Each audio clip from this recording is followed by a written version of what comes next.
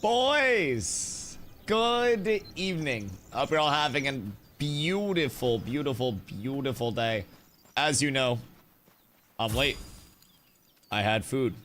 I had margs. I had shopping. It was a good day. It was actually warm, but not too hot out. Hence the hoodie look. And honestly, kind of eepy at this point in time. I was out a lot today. I had a few bites of chips and shit. It was a beautiful day. Now, I come to exact my revenge, not on B-Bitch. I was trying to break the game last night. I actually need nothing from this boss. But that rat fucking bastard. I'm also close to the camera. Goddamn. I must exact my revenge from yesterday. I got fucking cooked by him for like probably 20% of my clears yesterday. And I think 20% of it is being very kind to myself. It might have been more than 20% of my clears yesterday. So today, I am determined to not get absolutely shit on by the AI here. That is my immediate goal. My boy's out there lurking. Tuco was out there way earlier looking for the build. Brody, I'm gonna be real. I suck at YouTube posting. I'm gonna be completely a buck. Nin, good day. Self, good day. The first in chat and the 70 day.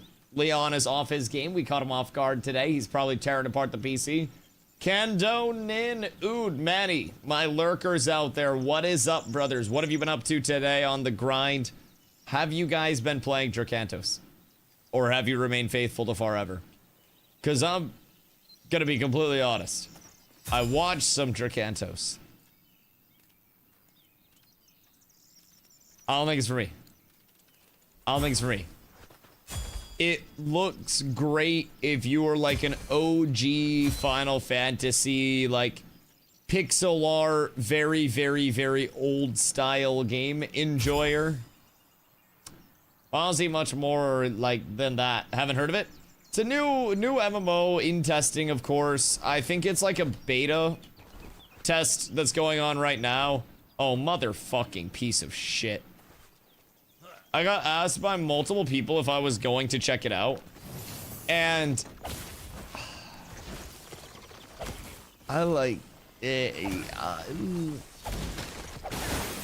I can't bring myself to be excited about it. I was trying to watch a little bit earlier today, and like the combat system, it's literally like top-down old pixel art game. Think like OG Zelda's, Final Fantasies, like SNES type shit, right?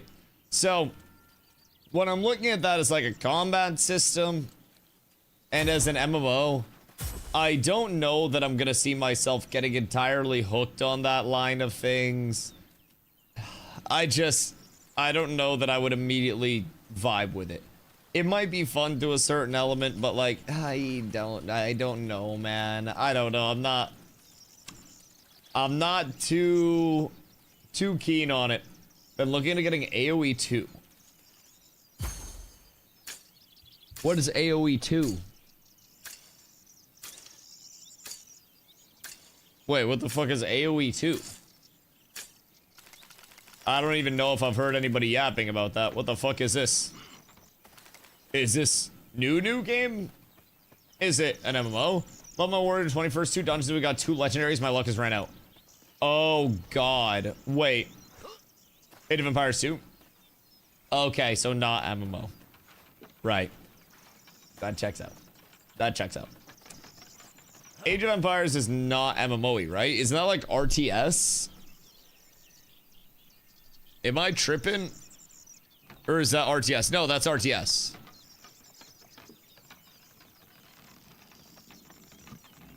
Yeah, I don't... It's not new. Yeah. Age of Empires 2 was what? Like, I didn't know if it was something new. I didn't know if it was another one. Age of Empires 2 was when? 2019?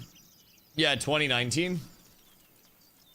So they did Age of Empires 2 Definitive Edition as a 2019 remaster.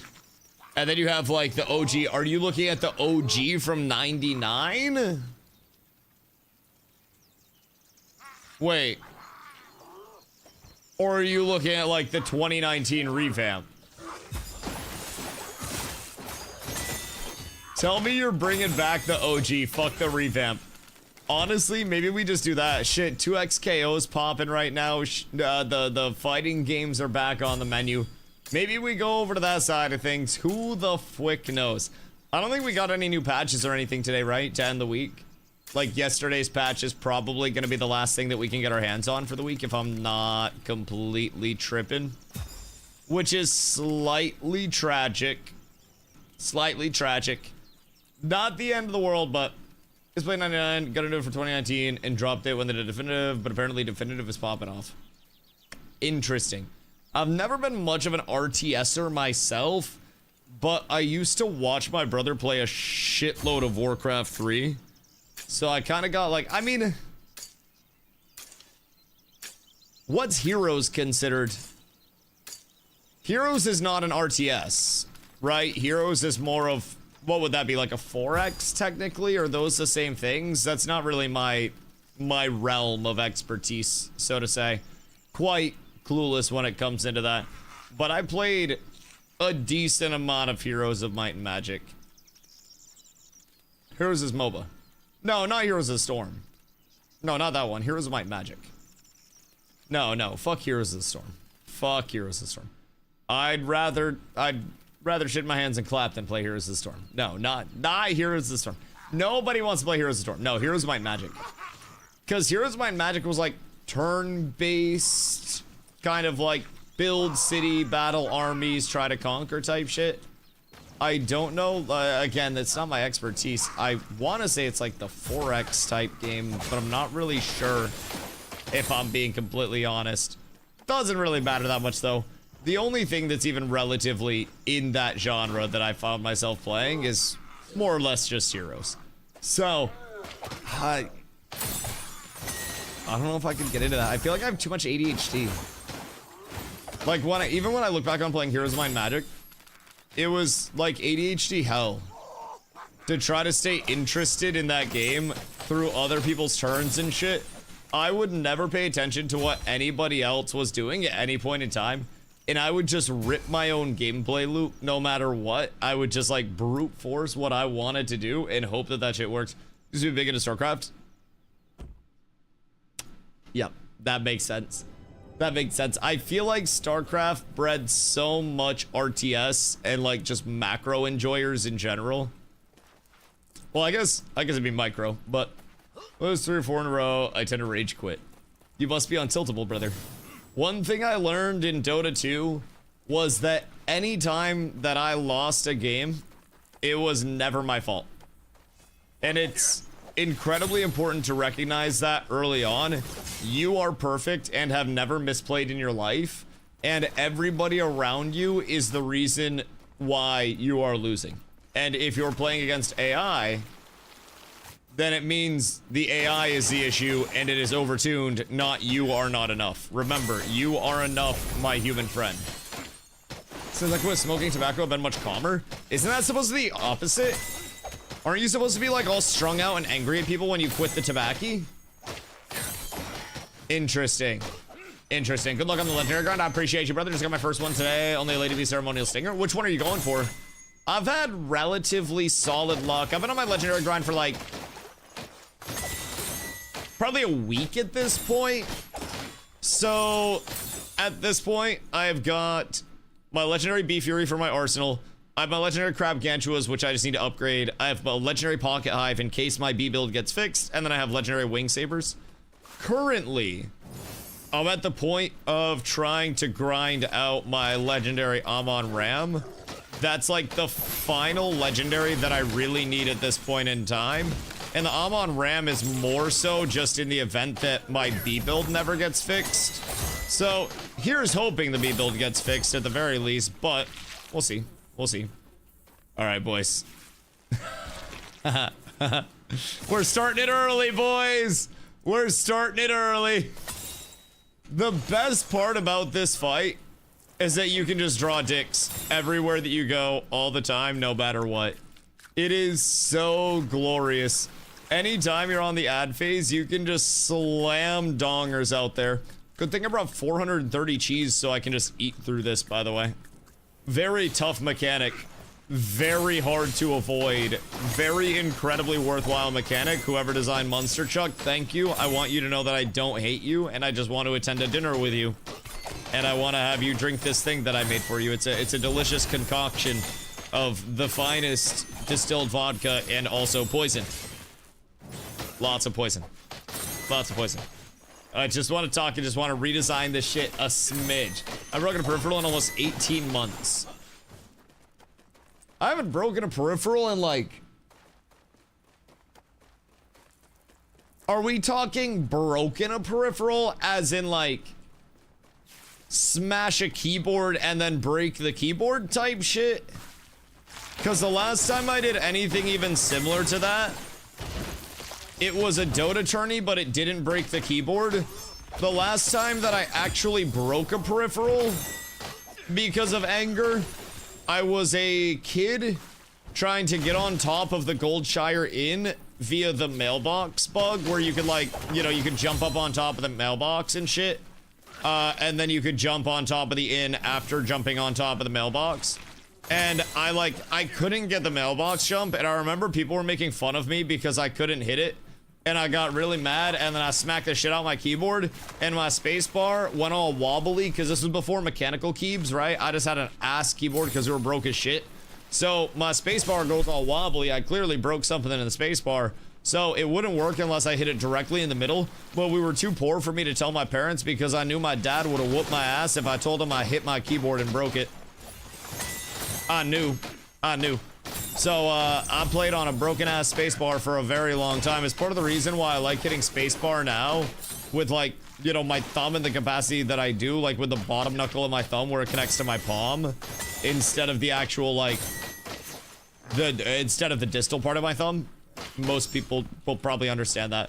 But I basically hit my spacebar with like the point where my thumb connects to my palm, because that was always the most central part on my spacebar. So I kind of got really used to that because of broken keyboard, and that led into me being very comfortable when I transitioned over to mechanical keyboard. So, not really targeting anything, just upgrading gear. Already feel like I'm fairly indestructible as is. Yeah, that's kind of where I'm at right now. I have the legendaries to upgrade, and if I want to pursue them all to, you know, 5 stars, then I do have the time and the capacity to make alts to, you know, achieve that. I've already started on my... He just tried to push me off. I've already started on my ephemeral hearts grind. So I've got, out of the 540 that I need, I think I've got like 320-ish so far. So that's not the worst. I mean, it's 540 until I decide to upgrade all 4 of my legendaries, then it becomes 720 without upgrading anymore. Regardless. And 72 alts, but who's counting? Who's counting? Regardless, I have a solid amount of infrastructure already laid. The only question for me at this point is genuinely, do I have the willpower to push through on that number of alts for anything? Chat, look at my dick, by the way. Look at my cock. I made a cock. Do you guys like my cock? I made a pinar, chat. I made a pinar. So, part of it is the reward of scaling up to 5-star legendary versus 3-star is really not that crazy, all things considered, right? It's a little bit of verticality, but you're not unlocking anything new. You're not getting any new properties that were not previously available on your gear. It's all the same thing, you're just getting a couple more stats per. So it's really negligible at the end of the day. It's nice. Only problem is I might just upgrade to 3 stars and then call it good. So I'm nervous AI is gonna take my job. Why? What do you do for work? The AI would nuke your shit. Because honestly, just learn how to fix the AI when it breaks and then you have infinite jobs. Like, the AI has to learn off somebody and then is gonna have to have somebody familiar with it to fix the prompts when the prompts go to shit. So basically, AI will eventually be prompting itself, but before it can prompt itself and troubleshoot whether the prompts are good and become completely sentient, it needs sentience behind it. So if AI is cooking your shit, all you do is learn how to pilot the AI in your field, then you make more money than I ever will. I work in a restaurant. Oh no, yeah, you're probably fucked then. Depending on what you do, I'm gonna be completely honest. Robot waiters are gonna come in because it's gonna be cheaper in the long term to get a robot to bring things to the tables. And then cooks are gonna come in on lines because they will be completely consistent. You will never have anything sent back because every steak will be always done perfectly to temp and perfectly cooked. Every grill will be perfectly clean. The maintenance on items will be done entirely by the robots. Everything in restaurants is going to be automated soon. Everything will be made to spec. If the line cook isn't on drugs, I don't want food. I don't want my line cook fucked up. I want my line cook smoking a fatty joint ski, coming in, giving his hands a half wash, and then ignoring the dishwasher who is on drugs. If the dishwasher's not on drugs, then the place isn't quality. That's definitely how you can tell. Honestly, this isn't a voucher quality, but I think this dishwasher was one of the best that I had ever seen. Motherfucker used to keep his phone in a plastic bag when I worked at Applebee's. And it was a little flip phone. So throughout his shift, you would see him pull his plastic bag phone out of his like little apron pocket. And then he would flip it open in the plastic bag and just start click-clacking away on the buttons. He would always show up late and call in and claim to have, like, car issues. But the Applebee's that we worked at was in a plaza. So we would just literally watch him come out of the Dollar General that was nearby. I can't remember if it was a Dollar General or Dollar Store or which one it was. But we'd watch him come out of that after calling and saying that he was going to be late. Hang out, eat something on the sidewalk, like not off the sidewalk, but like he'd get a snack at the DG, and then he'd eat it before coming in, and we would just watch him the entire time, and then he'd come in and be like, oh yeah, just got here. They didn't fucking say anything. They knew it wasn't gonna matter. He wasn't gonna change, and he was too fast to fucking fire. Brother was absolutely immune. I've never seen job security like someone at a restaurant that can mildly do their job without fucking things up. It is genuinely, you feel like royalty, and you can effectively do whatever you want at most points in time, including just going out back and smoking whenever. I would just walk out during my rushes, go to my car. I had a silicone bong that I kept in my car. I'd pack a Bolski, rip it, walk back in after. Nobody would ask where I went or anything like that. And then I would immediately just start boxing my shit. I'd get it out to cars and we'd be balling. May start smoking weed again. It's expensive. Genuinely. I'm in Georgia, so don't tell the police. Oh yeah, not worth. Not worth. You're gonna get bad weed anyways. If it's not legal near you, you're gonna overpay. So then it's gonna be even more expensive. Anywhere that isn't like fully legalized, there's not really any competition. We got the cushion ATL.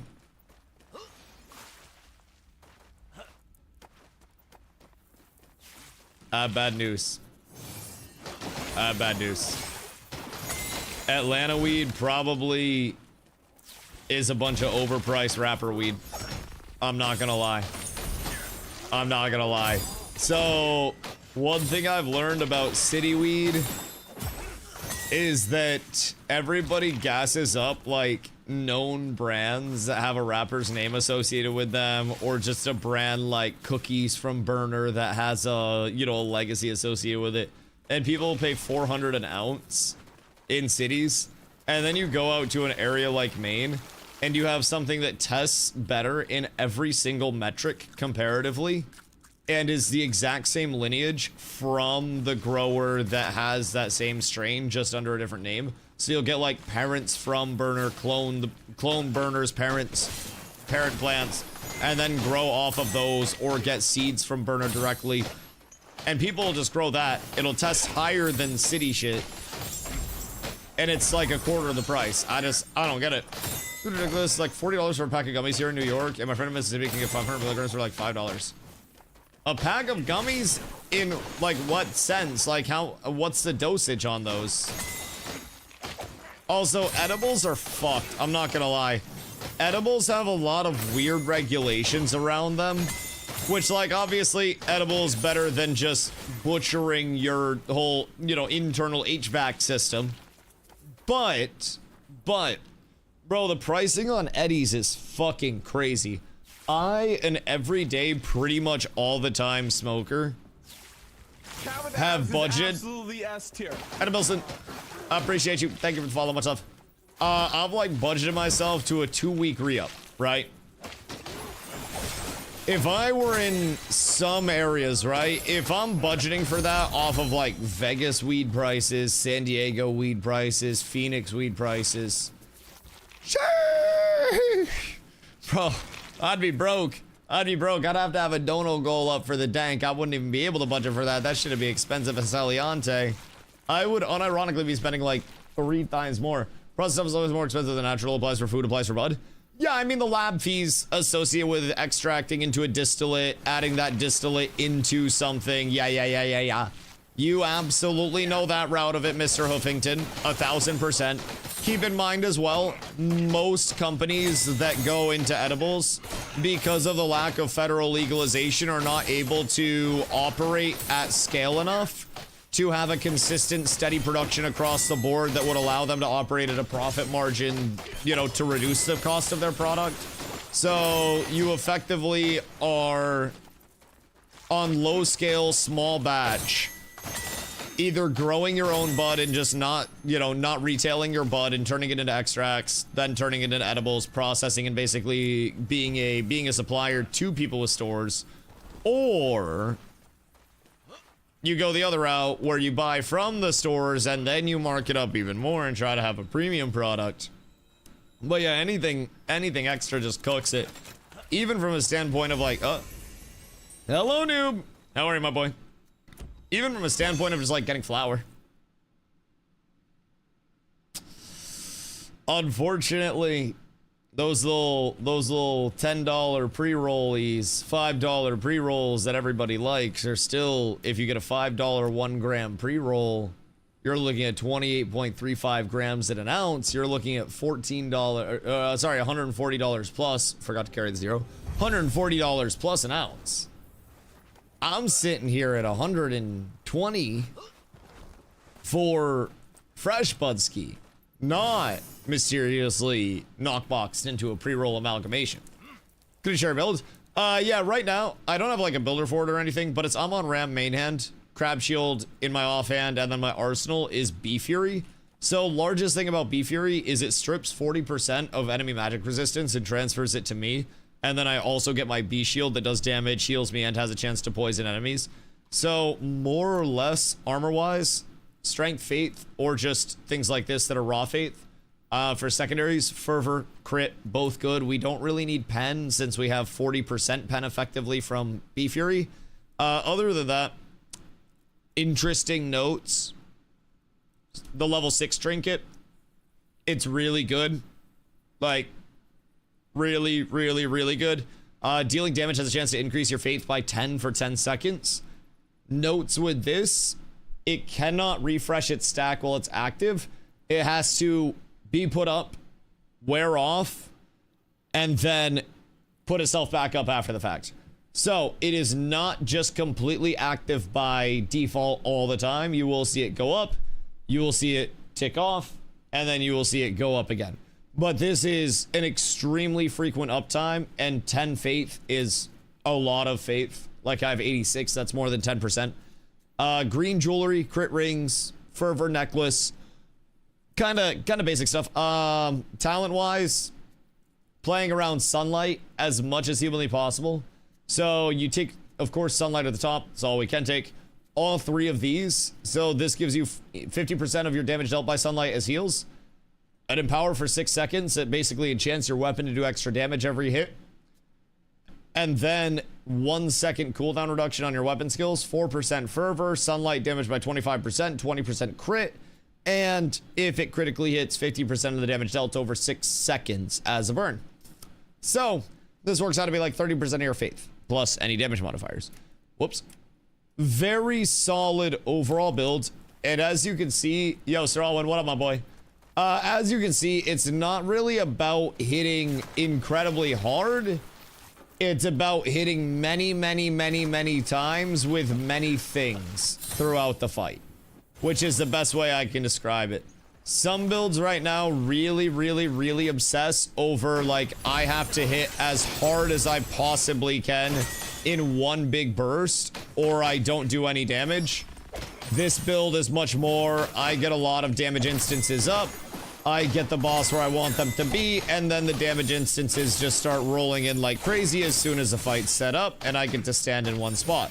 So, big amounts of self-healing, a lot of shield generation as well. You pretty much don't have, whoops, my bad. You pretty much don't have to pay attention to many mechanics. Obviously, if I get hit by the train, then it's gonna send me flying.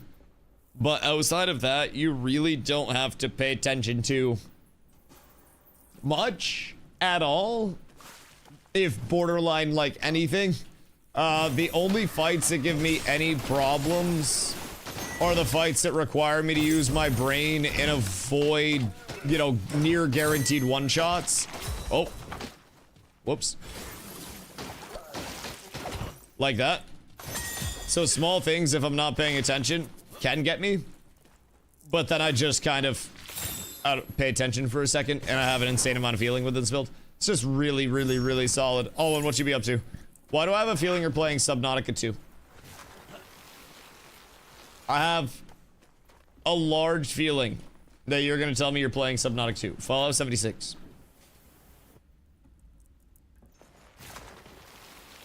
Where did that come from?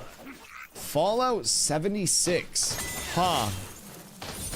That is not what I expected, Monfrere. You having fun with it? Been playing it for a few years now. Did they ever make it like MMO-y? Or nah? Yeah, of course, Eddie. If you have any questions, feel free to let me know, man. I'm literally here all the time. I was a little late hopping on stream today. I did a lunch with some family, but I've been streaming forever, literally every day for like 8 to 10 hours. I kind of have an addiction, and I'm always here full time. Dos, buongiorno, my boy. What you be up to? I had Margs today, brother. It was a beautiful occurrence. I haven't had Margs in, I think, literally years. I don't really... You're trying to buzz? No, not anymore. That was like 6 hours ago. Bro, if 2 margaritas had me fucked up, like they were, you know, decent sized margs, but if 2 margaritas had me feeling something 6 hours later, I would probably just quit. Like I probably would just like not drink ever again. I will say though, Dollaritas fuck hard. Well, it's not even that. We went to my aunt and uncle really like the actual margaritas, like the Mexican restaurant, quote unquote Mexican, as a chill place to like get drinks because, quote, nobody really goes here and the food's good enough. So they like it for the atmosphere whenever they're like hanging out for a chill lunch or something. So we go over there, and apparently their margaritas are like $10 or some bullshit. But they weren't bad. They weren't bad, and like my aunt and uncle are like borderline alcoholics. They're rich though, so it's okay. They're just seen as like cultured and wealthy because they drink because they're rich. If they were poor and drank as much as they did, they would definitely be seen as alcoholics. But good news for them, they're well off. So we go over, we're grabbing some margs, and we have one, and my aunt looks at my uncle and she's like, hey, that did not hit at all. We should get a second one. And I was like, yeah, fuck it, I'm down. I don't have any reason not to. I was like, Carly, you're driving. So, put down a couple margs, some chips and salsa, a few bites of my entree, which I strategically saved for later, aka after stream tonight.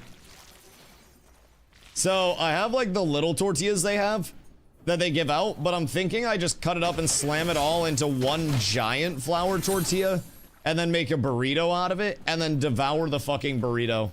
Cause I got a carne asada. It was like an 8-ounce steak with some chimichurri and shit like that. I'm thinking I just slam that all into a burrito post-stream and fucking chow. I'm drinking today. I mean, shit, why not? Why not? I probably myself won't end up drinking again until TwitchCon. I don't think there are any immediate events. Maybe the Renfair I'll get fucked up. I may unironically get slammed at the Renfair. There's a Renfair in Maine that I want to say, I don't know when the Renfair actually is. Carla's keeping track of all that. Ah! Bitch! Uh-oh. No!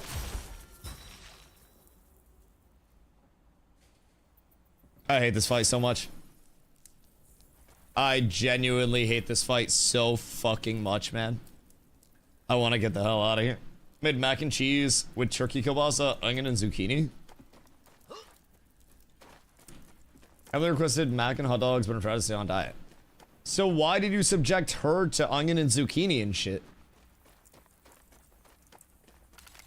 Snuck some white beans and Greek yogurt in there. Oh, bro, you're evil. Just make 2 batches. God damn. Let the girl live a little bit. What the fuck? Zucchini's awful? I fuck with zucchini, but not in my goddamn mac and cheese and kielbasa. We both on the diet? Oh, okay. Well, that makes sense then. That makes sense. You're a hero. I thought it was just you on the diet. I was like, God damn, brother. This is evil. It's like when Carla gets her little... She's not even vegetarian, but she just like meat alternatives for some reason. It's like when she gets those and she's like, take a bite. I'm like, no, I don't want to. No, thank you. I do not want a bite of your fake meat. Thank you so much. That was the first down here. But you got me something up. If I'm gonna be an armor or a costume in this weather. Oh, bro. I'm pretty sure by the time this fair rolls around, I want to say that it's in like August or some bullshit like that. I want to say August. It might be hot, but it's also not like 1,000,000 degrees like Florida. It's gonna be humid, but I also have an entire plan. I'm not going as the final boss in the full suit of armor, dog. I have a sword. I will have the sword with me. I have tattered clothes. I will go as a commoner in tattered clothes, a new level 1 character that was given streamer loot. And I will embrace the streamer loot aspect of it at the Renfair. That will be my entire lore, is that I am a level 1. Ooh, wait, whoa, I got the mount. What did I, this is the glider. This is the glider, not the mount. I got the glider, we're up tremendous, boys. I did not have that glider yet, hold on, we got a fucking back glider up in this bitch. That is my first one. 6 feet, not going in armor, passive controller, not playing right? No, because I have an entire lore. What do you mean? The Renfair is all about the RP. So I'm going in basically like tattered, think like New World level 1 clothes, but I'm bringing my shiny ass sword and I'm gonna like polish it all up and stuff and make it look extravagant before we go. So like I'm going basically with the entire lore, right? That I am a level 1 character that was given streamer loot by my chat. Because that also gives me an excuse to talk about stream to a bunch of fucking nerds. So I'll be able to self-promo all day. So, my entire Renfair lore is going to be that you guys gave me streamer loot for my first Renfair to make sure that I went prepared. And as a result, I will promo like crazy at the Renfair. We'll be up tremendous. But yes, I'm not going in armor. I gotta get some like shorts and rip them up. Like maybe some khaki shorts and get them all like dirty and ripped up. And then I gotta get like the t-shirt and like rip up the sleeves a little bit and tatter it type shit. Maybe a burlap sack as a chest piece. But I definitely need to try to assemble pieces of armor throughout the day. And I think my quest might be to try to get people to donate pieces to my kit to help kit me out over the course of the day. Every time you go back, you need to get new stuff. Honestly, I think I might be on a quest to get stuff throughout the day. I may go there and try to gear out. Genuinely.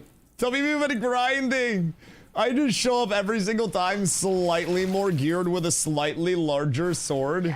Some medieval style shirts online. I want to buy one. What do you mean by like medieval style shirts? Didn't they just like use a potato sack or some bullshit?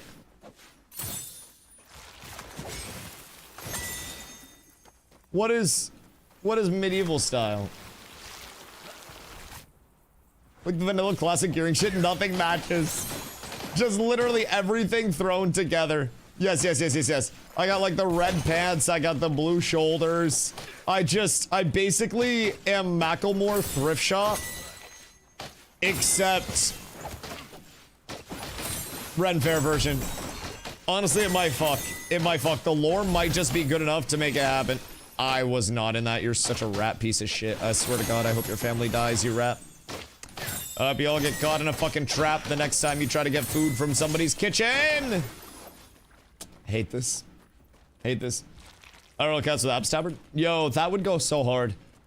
I'm gonna try to convince people to come up for it as well. Cause like, I'm pretty sure that it's in a part of Maine where like you could find a place to stay for like 10 bucks on Airbnb. And also there are hotels in Maine as well.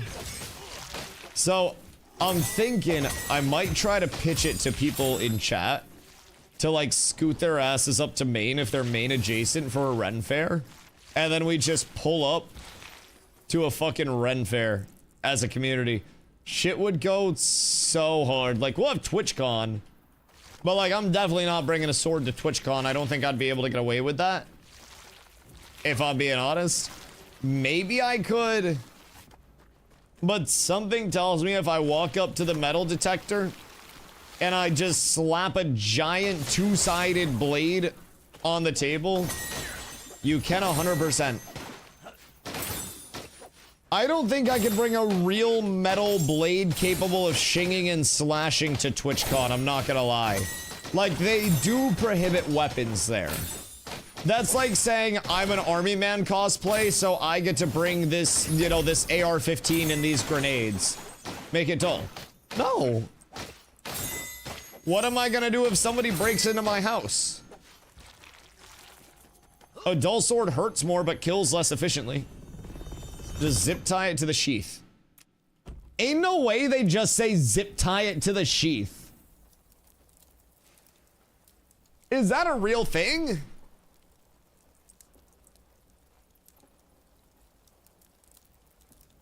What kind of zip ties are they using? Maybe I'm old. You can open a zip tie with a pen. I can open a zip tie with my hands. I am a fully grown adult male who's capable of lifting things off the ground. A zip tie is not gonna keep me out. I will parse. You can't open shit. I don't have to open shit because your mother opens it up for me. Fucking got him. Fucking got him.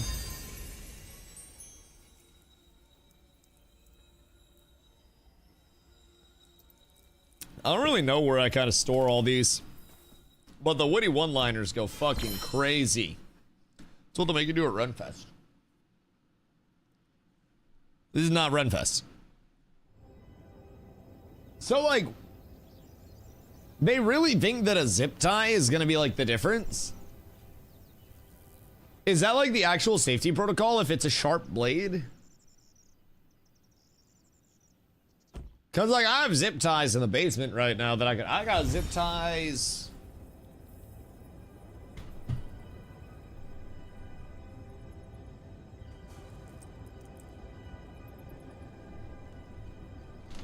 I got zip ties right here. So like, thought it had to be a plastic sword. If you go to draw it with a zip tie, it gives other people time to react. Yeah, but like, hear me out. Just theoretically, if I'm at a large event and I decide that I want to take zip ties off of something, I feel as though I could probably break the zip ties and then walk around for a little bit and then shing shing slash slash. Not that that's necessarily like a good thing regardless. It's actually quite not. Nobody should do that. But I feel like they should probably have better safety protocols than just zip tying people's swords. Can you imagine in the medieval times If there was a war that was won like a siege on a castle simply because one side zip tied the other's weapons together and the other side couldn't get their weapons out.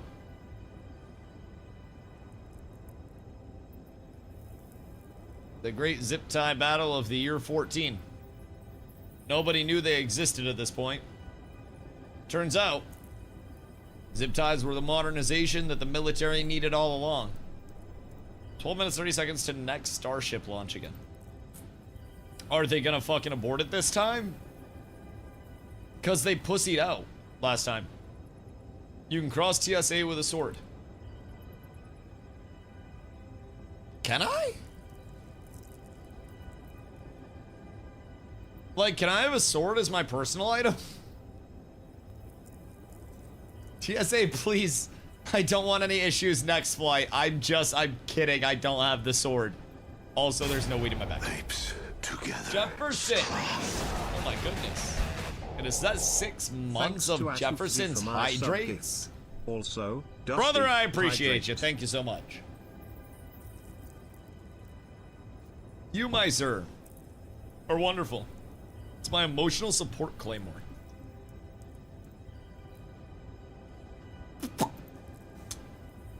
Excuse me, sir.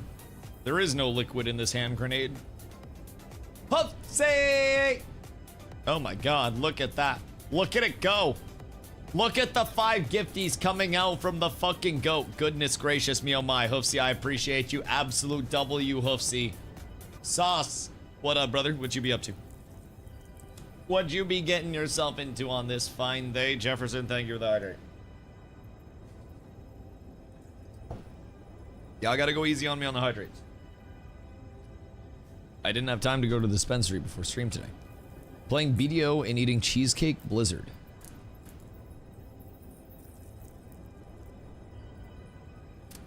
Like strawberry cheesecake blizzard? Or just plain cheesecake? Yeah, strawberry. Yeah, that's good shit. That's good shit. They also had... Hold on, let me look it up. DQ blizzards. I gotta see what they currently have for like flavors. Choco frosted donut, strawberry angel food cake blizzard, s'mores blizzard, cotton candy blizzard, chocolate chip cookie dough blizzard, mint Oreo. I used to fuck up the mint Oreo. Toucan, Jesus Christ, turtle pecan cluster. Apparently I have dyslexia. Blizzard treat, Choco Brownie Extreme. I definitely used to fuck up the Choco Brownie Extreme. And I have no shame saying that. Mocha Brownie Mudslide Blizzard treat. This sounds kind of good. Wait, what is this? Your favorite coffeehouse indulgence just got a whole lot cooler. The new Mocha Brownie Mudslide Blizzard treat transforms a decadent specialty coffee you love into a scoopable dessert. Rich brownie pieces, decadent choco chunks, and bold coffee. Then blend it with our famous soft serve Blizzard treat perfection. Oh. Wait. What's this from? Dairy Queen. Dairy Queen. And then there's Oreo Cookie Blizzard, Reese's Blizzard, Butterfinger Blizzard, M&M's Blizzard, Heath Blizzard, Snickers Blizzard. And then they have the Royal that has a filling to it. They fill it with like a core. So they have the Royal New York Cheesecake Blizzard. Is that the one that you have, Sauce? Is it the Royal New York one that has like the core in the middle? Yeah, that sounds good. That sounds good. And then they have the Royal Ultimate Choco Brownie Blizzard. See, if I were to get one and pay for it myself, I'm probably doing Choco Brownie Extreme, Mint Oreo, or Mocha Brownie Mudslide. But if somebody else is paying for it, then I'm definitely getting the Royal Ultimate Choco Brownie Blizzard. Because that shit's more expensive. But I would happily let... Oh! A large is 1340 calories. Holy chat. Holy.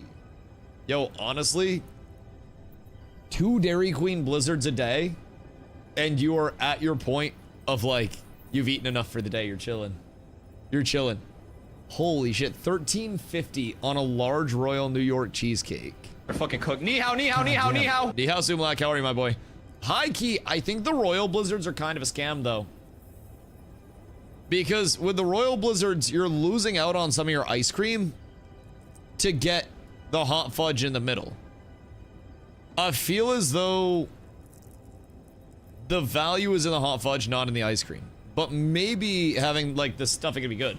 But yeah, those are a lot of calories. I missed the Pukerberry Blizzard. What the fuck is that?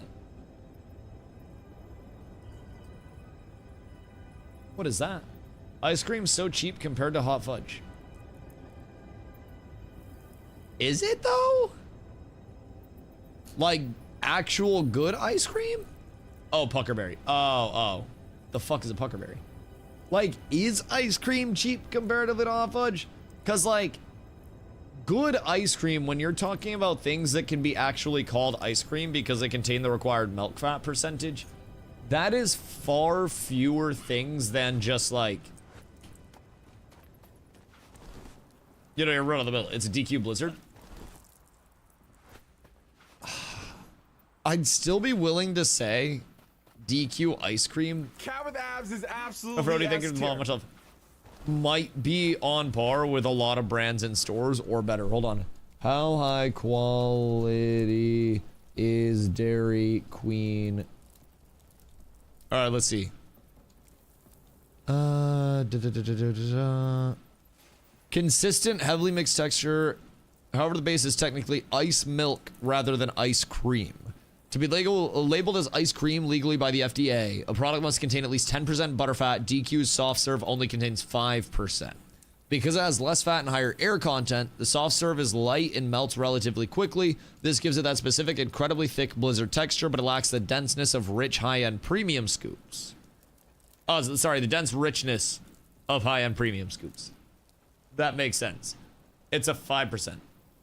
What about Cold Stone?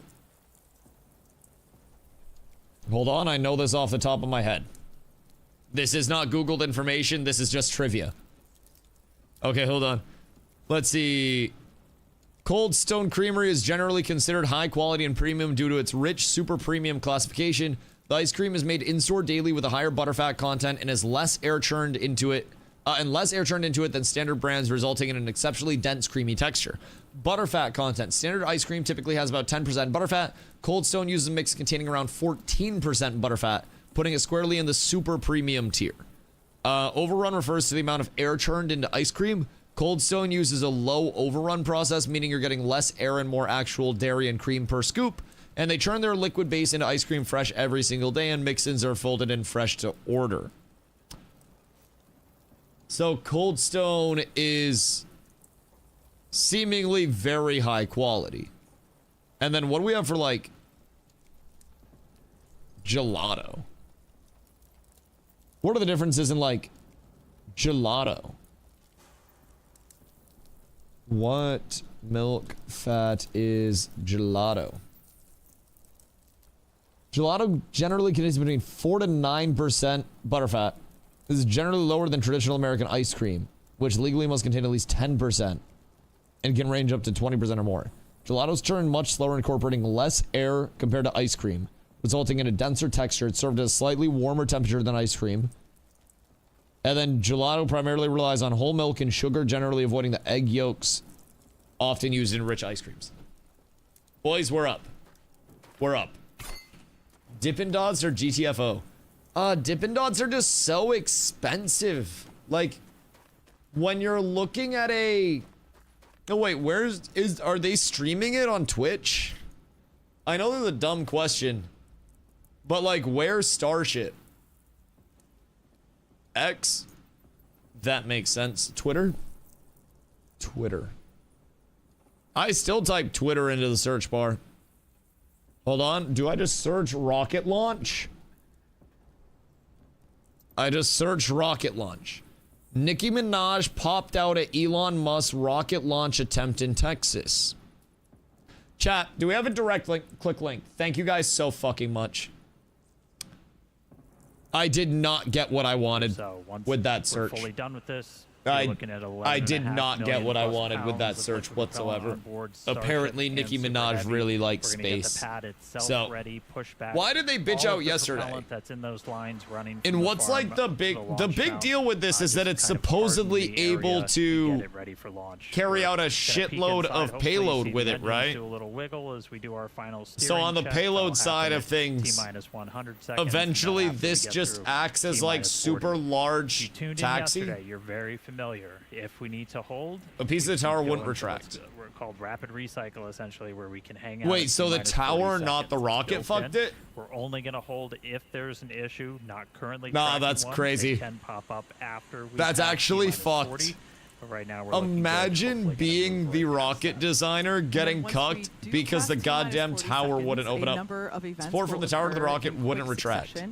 That is it just didn't want to let go. It's scary. This is a big rocket. Will clear the gas commodity lines. So what are the little like pad to the vehicles? What's the point of these thingies here? Is this like a stabilizer? Looks like a dildo. Flange base and everything. Anything's a dildo if you try hard enough. Yes. And the booster goes how much water? Power and its watch how much water this thing evaporates. Priming for launch. Yeah, and AI is the problem. Ah! Sorry. And arms the automatic flight safety system. It is. Yeah, but hear me out. Look at all of this water. Still have the ability to look at all of that water. That shit's great. Back to T-minus 40 Big seconds. flies in Texas.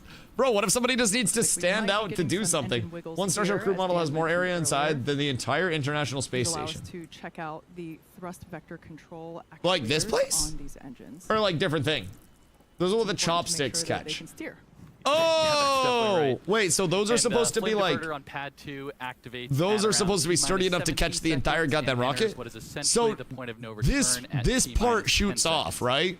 If we have a hold close to T-minus 17 so basically, seconds, we could recycle, the white part pushes the black part into the sky and then just sends it off and says fuck you and then comes back to Earth? Yeah, so at this point in time, we're going to stop talking. We're going to let the rocket take over and listen to Sauce, I'd never do this to you, brother. Sounds of the first I want you to know I'd be right up there with you.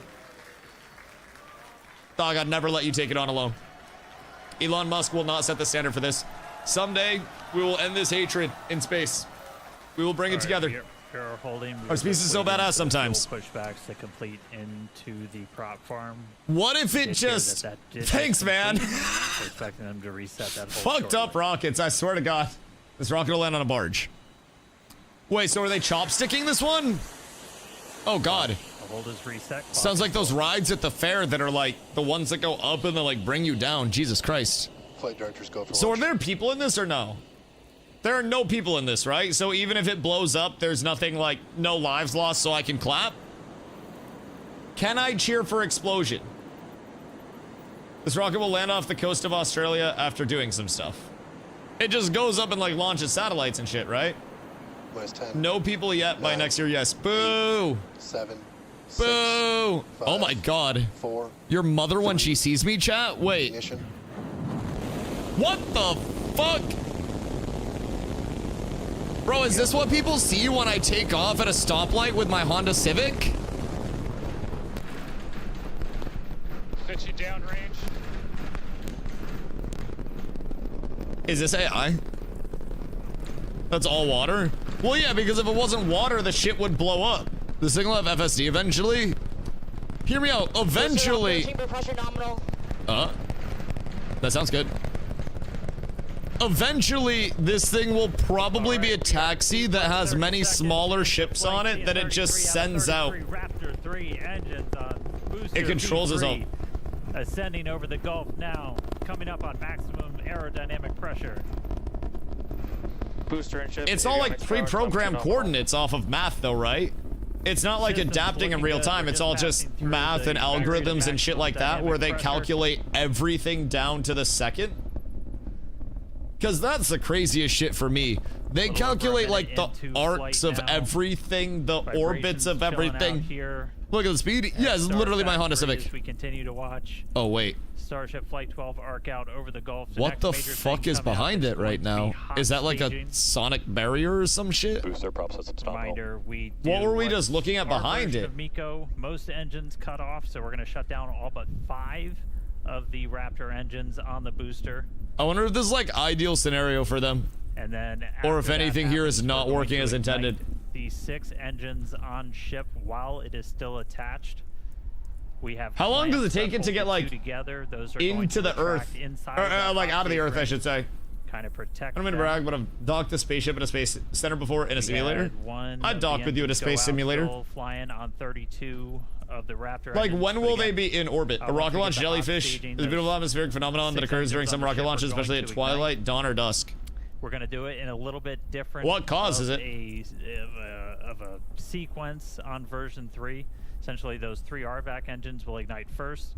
Almost immediately after, Be in space just less than a one minute of from those now. Central engines is going to ignite. So they cut some and of the that's gonna give engines, and booster a now bit of they're a going kick, to sending it in a push known more direction, engines out. Followed shortly after. Wait, hold on. By the other two. Did they technically launch down? We're through Miko. Huge separation.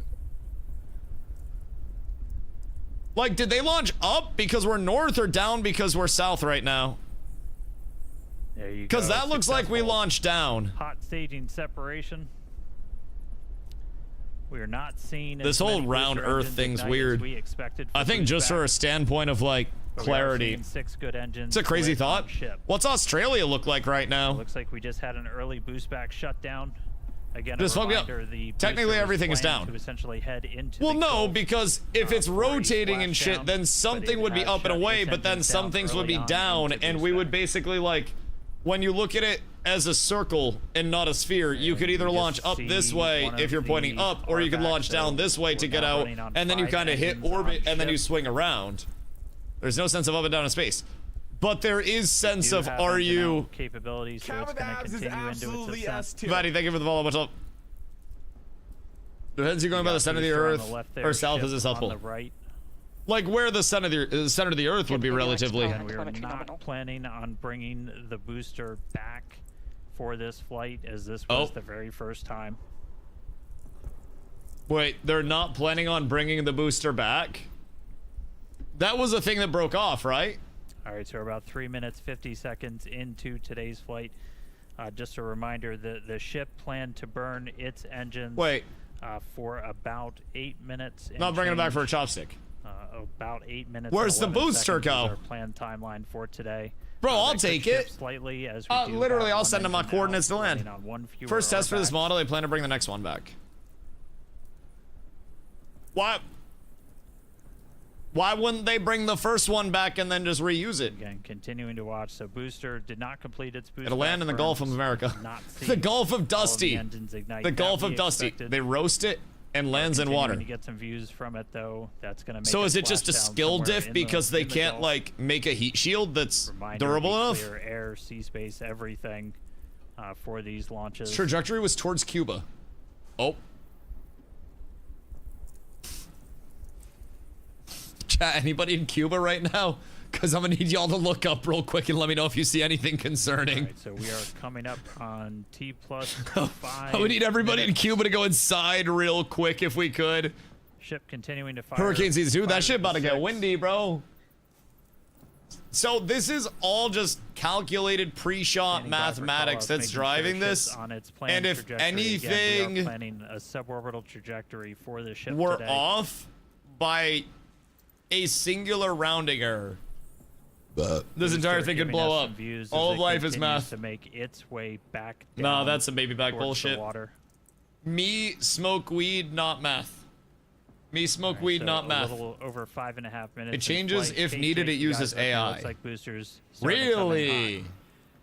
Yeah, Wait, we had the so it opportunity to can stand adapt outside on the to watch fly? launch, and wow, that was incredible. So if we told it to do a barrel roll, it could That do a was barrel roll type really shit. loud, really shaky, and I was actually surprised how fast the booster got off the I've do the pad math and to whole figure stack. out That was- if can that was afford quite weed. Incredible. Absolutely. No, So we have I views just here say from the chat booster dispensary coming back tomorrow, down, exclamation making donate, its or I way can't buy into weed. The Gulf. Pretty cool to see. They just said the Pressure's Gulf. on 5 out of 6. Ship They reference. just straight up hit the Gulf. There Planning for startup. Starship. Wait, so is this the booster? Or is this the like the shippy ship itself?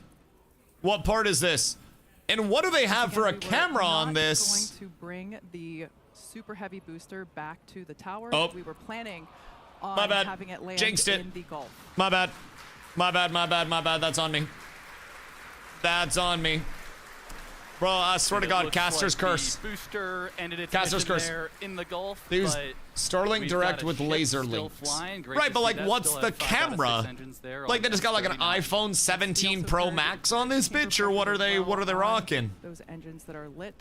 Is it hot or cold? Out capability. We do see that we have one of the 'Cause that RVACs, looks one of like the Raptor vacuum engines that is currently temperature out, but of some that's okay. sort. Ship is continuing I'm on. assuming cold out there, right? Amazing views. It's of planet GoPro Earth special ones made for them. there in the background. Oh, they must have like the plastic cases too to stop it from Yeah, getting love hit the by stuff. S39 decal there. That just gives the ship That a makes little bit of sense. character. And again, That all makes these sense. great views Actually got in brought trouble to for you using by too good of Starlink, cameras a of while course. back. The fuck? Wait, so the Starlink satellites.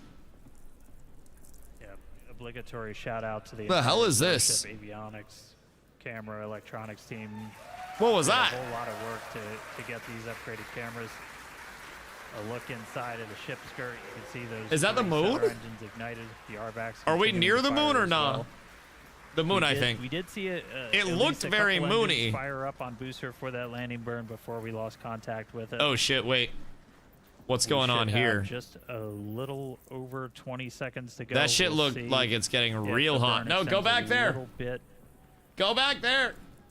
for the engine out. Essentially, you can run your Satalusi. engines a little bit longer. Over throttle here? up a little bit more to account for the. That shit kind of large, no? Is that like the ISS? So right now we are standing by for Seco. Or like, what'd that be? Because that's definitely like, that. I don't think that's an airplane up there. It must be the moon, right? And again, we are continuing to go. Because I'm a little assuming bit this is the longer. sun. Just from a reasonable standpoint. I'm going to go out on a bridge and say, sun, giant ball of light. Moon, 5 motherfucker. engines Go still back to it. burning on ship. Wait, so what is this? Is that just shadow or is that actual like expanding burn? Oh, never mind. That's just shadow. Never mind. They're literally not burning anything. Plus, this is all fake. That'd be fucking sick. Honestly. Here, And then coming up speed on streams are all 2+9 fake as well, minutes. and he didn't actually go to the countries. Bro, that should be lit.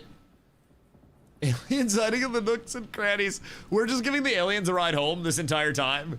Like, they've come over to Earth and they've helped us out with some shit, so now we're just giving them a nice lift back, and we've got to try to come up with a really cool Shutdown. cover story for it. Like, we're testing new rocket RVACs are types. Shut down. Sea levels. Yeah, are there's shut down. nobody on here. Don't worry. Don't worry. Oh. Oh. What the engine's doing? How many Honda Civics per Yeah, we second get an update. does operating on the this ship cost? Orbit insertion, but we have Can we shut get, down again. like- We did run longer as we were engine out. We were flying with. Can we 5 get a of those quick 6 rundown on Raptors that? Perhaps a pretty quick much the whole calc? time. Because I'm assuming it's multiple Honda Civics per second. What the fuck is this? An island? I don't know what that is. Bro, it's all just ocean. This is lame as All right, shit. well, we definitely got a ship in space right now. They're literally, I can't even see myself. Do you think Geo Rainbolt looks at this and knows exactly where everything is? The Starship launch is currently priced / estimated around $90 million for a dedicated customer mission. Average new Honda Civic price $26,000. Total Civics As per you can launch see, is the approximately teams are 3,462 incredibly Honda excited to Civics. see Starship I think the there craziest in part of space. that is that a We're Honda Civic awaiting base the model is now rollout about of $26,000. nominal, I think that's insertion, fucking so ridiculous. We're going to stand by for that. We can see the flaps. What the moving flaps here, doing? Actuating. But wow, the cheers Count here in the abs is lobby are absolutely certainly S almost tier. as loud Is this as going liftoff well? was. Yeah. Robot, what up, dude? Appreciate the A lot follow. of action going on, and you know. What we are the said at flappies top of the for? Show, excitement guaranteed. Is that part- And we're is this only not even 11 for a car minutes these in. days? We still have a lot more. Well, to for go a here Civic on it the mission is. today. So all objectives Satellite are on bite? the booster. So now all eyes are on the ship. Wait, as so we are get they ready just gonna for start our pooping out in-space satellites now? objectives. Exactly. So like I said, we're still standing by to hear the call out for nominal. Whoa, wait, insertion, wait, but wait, we've wait, got wait, a few wait, wait, minutes, wait, before the next milestone. So we're going to continue. All right, We've dope. got some amazing views here of Dope. the ship. Wow, it's just Dope. They've been doing that for a while. Right, but from what I've gathered, this ship has a much bigger load to blow than other ships in the past. If I have interpreted correctly. So like other ships are basically baby balls and these are like your big gooner balls. So they're gonna be basically shooting out rockets, the likes of which Bonnie Blue, not rockets, satellites, the likes of which Bonnie Blue couldn't even understand. I'm here for the balls. Well, I got more than just that for you, brother. I got a 2-for-1 special on that shit. This is the first flight, so it's a low number. Probably throw like 6 or 7 on that shit. You know, see where it ends up. Just type shit, type shit. Feel like it's probably the most appropriate thing. Hey, I miss you, brother. Hope everything's been well. What you be up to? How's everything going with I don't want to call it Diddy's Playland because that's rude, but it sounds very appropriate to call it Diddy's Playland because it's just a giant castle. Unfortunately, Diddy's not involved with it for you. How's the actual fucking castle though? Usher so close? Listen. Usher is basically everything that everyone wanted Diddy to be artistically without anything that, you know, people didn't want Diddy to be everything other than artistically. Usher just wanted to vibe out, make some power ballads, and passionately fuck bitches. Like, I don't see a problem with that whatsoever. He didn't even want to fuck bitches. He wanted to make love to bitches, too. Someone said we left before 2 a.m. at the parties. He was always the first one out, and he never stopped to say goodbye to other people. He waited for the vibes to drop, and then just immediately headed home, and always had a designated driver. Yes. Only launching 3 from this test. 2 version 3 Starlink test sets. They're the ones that are replace terrestrial internet. What does that mean, terrestrial internet? Like, our internet? Or like what? Because I was told that if I keep my phone in my front pocket, that the terrestrial internet's gonna be bad for me. 5G wave. Oh, so my balls are definitely getting microplastics now. Oh, we're so cooked. That's gonna radiate the microplastics right into my nuts. We are all cooked. Okay, other than that, has not been disclosed what all it has or is being used for. But I swear to God, if it turns out that it's Nokia, we're up tremendous.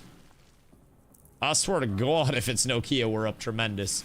Tell me it's Nokia. I've already gone up 300% on Nokia. We must continue our mission. They raised my Starlink monthly price by $10 to pay for all that shit. I mean, but hear me out. You're helping put a ship near the moon. With that $10 a month fee, you're not just saving a fucking panda in the Arctic that's gonna fucking die anyways. Well, some bitch tells you a sob story about how this panda dies without you. Panda dies with you. Fuck the panda. This ship, if you give them enough money, they can make it so they can put this ship in space and then catch the fucking ship and reuse it. Bro, no matter how much money you give that lady on the screen to help the pandas, you put a panda in space, you know what happens? It dies. No coming back, no being caught, nothing like that. It just dies. Donate your money to space, not pandas. Thank you for coming to my TED Talk. Happy Friday, Grenade. I appreciate you, dog. 1% proceeds go to pandas. 1% of all proceeds from the Mars base go to importing and protecting endangered Earth species to Mars. We will have the first Martian zoo where we will supply them with only the finest of greens. Oh, dude, I complain about weed prices. I would pay out the ass for Martian weed. Oh my God. Holy bro. A strain called Red Desert that comes out from Burner that is just the most fire Martian soil shit. Oh! Oh my God. That reminds me, don't think pandas are endangered anymore. So, does that make like all of the old ASPCA ads where they're like the pandas die without your help? Does that make it like a really successful venture, or does that mean that that bitch was scamming and you literally didn't have to help them at all? Because hear me out, if a video game says we need your money and then you get the money and the video game's like, hey, no more video game anymore, not a problem. I feel like that's known as a scam. But apparently if I ask for billions of dollars to protect an endangered species and that endangered species no longer is endangered, I'm just off the hook. They didn't go extinct because of us, so I think that helped. Well, technically everything doesn't go extinct because of us because we have nuclear missiles and bulldozers. My slight torque to that. Technically we just technically we just choose to not extinctify things, and we basically like we opt to share the earth with other things because realistically, like, yeah, we need to, but Americans are dumb. This isn't alt. I don't have it in me to start the 54 alts yet. I need uh-oh, I'm dead. I'm so fucked. I gotta cross. Oh my god. My sir, my brother, please. My great googly moogly. Good fucking golly. Thank you, sir. I appreciate you, my good man. Holy, I hate this fight. Hate this fight. But yeah, I don't have it in me to start the 54 alt tech yet. Until I get my arm on RAM. Oh, wait. Did they deploy the ship? And then 2 are Dodger dogs. What'd they do? Call them internally, sitting up their I think V2 Starlink I think they're dropping satellites. loads in space. Those are going to be testing a bunch of components that Hold we're on. planning to fly on. It was double blue from the chest, by the way. Starlink V3. And Literally we've also nothing. Got them outfitted with a number of cameras for another tech demo that we're trying out on this flight. We definitely are looking for All right, a I can't way see that shit. we can look at What is this? Starship's heat shield while it's still in space. You can kind of only see The so fuck is much that? on the cameras and the flaps. You can't see. Is that a everything heat shield? kind of on the underbelly, and one of the only ways you can do that Is this you just got like a something else giant flying heat near it. sink? So we're gonna attempt to our final 2 Or what the fuck is this? satellites going out the door have a suite of cameras. That's the on PEX them dispenser. that are gonna PEX be looking dispenser? back at the ship. One be giant in PEX nighttime. dispenser. It looks And so like we've got the most sounds like intricate the Taylor GPU. we'll be in nighttime. They've Or, got some you know those powerful, like dystopian flashlights movies on them to where the try buildings and are just eliminate like the ship's layers heat shield upon while we're layers flying away upon from it. layers So upon layers upon layers, and it's like these Pez 50-story version. buildings? That's kind of like... That's kind of the vibe I get. Wait, so is this actually... Wait, so were you not kidding that this is a Pez dispenser? Wait, that's actually a Pez dispenser. I thought you were fucking kidding. Pew, pew. Wait, it's pew-pewing like crazy. They just dropped the fucking satellite.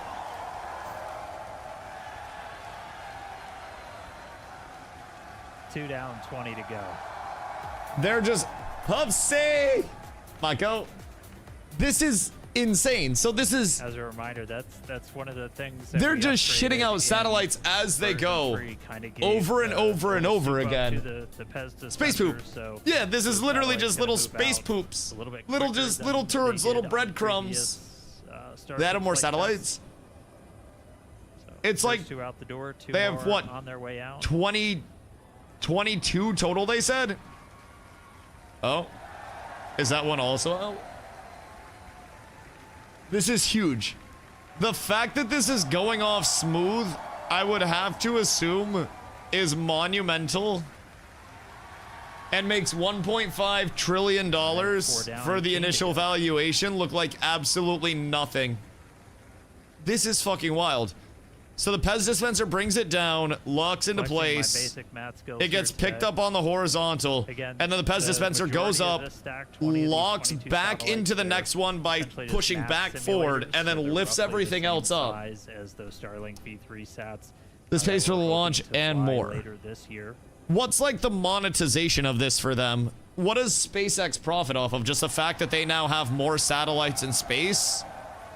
Like, is this effectively private company versus every powerful government in the From this world top-down to view, have so you're looking space down at real the estate? stack. Those 2 satellites you see on the very Value of top, SpaceX and the surrounding parts of it in 5 years will be above 30 trillion. different. They've got solar arrays. They've got a bunch of. This other seems like it's deployables on space them that real we're gonna be estate. testing out. And basically, they're just going They've around got, slapping a shitload of real estate signs engineering down cameras saying that and they're then one developing it. other camera 22 that's Starlink-related satellites, giving 20 us some Starlink V3 views mass of simulators, dummy Starship satellites similar in size space. and mass to next-generation Starlink We V3 will- satellites. we will see how that 2 works. specially modified Again, Starlink this satellites, very sometimes much a called tech Dodger demo. Dogs. We're going to deploy those. The satellite's going to Okay. kinda try and turn everything So, on, look back at Starship. these and aren't, the like, primary reason we're trying to do actual this is to satellites. get some views of the heat shield. These are simulators primarily that are just meant to get yossed out of the 2 more out spaceship. the door. So, 2 more out the door. what happens and when I this think is that done counts, 100 That times? comes up to 8 total. And then everybody's just like running through As you can satellites and tell, shit. The teams are stoked to see this demonstration happening. It's pretty incredible. to see this 105 happening numbers. live from space. SpaceX As we 165 noted orbital earlier in launches, the all show, Falcon but 9, worth no Falcon repeating, heavy this flights. Starship There's a new record for the company beating version 134 3 in is built to 2024. deploy Rest of the up to world, 60 of including Starlink's other more U.S. advanced companies, V3 159 to satellites. 164 Everything's orbital launches. designed to offer Wait, what the 60 fuck? terabits per second So they're of literally downlink over capacity half of per the world's satellite. total Now, that is launches 20 to times space? more than each Falcon 9 does today. Incredible. So what's Blue Origin All right, do? I think that's Bezos number 10 company. going out the door. And Yeah, there it goes. like this is what percent of SpaceX So yeah, the camera view you have on your left does screen Elon there have is equity in? basically right at the bottom of the payload volume. So the kind of dome-shaped fail? structure you see there that's actually the top of the fuel Because this tank. is fucking ridiculous. He has full control. Then the camera view that you have on the right is an external camera that we So, have positioned so that you can If see SpaceX basically is valued at the light $1.5 trillion, through the open is that sensor board. $1.5 trillion You see of that a sliver Musk of light. asset? We can see the Starlinks here deploying as each one comes through. How do we tell which ones are the real ones, by the way? And what happens if one of them gets jammed? As we mentioned, we have 20 of these Starlink simulator satellites, and then we have Oh, they have two of at the these end. specially modified, as we call them, Dodger Dogs here around here. Interesting. Those, as Dan mentioned earlier, they have. Wait, are some they almost at the V3 tech end? on them, some solar arrays, and those will be the last 2. It looks that will like be those are the deployed 2 at the today. top, right? They have like 5 left, Yeah, and then they're that's onto the right. actual ones because those have the And, solar arrays on them. Seeing this, like, as I think Dan called them turbocharged. He's worth $2 supercharged, trillion test plus dispenser. after the IPO, first It's trillionaire definitely ever, and is coming out doubling it. much faster than our previous flight, so that is really good to see. Yeah, look at that. Chat, how do we make a spaceship? And especially once we. I'm gonna need y'all to build take notes. Starship up Elon's all the way equity with stake, around 42%, 60 or so these Starlinks, roughly. Being able to Expected deploy IPO them valuation 1.75 fairly trillion range. expediently, Value of Elon's stake is 735 gonna be billion at important for designing the 1.75 overall trillion mission profile. valuation. Yeah. Potential net worth boost pushes him at a Now, 1.5 fans of trillion Starship total. may know that Starlink enables lots of unprecedented Jesus views, both fucking from Christ. space, as we see here, and on That is a Earth. lot of In addition clams. to the dozens of cameras on Starship itself, That is a we lot also of clams. have mobile Starlink What, camera like- kits deployed in the Indian Ocean. What can you buy with $1 trillion? Starlink also connects our aerial cinematography units on the At the ground high end, Starbase, $2 trillion and valuation at is stake other to be worth strategic $840 camera billion. spots around Texas. A trillion McChickens? No, All you part can't. of how it all You can only comes buy half a together trillion McChickens. You can to only buy tell the incredible 500 story billion of Starship, McChickens. both on and You're off getting planet. fucking scammed Yep. in 2016, the good old days. Back before we knew what we lost.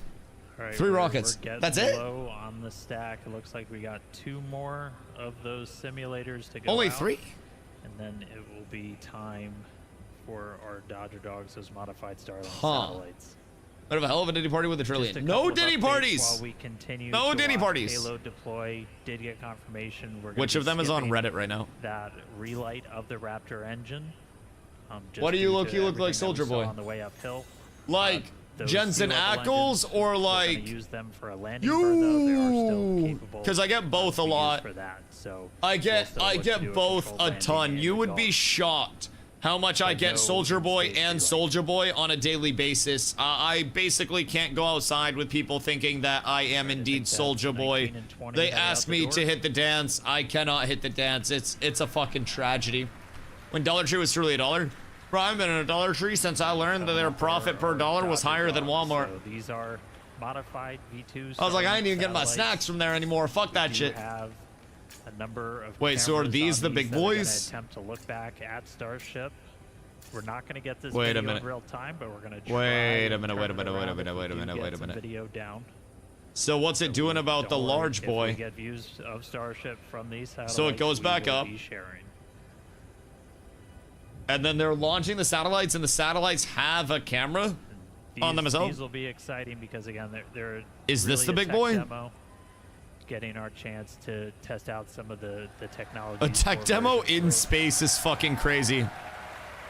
So these are their new All satellites. right, I think that's 18 and 20. My basic math skills are failing now. All right, here we go. Oh wait, this is a satellite. Or is it? Was that 18 or was that 19? Because it looks like there's only one more left. Am I tripping? Because this looks like the last one. I might be on Fent. We're standing by for Starship. This one is special. To serve the This first one Dodger looks like a dog special to boy. Earth orbit. He's got more stuff on the back of him too. Oh no, he's gonna clip on the top. Low clearance. All right, no, they're good. One out the door. Oh, it was too wide. It was like two this way. It was two this way. So they're basically, this is two turds, basically, that were right after the other. This is like the ploop ploop. So they're gonna move our bodies for the Matrix? I'm fine with that. Listen, if I get to float through space like this ship, slowly away from this looks dope as hell. This looks like a good ass way to be launched out to my death. I'll take, oh shit, wait, is that the camera? Bro, this actually looks like Star Wars. Yeah, it almost looks like the light is just shining right at us there. This is fucking ridiculous. And then they just close the door? Picture this is like a hangar and all the ships just launched. We're pretty excited. Yes. Yeah. Yeah, this is literally Sunny in space. literally just a Always hangar. sunny in space, And as they that have looks more like an empty capacity, payload bay. So Sure does. they that's can not exactly only what put you wanna satellites see on there. this, That's but they great. can also put So yeah, ships with payload with deploy people on them. complete- Oh, you can see the door Eventually. closing there. All right, there we go. That's Yeah, like, with payload deploy complete, Starship will now close its that's my understanding of this, is that now that they've launched this out with this simulated load, it starts with satellites, and then eventually the goal would be to have, like, that bring groups of people up to space, launch them out as part of the payload to move people through space. Like space taxi type shit. Moonstream? Bro, I swear to God, Speed and Cinna are gonna beat us to it. Zine, we're gonna need to really pull some strings on our end. I'm not gonna lie. Go to the moon before we die. We are not. We are not. But like, rich people might. Katy Perry actually might go to the moon. I'll be real. Like, there is a good chance that Katy Perry gets there. I think she has more credentials than most other celebrities do at this point in time. That bitch has actually been to space. She has credentials. She has what they need. I wonder who did the grouting on their tiles. Katy Perry sues old people. Yeah, but like wood. You know, would I be advocating her ethical behavior in court? No. But like, bro, you seen when she was like sword fighting that alien that one time during her show? Bro, that lightsaber wasn't the only thing that should have been in that battle. Let me tell you what. Let me tell you what. Katy Perry's dating the old Canadian Prime Minister. How old? Because I feel like it's time to bring in the calf. If she can do it, then we can do it. I think I might be too tall to be like an astronaut. Genuinely, they might just keep all the tall people on Earth because we don't have the leg room.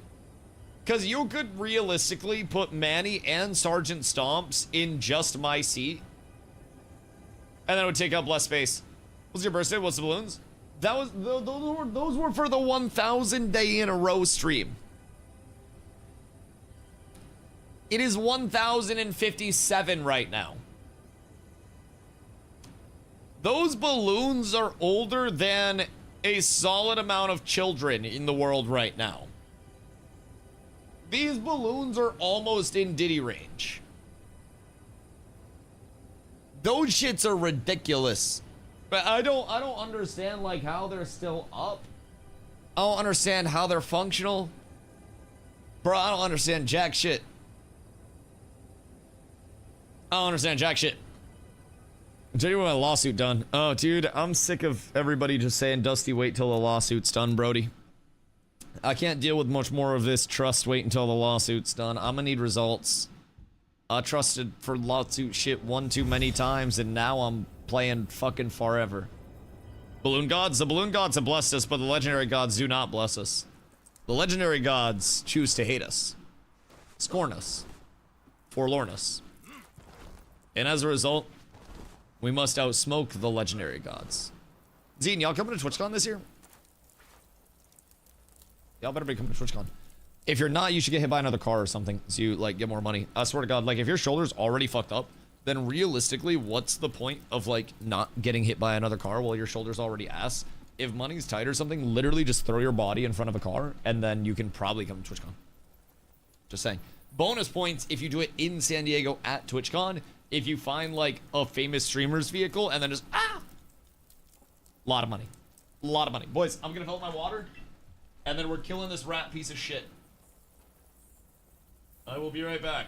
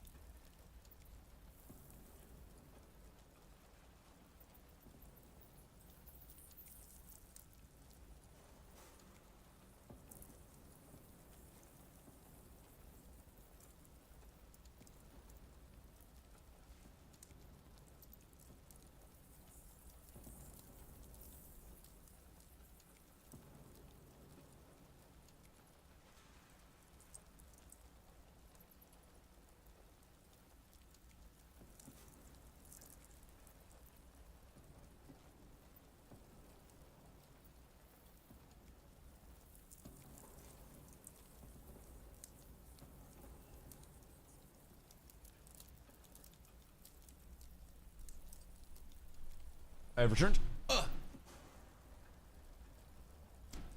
you seen Lord of the Mysteries anime? I have not. I have not. Sell me on it.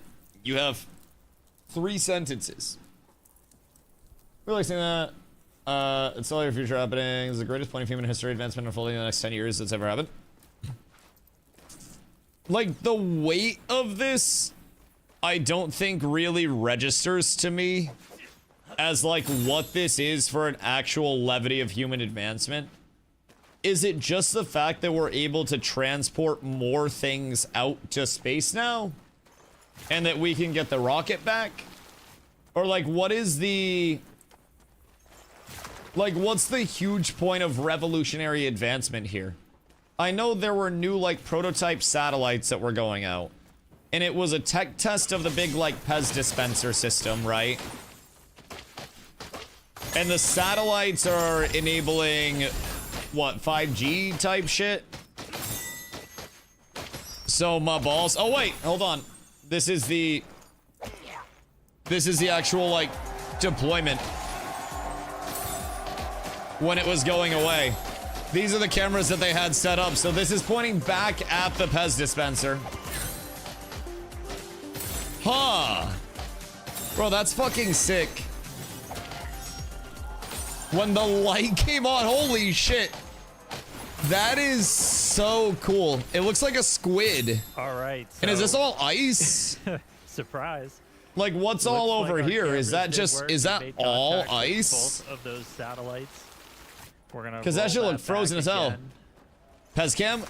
Bro, you got to see the Again, shipussy. Is a view. That was from- beautiful. We saw from Elon one of Musk's those satellites. shipussy. As we deployed, it looked like this was gonna last. On the a cold while. side of Earth. Flashlight turning on, taking a look at starship. Isn't in all of space very cold, though? The way this system is set up is the satellites are essentially recording it, then making How does contact heat with work? our Starlink constellation, and then transferring that video Like, back don't down you to us on the technically ground. just, like... The heat hits molecules in air and then causes them to accelerate, which technically generates microscopic friction, which then gives us Aside heat? from just being really cool, this was our Heat test needs to try and develop shit a to hit. flyer that we could fire outside. Right. So in a vacuum, look back at it, there wouldn't be any heat? do essentially a pirouette. Wouldn't it with just be, like, Starship really to get a cold look all at the time? Shield, where it's going to be really important when we start. Or would bringing it be these really things cold back all the for time? Catch, which we are hopefully doing. I hate in the space. not too distant I don't future, wanna figure this shit out. As they are intended Bro, to it be is... fully reusable. It is a really good thing that I'm not a spaceship designer, because I'd be confused as shit. Is to the point... it is the point where we move from terrestrial to space for manufacture and start gathering resources from off the planet. That, paired with AI and robotics doing manufacture, is a large part of things... for a large part of things, will rapidly, very, very fast change how all of society is ordered.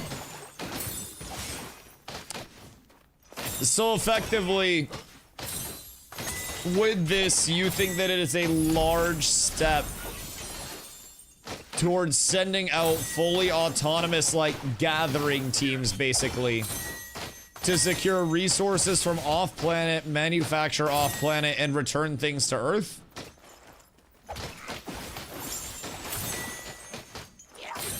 That is the actual plan. And they think there are not going to be tariffs on this. Bro, interplanetary tariffs are going to go fucking crazy. They're planning on botting? Honestly, fuck the clankers, put them to work. I'm down with that. I'm down with that. I feel like eons of millennial, Jesus Christ. Eons, maybe make the millennials also work with the clankers. The clankers and the millennials, send them both to space. God damn it. Who gets their first decides. That's what USA is pushing for. But isn't SpaceX technically not USA pushing for it, and also just, like, a private company pushing for it? Isn't it more of, like, just that company pushing for it at this point, to probably then sell to the US for unfathomable amounts of money? They're contracted by the US. So they're contracted by the US, effectively getting the funding of everything from the US, but then all of the value of the company when it IPOs is a value of the company and is not intrinsically tied to the US. Interesting. SpaceX is US based. Right, and I'm assuming you probably, hear me out, I'm not an expert on this, but I'm assuming you probably need pretty strict permits to launch a rocket into fucking space. Again, not an expert, never really went down that route of inquisition myself. But probably fair to say that, yeah, they probably have to work pretty hand in hand with the government to literally shoot shit into space and then poop it out of a rocket. Contracts and approvals. Yeah, and probably like a whole lot of legality stuff. Seems not fun, if I'm being completely real. The whole like launching shit into space sounds cool, but like the contracts and negotiations and the legal mumbo jumbo, that sounds boring as fuck. I'd just be down to launch some shit into space if I had the option. This is the only way this could oh shit! Okay, anyways. A private company like SpaceX, a government could never do it because of the red tape and the way governments work. But effectively, SpaceX is de facto the government? Or am I misunderstanding? Because if they're contracted by the government, then they're basically the government if they're doing... Wait a minute. What if Elon Musk is just a really advanced robot, and that's why the other rich people aren't killing him? Because usually really rich people kill other rich people. What if Elon Musk is the robot, chat? SpaceX removes the red tape, holding back NASA.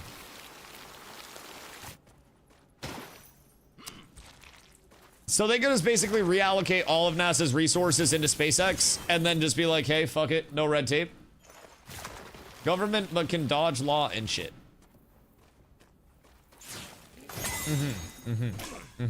Right. Elon Musk is a mole person. The rest of the rich people are lizard people. That's why they don't like him. I feel like rich people fuck with Elon Musk, don't they? Or do other rich people not like Elon Musk? I don't really follow, like, the rich people drama. Because I would assume when you're, like, that rich, then it doesn't really matter what you do. You're kind of just disconnected from society anyways, and legally can never have a problem, like, ever. Having a problem, bad day, just buy a fucking country. Solve your problems. Buy an entire shoe manufacturing facility instead of a pair of shoes. Buy your bitch a Birkin bag. Buy your bitch the Birkin company. I don't know, man. He like buys the tickets into things, but he's not one of them. Okay. Right. Turns so poorly in the bulb got you. Weird. Yeah, I don't know. I don't really follow the drama of billionaires or millionaires too much. Soon to be trillionaires, from what I've gathered. I feel like they can all kind of have their little tea club and stuff. I don't give a shit. Oops. I mean, I would... Anybody that has billions of dollars, just, you know, if anybody's in chat that happens to, if you ever give a shit about what somebody else thinks of you in your short existence here, please don't. Nobody fucking cares. Nobody cares. Who the fuck gives a shit? Just vibe. Just exist. Just do what you want to do. There's a goal and it's going all out for it. Who would have thought? So, like, where did his fascination with space and shit come from? What compels someone to just be like, I'm gonna start a company to launch rockets into space and shit? Because that's like... It's very interesting. Rare minerals. His stated goal is to free mankind from terrestrial bonds, and so far he seems to be going about it pretty well. That just means we can do shit in space. Lord of the Mysteries, Steampunk, Cosmic Horror, Isekai. Sounds interesting. Oh, I've never heard of it though. I just don't really have time to watch like a lot of shows constantly in the way that I like really used to before I was just streaming all the time, but there's some in-depth interviews on it. Well, I don't have time to listen to interviews. Public moon landings by 2040. Yeah, but that's gonna be rich people tourism, Hoofsy. That's going to be like... you know, you can go to any show that you want and go backstage and hang out with the artists, but a million times more expensive. That's going to be like the richest of the rich to ever exist that are hitting public moon landings. And I'll probably be dead. Not like you can just go to space and lay claim to things and start mining their laws against it. Are there? Can we get Malachite yet? Wait, was Malachite bugged? I'm pretty sure we've been able to get Malachite. Am I tripping? Or has Malachite been acquirable this entire time? I thought Malachite... Yeah, I have 5 Malachite. I don't think Malachite was bugged. Malachite's not bugged? Yeah, I don't think it was. If you can't find it, I've had really good luck with T2 or higher ore prospecting it. I want to say it's like tin over here. I always remember tiers, not names. Just haven't gotten it yet. Oh, yeah. You have the worst luck in human history. I wanted to make sure it wasn't bugged. You never know when something is bugged and when it's not in early access. So I always confirm with chat. There was just a patch that came in yesterday too. So I wasn't sure if there was anything that like fucked with the loot tables or anything. If you can get any higher tier ore, or honestly just a bunch of copper ore, you can prospect it and break it down into gems through jeweler. And tin is usually where I get a lot of malachite from, but I'm pretty sure you can pull it from copper as well. Pretty sure. Laws only apply if people can prove you mined stuff and brought it back. Laws also only apply if there's someone who enforce them. Yeah, but like, what if we start mining on like the moon, and then there are very angry moon people with moon lasers that come out and fuck our shit up? Like, what if somebody already did it like 10 years ago just to get away from people because people suck, and now they've got moon weapons and they're gonna be really pissed off? Hope you're having fun facing this boss. Honestly, between this boss and the whole like rocket launch right now, it's kind of sick. Got a mine on the moon. I'll eat the moon aliens. We'll send Fupo out to clear the way first. You've been watching too much sci-fi. I think the odds, just statistically, since we want to talk about math and shit, the odds of us being the most advanced society to ever exist are incredibly slim when you look at it from a mathematical standpoint of all of the possible, you know, possibilities that exist with different forms of life and how things have evolved, like, or could have evolved theoretically, to the point where life on other planets is examined as not just like a carbon-based life form as we know it, but life could be on another planet a sound, like a frequency or some bullshit that has evolved that's not even life as we detect it. It's weird. It's weird. There could be forms of life that are entirely based on other elements than us that are still more advanced than we are, because instead of needing rocket ships to put themselves into space, they just do whatever the fuck they like, space poop themselves out. How many times do you go and watch Project Hail Mary? Carla brought me to watch it once because she owns multiple versions of the book. I thought it was a cool movie. I'm not necessarily, like, honestly, if I'm being completely real, I'm not really, like, sci-fi brained that much. But the prospect of we are the only life form that has ever evolved to sentience is always something that I've felt to be a very ignorant standpoint.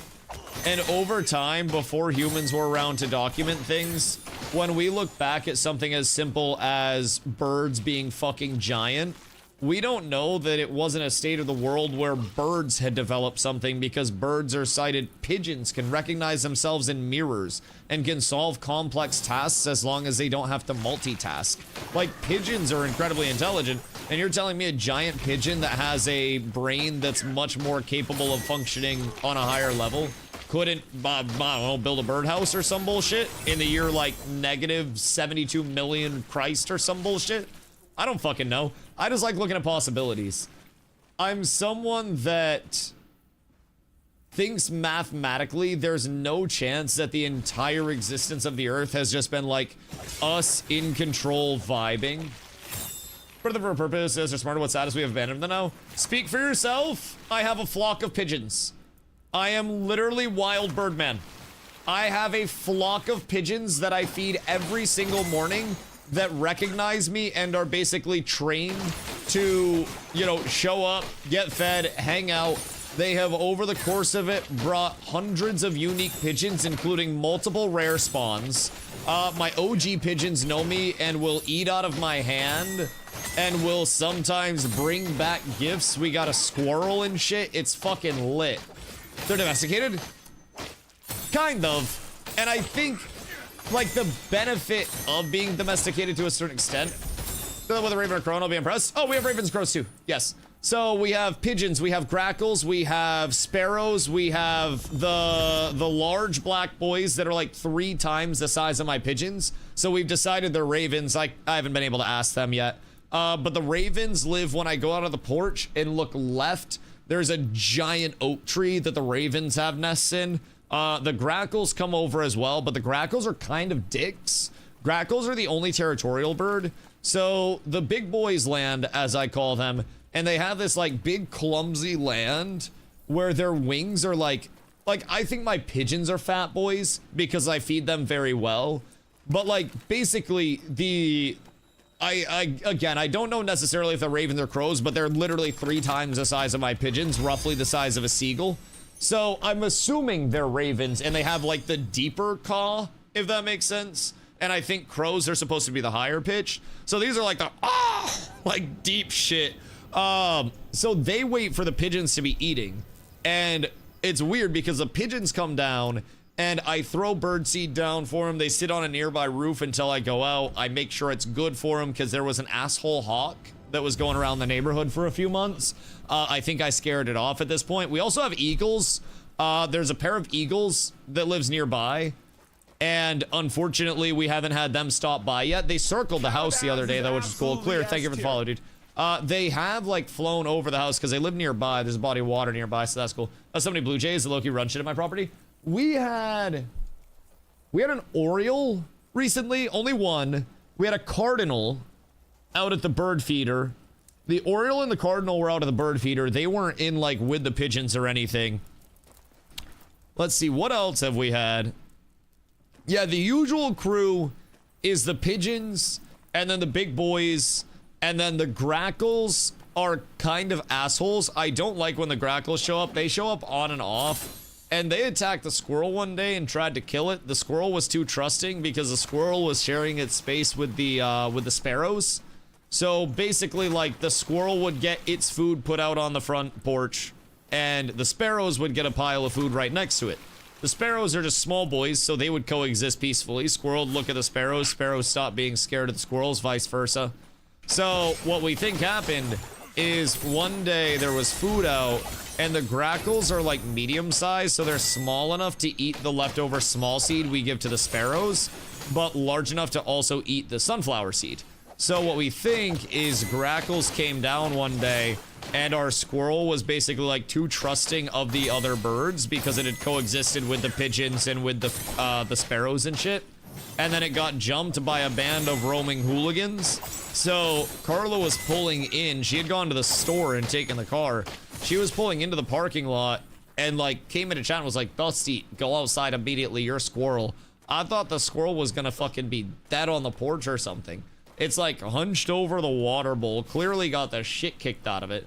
So we've been rehabbing the squirrel. It's been fine though, getting its food. It doesn't come around at the same time as the birds anymore though. It changed up its routine a little bit. Kind of weird how that happens. Like, it'll still come through because it knows there's food here, but it definitely picks its time to come through differently. And you can tell it's the same squirrel because it always eats in the same area, and it always piles its sunflower seeds in the same way. It's kind of intriguing. When other squirrels come by, they kind of like make more of a mess. This one literally makes 2 neat piles with its sunflower seeds because they get sunflower seeds and sometimes corn. It makes like 2 neat little piles with it. It's really, really weird. But yeah, that's basically like my pre-stream ritual. People always kind of like wonder what I do other than stream, because I always tell people I'm super disconnected from the internet just as a whole. I don't really fuck with the internet. that much. I feel like a lot of people on the internet just like to make other people angry type shit. I don't really like making people angry. I like it when everybody just gets along and hangs out. So I was out of that, by the way. I'm just putting that out there. So when I'm off stream, I just kind of exist. Like sometimes when I go, I take my breaks throughout stream, and I'll go out and there'll just be like a pigeon that swoops down when they hear me go out to the porch, and I'll be like, oh shit, you need food, dog? You ain't get any today? And if they're hanging around just looking for food and there's no more out there, then I'll throw some more out. Like, I keep the boys well fed. Never want to enter this underwater dungeon ever again. Holy crap, that sucked. Have you done Munster Chuck yet for Cheese Station? Or have you not made it out here yet? Because let me tell you, I'm gonna one-up you with something just a smidge worse. This fucking rat bastard Munster Chuck. I hate this fight so much, but I keep coming back. Primarily because it drops an absolute god tier weapon right now that I don't think is getting nerfed, but... Nothing. I don't know, man. No, you didn't have a typo. You didn't have a typo out. You said it right. You said it right. Monster Cuck is exactly that. I do indeed hate him. Grackles and Sterlings roll together. They put out scouts for food. Migration time is the worst with those birds. Yeah, that's what I'm thinking, because they're also very territorial because they're migratory birds. So I'm thinking that the Grackles came in because they haven't been coming around as frequently anymore, like, at all. We think we caught them, like, at migration season, right? They saw a shitload of other birds, posted up for a little bit, realized they could get some food and sustenance for their journey, and then, you know, kind of jumped the shit out of my squirrel. But it seems like they moved on, which is good. I haven't seen many Grackles. Now, I will say, we're currently trying to solve a mystery of who's eating all of the food that we're leaving out for the squirrel and the sparrows. Because, like, they get different food than the pigeons do. And the pigeons' food goes on the bottom part, like, where they eat. Fubo? What are you doing? Fubovsky. Fubovsky. You cannot eat all of the animals. No, you cannot. You cannot. But the pigeons get fed down on, like, you know, the ground, so to say. Squirrel gets their food on the steps. And then the finches get their food, like, up on the actual deck area. Finches, sparrows, like, those two small groups of assholes. And basically, something has been coming along, like, after the squirrel and after the small boys, and eating the leftover food from the small boys because they don't like one of the types of pellets in their mix that I get them. Oh, like they just kind of don't fuck with it for whatever reason. I don't really know. They just complain. I try my best to provide for them, and apparently it's just not appreciated. So anyways, something's been coming along and just like eating all of the sunflower shells as well as the leftover small pellets. So, chipmunk or mice? If I had to guess, because of how clean they're getting it, it would probably be chipmunks. They haven't consistently been going, like, to every food source for it, and I haven't seen them roaming out and about. Probably rats? Nah. I mean, it could be. Could be. Well, we haven't seen anything like that, fortunately. And I don't really feel like Maine has a lot of, like, big rats. I feel like Maine has a lot of, like, small mice. But stuffing food close to the house because it just is. It's probably fine. I throw it far enough out as well. Fortunately. And it's usually just the birds. If the birds end up breaking in, then we'll know. But yeah, I'm trying to figure out which bird it is, more or less. Not as much like I'm worried about a critter, but I'm trying to figure out which bird it be. I caught it on my camera from the feeder. I mean, mice do exist everywhere. Like, I'll be real, they're literally everywhere. Do you have a video for this build? I don't have a YouTube video for this build because I hate posting on YouTube. I'm gonna be completely honest. I am the laziest motherfucker when it comes to posting on YouTube. However, I'm happy to take anybody through the build. I'll post one at some point, TM. I just kind of hate posting on YouTube. Anyways, I run Amon Ram in my main hand with Crab Shield. And then I also have Bee Fury in my arsenal slot. Bee Fury, you have Hive Sunder, so you get the 40% magic resist strip on the mobs, and then 40% for you. And then that keeps up your Swarm Lord anytime you cast a weapon ability, which your weapon ability comes off cooldown a lot, so you always have a shield that's also doing damage and heals you every time it ticks. Just important gearing notes with the build, more or less. The level 6 craftable trinket is really strong. It's a chance to increase your main stat by 10 for 10 seconds, which is an incredibly high amount. Green jewelry, so pure crit rings, and then a fervor necklace, crit fervor sockets in those bad boys. More or less the entire build is built around frequent weapon abilities, always going out, an infinite amount of sustain, some shielding, great damage, and again, 40% magic resist being stripped from the mobs and put back onto yourself. I do have a Crab Gantuas in Legendary that I have to upgrade, and right now I'm trying to find an Amon Ram in Legendary.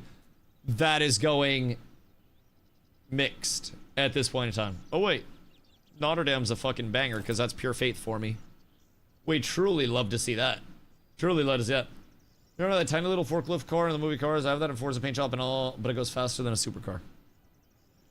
Does Forza have you hooked?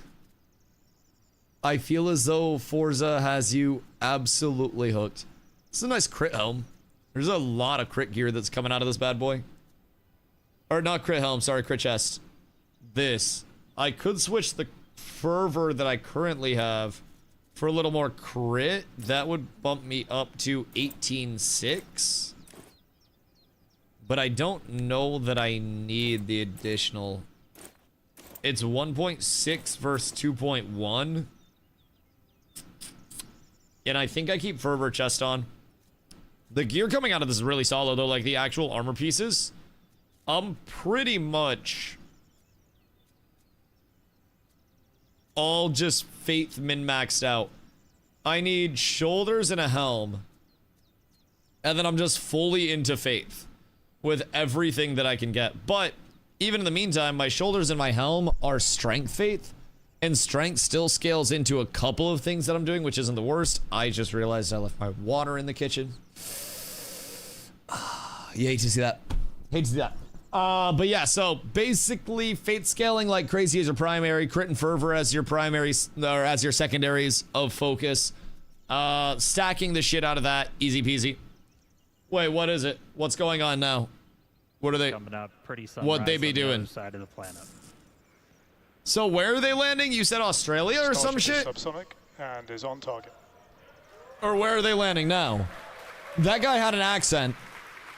The crowd here reacting to that call out, letting us know that we So are is that on like target for this precise landing in the Indian Ocean? This will once again be a soft splashdown. So is that by Australia? Off coast of Australia. We should get So do some they have pictures like of the Australian recovery team who SpaceX? we chatted with earlier. They are standing by to receive this ship. Once again, this is the first flight of our completely redesigned. Who's standing by to receive the ship? version 3. Does Australia have a navy? Yeah, and if you remember the suborbital flights from a few years ago, this is very much the same regime that we're in here. So Like we're at all? sub 15 kilometers. Or are they executing just what we sending call out the some belly dude with a flip boat to maneuver. grab it? SpaceX has boats there. Yes. Serial Does number Australia 8, have a the first navy? Belly flop. I remember it well. Or no? They have their own boats. SpaceX does, right. But what's Australia doing now? Some really amazing views of the Earth. Yo, Paladin, what up, as dude?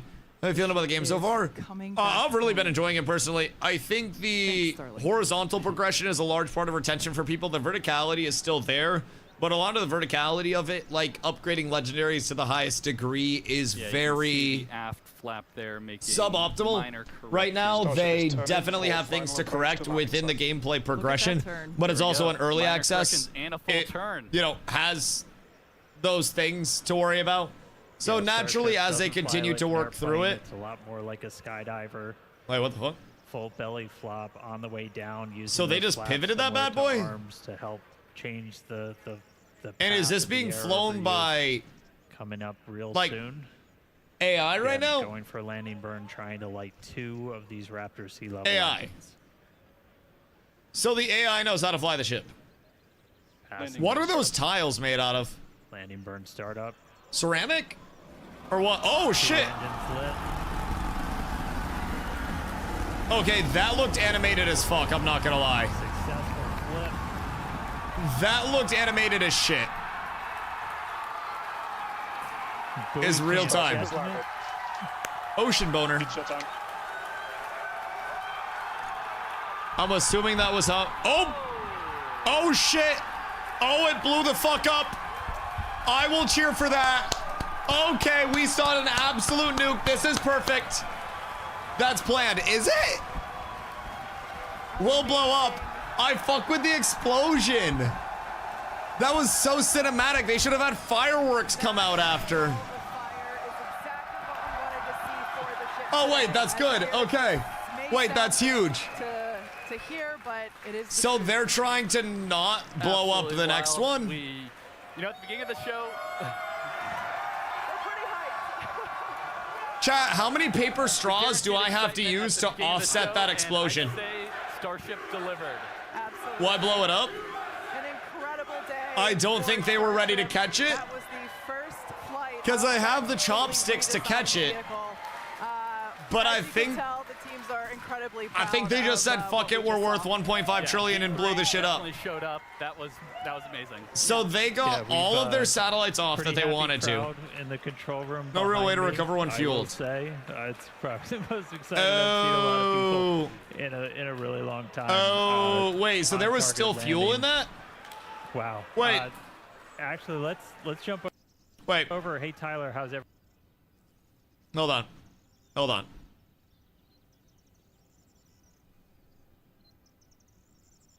It's not safe for us to recover because of the fuel. So we blow it up in the ocean instead of in space so we can work on catching the next one. Chat, I'm investing in seafood futures. I hope you guys don't like shrimp because all of the shrimp just got absolutely fucking nuked. Honestly, the Indian Ocean is currently a seafood boil. If they had some Old Bay seasoning in the bottom of that spaceship, there is probably a very valid seafood boil. Lots of shrimp come from farms. Something tells me any that do not just got nuked. And also keep in mind, many farms are also just out in the water. When we were in Iceland, there were a lot of, I believe they were salmon farms that the Icelandic people fucking hate. And they were still in the water. Well, you know, as a Navy submariner, all you who eat shrimp, you're eating my poop. Well, you're eating more than just that. Because keep in mind, anybody that's been on a cruise ship, their poop gets dumped into the ocean. Anybody that has ever, like, sailed or anything, where are you pooping? In a bag? No, you're dumping into the ocean. The ocean is filled with trash, poop, and pee, no matter where you look at any point in time. And there is a reason why I will not swim in the ocean, because it's literally just poop. Maybe I'm wrong, but isn't the fuel hydrogen and oxygen? Wait, is the fuel water?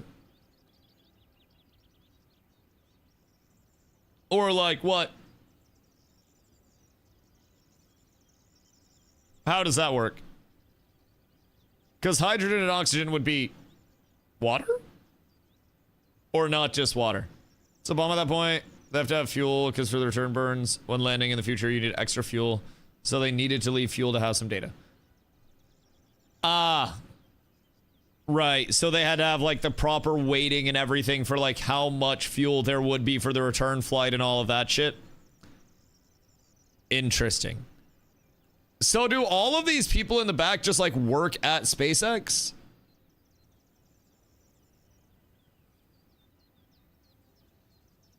Because I feel like there are not that many rocket scientists, but apparently there are a shitload of rocket scientists.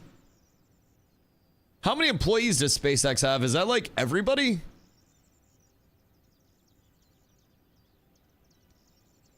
Because that shit's crazy. Okay, I'm going to smoke a bowl real quick. Because apparently we just watched some of the craziest bullshit. Oh, they have the shipussy side again. Red rocket scientists don't count? That was a lot. So this is when the last satellite. Yo, Og, thank you for following. Much love. This is when the last satellite was coming out of the Starship. And that's the Starship. Bro, that's fucking crazy to look at. And then I'm assuming that's the hangar door closing. Bro, they caught the hangar door closing. Wait, that's crazy. Damn, wait, so those satellites are fucking huge. Oh. Follow for bull smoke and space mention. Listen, man, we're a very simple people here. We like video games, weed, and space. And also I yap a lot. So, if you enjoy those things, you've come to the right place, brother. It's a pretty chill life to live. I'm also simple weed space video man. I fuck with that. I fuck with that heavy. We have a whole lot of people in the community that share the same sentiment of just liking those big three. The explosion was planned, it was detonated. Right, yeah, I saw that. I saw that. I was hoping it wasn't, because I like booms. I feel like detonating the starship without fireworks coming out was kind of bitch shit. And I feel like they could have definitely had some fireworks come out. But, wait, SpaceX ended stream and they didn't even send a raid out? That's so fucked up. Large streamers don't care about the community anymore, bro. Don't let their IPO fool you. They're gonna FaZe clan that shit. What losers? That's what I'm saying. They don't support anybody else. Anyone in here D2 laddering? Isn't it crazy that for the future of existence everywhere, when people say D2, now it unanimously means Diablo 2 because Destiny 2 doesn't exist anymore?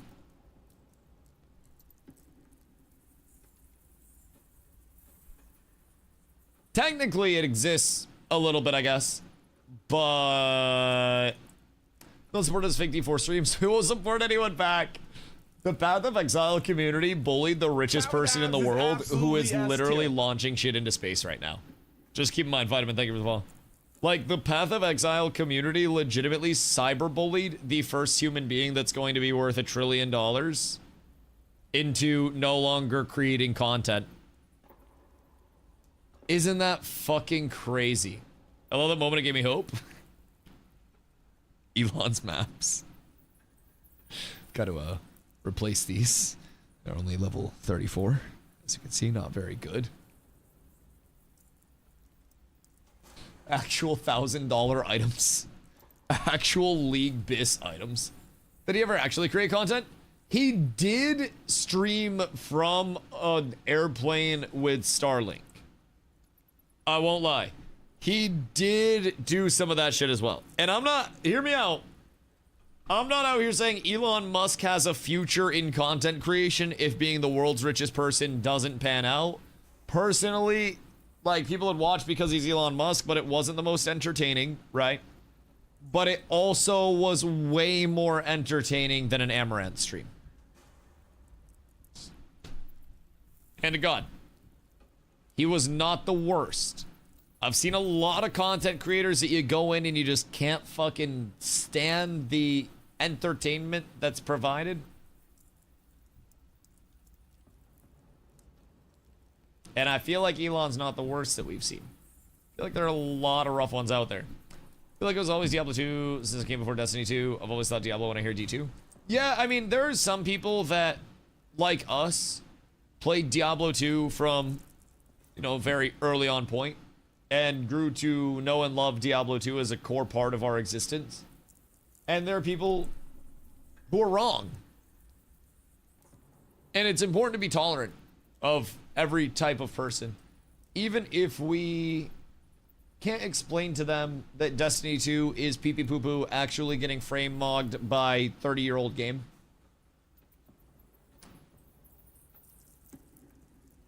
Then we'll just let them live their life. We'll just let them exist. Go to stream on X to get rated. How much money are they willing to pay me? Because something tells me they've got a lot of money available at this point in time. I have a very growing suspicion that their amount of clams is quite up there right now. They may have some validity there. Was in here the other day talking with you about the game. Heard there was some rampant cheating with this game. I mean, my personal thought on that, right? Take any multiplayer game and then go into any of their communities and ask if there are any dupes, bugs, exploits, cheaters, and pretty much any multiplayer game will tell you yes. I think rampant is not necessarily the way to describe it. I also think with this game and the rather insulated structure from social systems, where literally every aspect of the game, from bossing to dungeoning to exploring the world, is soloable. Other people's actions impact me literally zero in FAREVER, which to some people is a really bad thing. To some people, that layer of insulation can be very, very, very nice, because if something does go wrong, you don't have to interact with the people who are duping, bugging, exploiting. Like, sure, if you want to get a legendary fast as possible, you may end up trading for that as soon as you have things of value. And if you're trading, you might put yourself in a spot where you're interacting with people who are taking part in those things. But reasonably, people that have been doing, I don't know, like unethical shit within the game impact me absolute zero. I have not had my gameplay loop change from it. I have not had any interaction with people who have been a part of that shit. Maybe, like sometime down the road, there are systems that force us to engage in more of a multiplayer standpoint. But it's really not that multiplayer right now. It's 2 a.m. here and every fucking layer is farming Ben. You gotta contest Ben. Or just invite him to the party and then just dupe the loot. Like, not dupe, of course. But like, you duplicate loot when you're in a party. I don't think you contest over it, right? Or do you still contest? I'm pretty sure they changed it in the patch notes, or did they not? Was that only for dungeons where everybody gets one piece of loot? Because if that was only for...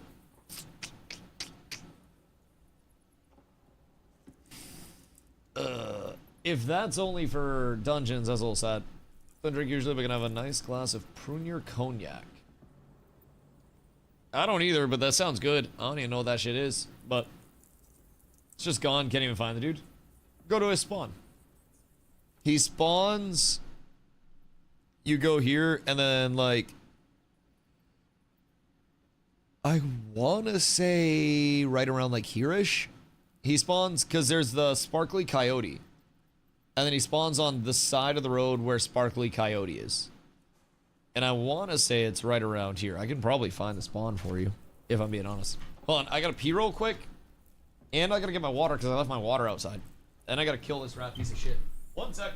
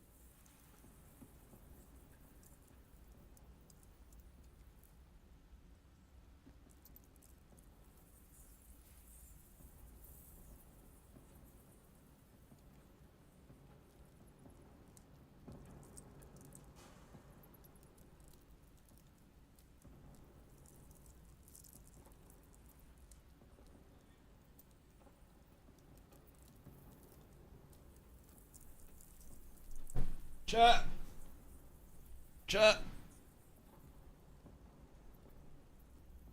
I've done something terrible.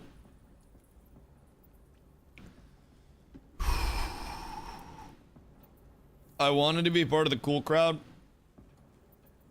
and I topped my bowl with a big heaping scoop of some Gary Poppins diamonds. And let me tell you, I'm trying to keep it together right now. Trying to talk myself back down. It was a beautiful experience. Is that more content than Spirit Vale? I have not played...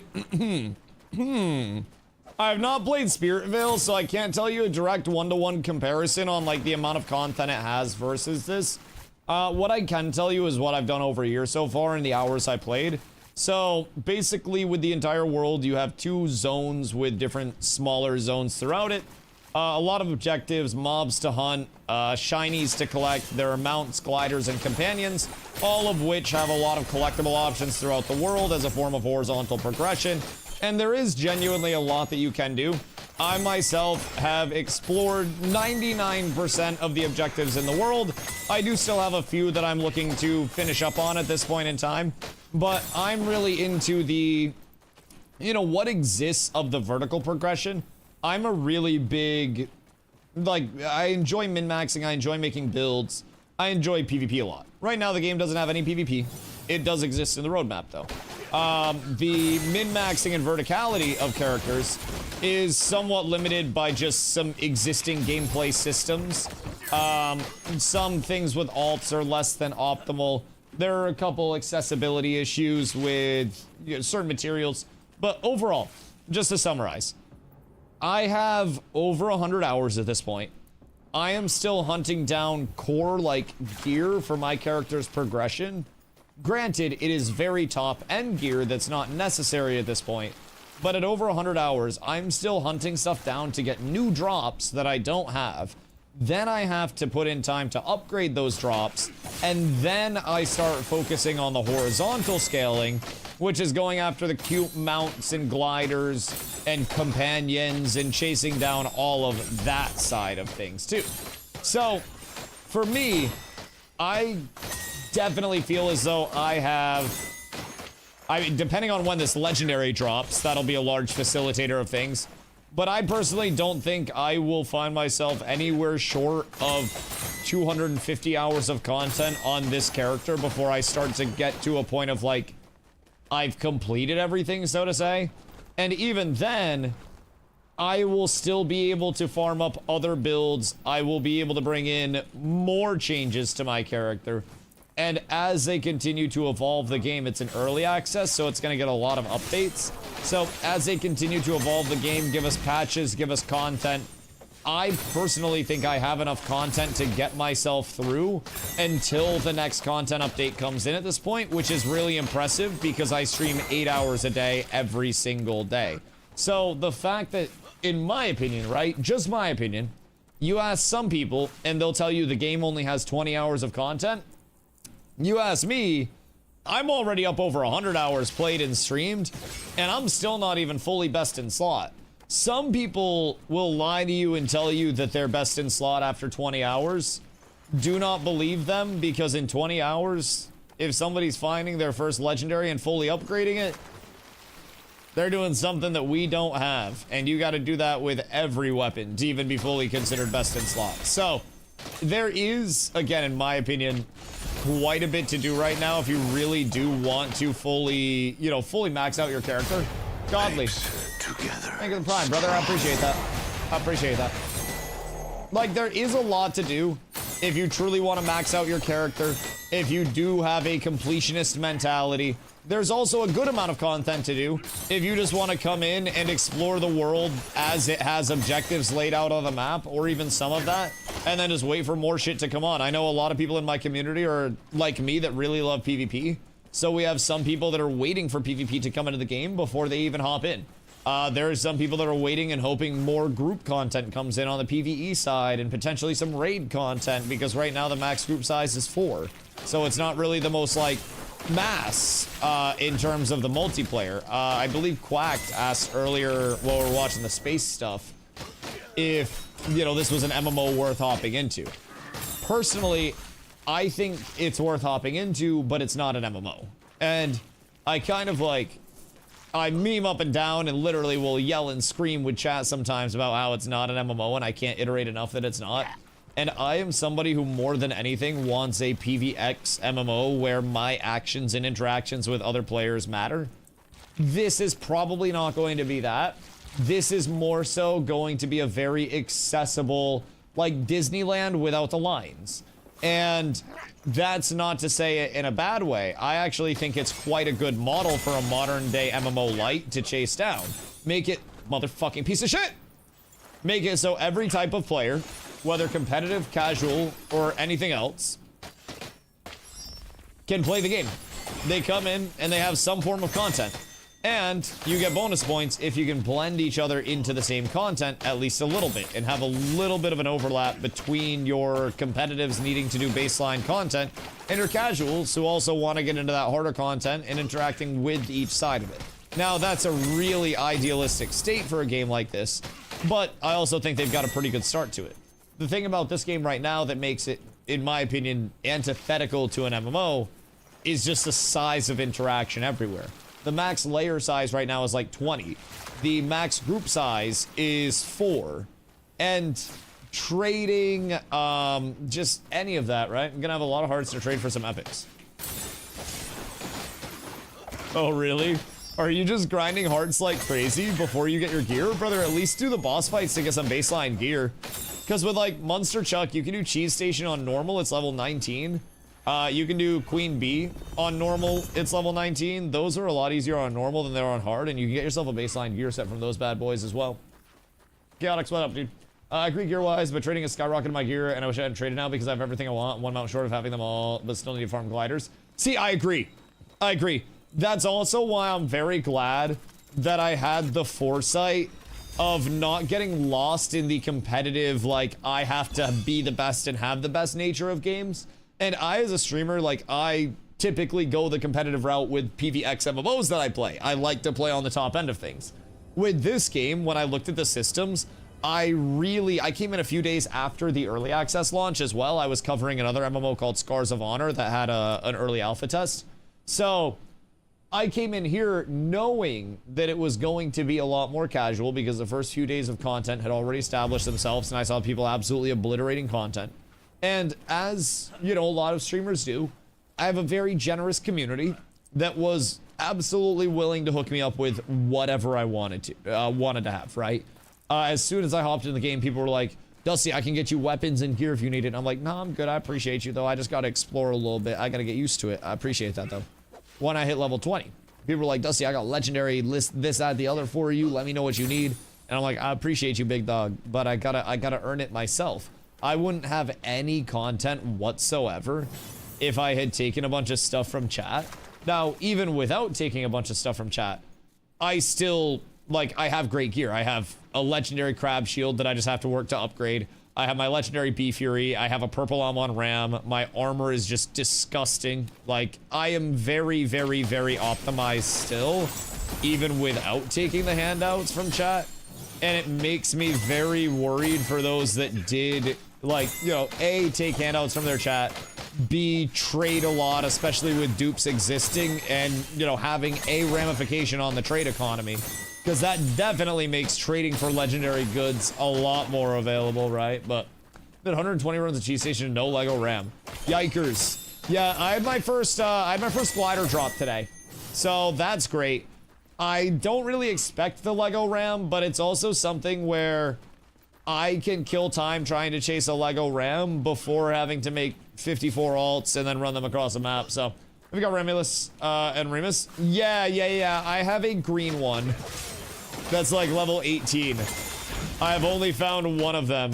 And even with it only being green and like level 18, the abilities on it are just so fun to play that I considered just slapping together a build off of it.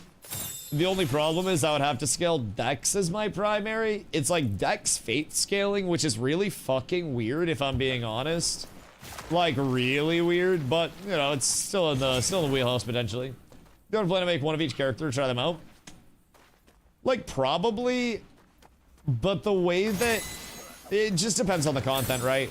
So say we're at a point where dueling comes in before this character is even fully optimized. Like, next major content patch, they see from a lot of their community, like, hey, we'd love duels to be expedited and put in the game just so we can slap the shit out of each other. We know balance isn't going to be good, but we want a little bit of PvP. I then inherently don't have to make the classes each to learn them, because I can just play against them and learn that shit, you know what I mean? That's how I've learned in so many MMOs that I played. Like, I have a very intrinsic understanding in all of the games that I played of the things that I'm fighting against. Just from fighting them so many times, then also, like, watching... Motherfucking piece of shit. Watching the people who are piloting those classes on a high level, looking at VODs that I can get my hands on and scraping. It's almost like, for me to understand the class at the highest level, I would need to be able to pilot it at the highest level and use it to its capacity. So for me, instead of trying to, like, learn the class myself and then pilot it at the highest level to understand it, I just go to the sources, right? In Ashes, if somebody was one of the best players of X or Y class, or in New World, if somebody was one of the best on a certain build, I'd just go to them and I'd be like, yo, like, what are you doing in these fights that, like, I can do to complement? What are you doing that I can counter? What are the adjustments that can be made? And that helps me understand the PvP a lot. And then I fight people time and time and time again, because I don't really care about the whole winning or losing thing. I care about getting better and having fun at this point, because it's a goddamn video game. I cared about winning and losing when I was playing basketball and when I was actually playing sports my entire childhood. Now it's a little bit more about let's have some fun and play video games, because everything IRL is stressful as shit. Except for apparently launching giant-ass satellites out into space and just having little space poops go out of your rocket ship. Apparently that's easy as fuck. And detonating the rocket after. You understand everything except these train cards?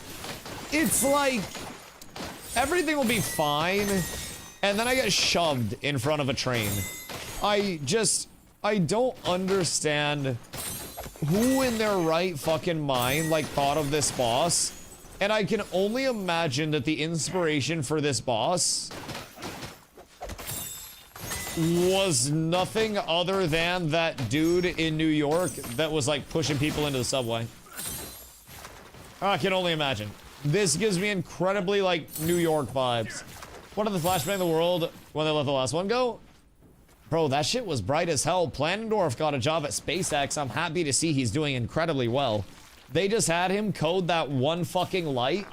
Gave him millions of dollars for it, I hope. I hope. And if they didn't get him, imagine what they could have done, Strag. Imagine what could have been possible if they got the fucking goat. He's got a fatty. Are you objectifying Monster Chug? Manny. We're not going down this fucking Five Nights at Freddy wanting to fuck mice shit. I need you to relax.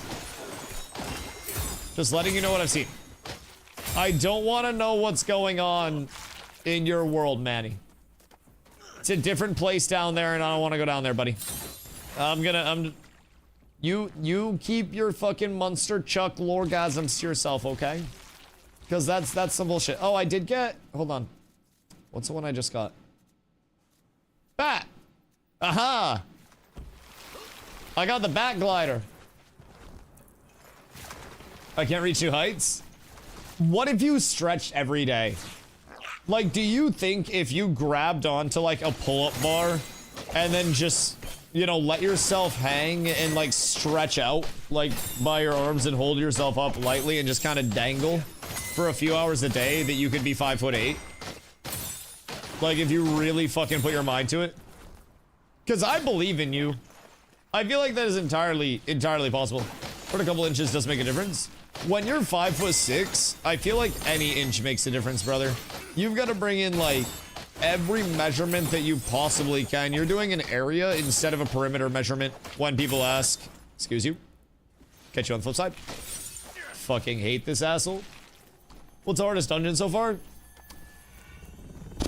I mean, depending on what class you play, I hate this fucking rat more than I hate pretty much anything else right now in the game. Now, this is also what I'm incentivized to farm just because of the loot tables. So for me on this particular priest build, this rat is the most annoying, but that's also primarily because he just has trains that will blast you off the fucking map if you're not paying attention. And I have ADHD and have people that ask questions in chat, so then I get blasted off the fucking map. So it's not like there's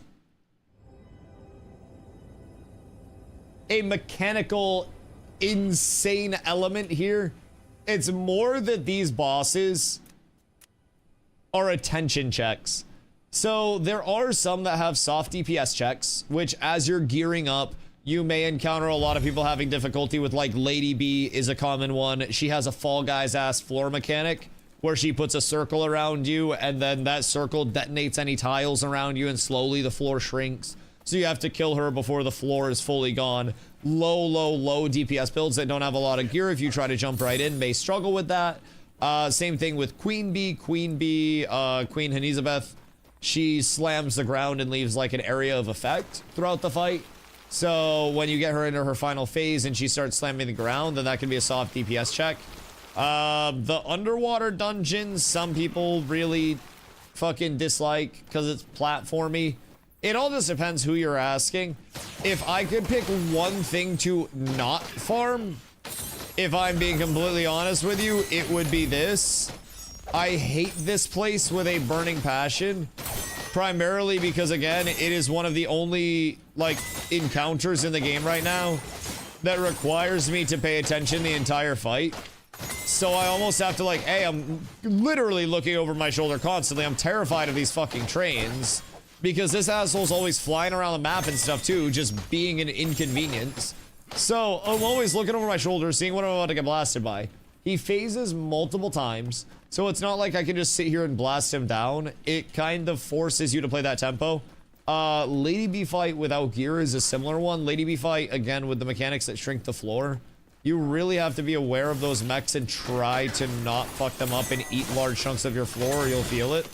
So it all just depends on the class. The good thing about Priest, specifically, like the class that I play, as you can probably see, we have a very large amount of self-sustain. Like a very large amount of self-sustain. So some classes that lack self-sustain will also have a lot of classes that don't have as much self-sustain as a Priest will struggle a lot more in solo content, but if you put one of those classes that's just capable of pumping raw damage into a group with me, and I switch my talents to get the threat generated from magic damage, and then out of nowhere, I'm tanking and they can just CPS and they don't have to worry about sustaining, then they might be completely enabled, right? The G station like 80 plus times to do glitz a boss in the corner. Unethical. Unethical.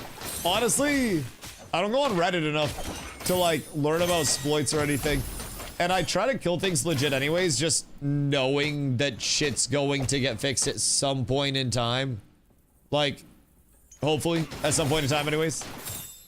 That's a Reddit. Show me. What a fucking Chad. What a fucking Chad. Also worry, like, the thing about this game that's peculiar with it is that there is legitimately... What a dick move. There is legitimately no forced interaction with other players, and you can effectively play this game as a single-player title entirely. It's like Paleo with a combat system type shit. And that aspect alone, even though, in my opinion, nearly every multiplayer game with a loot system, with a trading system of any form, has dupes, bugs, exploits of some sort, the solo accessibility here insulates players from a lot of that. Where you don't have to trade, you don't have to run into random people throughout the world. You can just exist in your world. If there's a dupe and I don't engage in the dupe, then I'm kind of vibing. Now, there will be at some point an auction house that comes out, but my predictions for the auction house, flip it now if you doubt me. Mounts, transmog pieces that are rare and hard to find, and consumables will be your large sellers on the auction house, and that is what I would recommend investing in now as early as you possibly can if you want to create long-term wealth in the game without duping. Just food for thought. Nobody's thinking about the auction house play yet. The developers have said that they don't want to wipe before launch. Might as well get gold cap for launch then. I personally think there's a snowball's chance in hell that there is no wipe going into a 1.0 launch after a year plus in early access. I feel like most of the player base is going to be looking at a prospective join during 1.0, not during EA. And they would almost be neutering the potential player base looking to join if they followed through on the no wipes from early access. Now, I've floated the idea with chat of like, what if for 1.0 launch, they just end up doing a new server and they just do fresh starts and legacies. So people that wanted to stay on their new characters and not get, or their old characters and not get wiped could do so. And then people that want the new experience with the 1.0 launch and that fresh playing field on the 1.0 update also have that. And for whatever reason, players of this game were really opposed to that.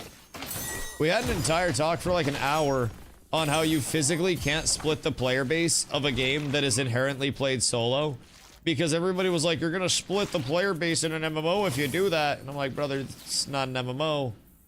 And you can't split a player base that is overwhelmingly playing solo already. That player base is split by the systems themselves. Because this is a single player game at its core with multiplayer elements as a complementary. It's not the main facet of it though. Out of this, like, everyone to get 2 drops in dungeon groups. Right now it's just 1 armor and whoever wants to pick up weapon. Yeah, group incentivization is borked. Tubes, what up, I go? Yo, you and the boys want to go to a Renfair in a couple of months? I can have Carla get you info, but there's a Renfair in, I think, Acton is where it is. In like August or some bullshit. And like Carla's convinced a bunch of my family members to go and shit. And so now I'm like, well, what if we just convince a bunch of people in stream that are from the main area to go? And then we just have a pull up to the Renfair. I could IRL stream that bitch. Yo, it's just a random thing I've been floating to everybody that I know is from Maine or around Maine. Like, I'm gonna try to get Hoofsy to autopilot the Tesla up here, FSD that bitch, and then pull up to the Renfair. I'm gonna show up in like, my entire garb is already planned out. I have my sword behind me, right? So I'm gonna bring the sword, pending legality issues.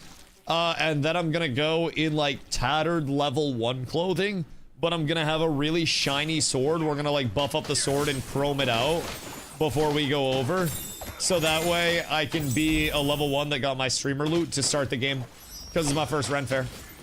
So I feel like we'll be able to progress as we go to more events as well. It starts the entire story arc of it. But my thought on groups right now, there's no group incentivization whatsoever. If I can already clear dungeons solo and I can retain all of the loot and not have a chance of something dropping where it's like, I need this, well, I need this, then I'm going to definitely take that route. It's just easier and more consistent for me. Now, what I'd really love to see is the evolution of heroic dungeons being the first thing that ushers people into a multiplayer gameplay kind of loop over here, right?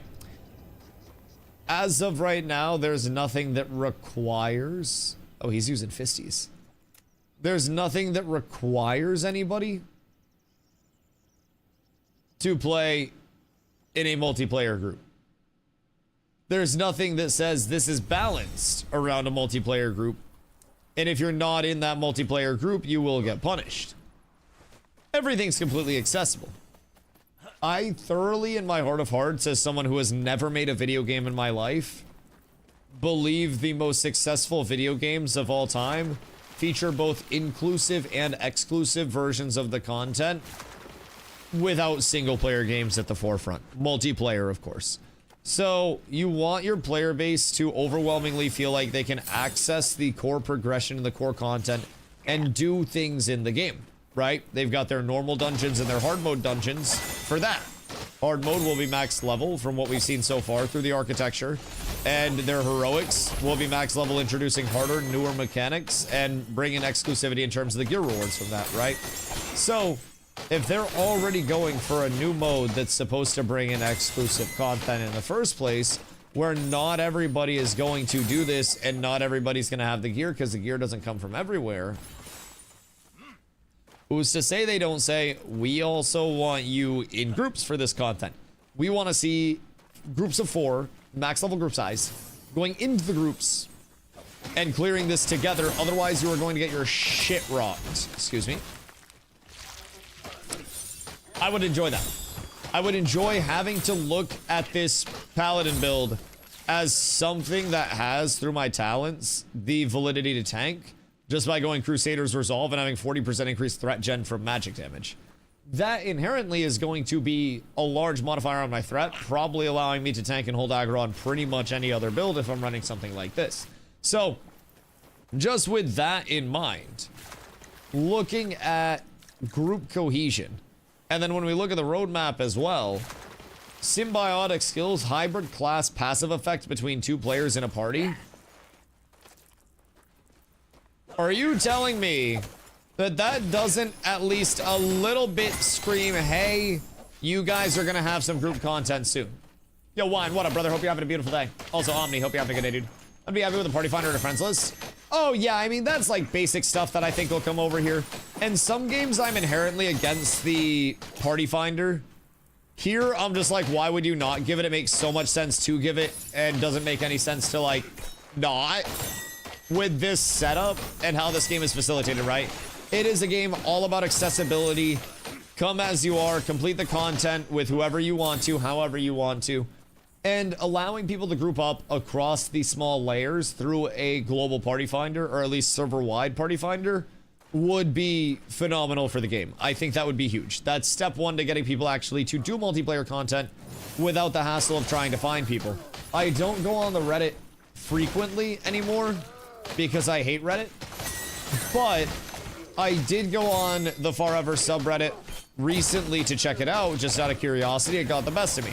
It's actually a really sad post. Some dude found someone that he really enjoyed playing with, and it was a random, and they hadn't had time to exchange Steam information yet and add each other because they, because they were just vibing. They had played for a few hours, and out of nowhere, dude gets disconnected, loses the group, doesn't have any recent player information or anything that he can track down through Steam or in-game client. So he goes to Reddit to post and try to find the guy because he enjoyed playing with him so much. I was like, God damn, man. That is so inherently like the MMO nightmare of finding somebody that you finally enjoy playing with, especially if you're a solo player coming into this new game, and then just like having that shit Thanos because we don't have basic quality of life yet. That'll be something hopefully people don't have to do. Lost connections, all the Craigslist type shit. Dude, it was so sad. I was sitting there taking my morning dump, tears welling up in my eyes, not because of the spicy butt, partially because of the spicy butt. But man, I was like, I was empathetic there for a little bit. Cause you play something, you want to add somebody to a friend list, no friends list, can't do shit. Dude, it's so excessive right now. Likely gonna main druids, so do I have other farming Legos for a priest, or should I start spamming alts or something?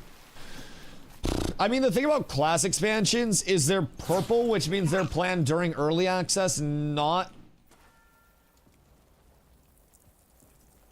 Bold alt tab there, DustyWhy. Bold alt tab. Bold alt tab. Did that one to myself. So anyways, now that we have a second, purple's planned during early access, and then blue will come this year. Things are fluid. Things could change at all points in time. But as of right now, Druid Monk and the class expansions are set to come during early access. Not necessarily this year, which is a little bit long term. So personally, what I think is embrace the horizontal prog of the game right now. And don't necessarily worry about farming legendaries or anything. I mean, obviously having gear for something and leveling gear will be great, but you can also just craft legendary gear at any point in time. EA's planned for a year and a half. Yeah, that's roughly what I've heard as well. Yep. Again, I always throw the disclaimer out as someone that played New World and then Ashes of Creation and is now heavily accepting the fact that I'm just the MMO testing dummy in terms of a long-term commitment to things until they blow up or succeed. Like, early access is always fluid. It's always flexible, and it's always disappointing.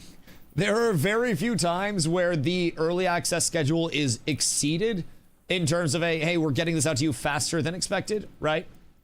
Craft legendary gear? Not legendary gear, but legendary gear doesn't exist. And honestly, if you're leveling, legendary weapons at level 20 aren't gonna matter as soon as they drop level 30.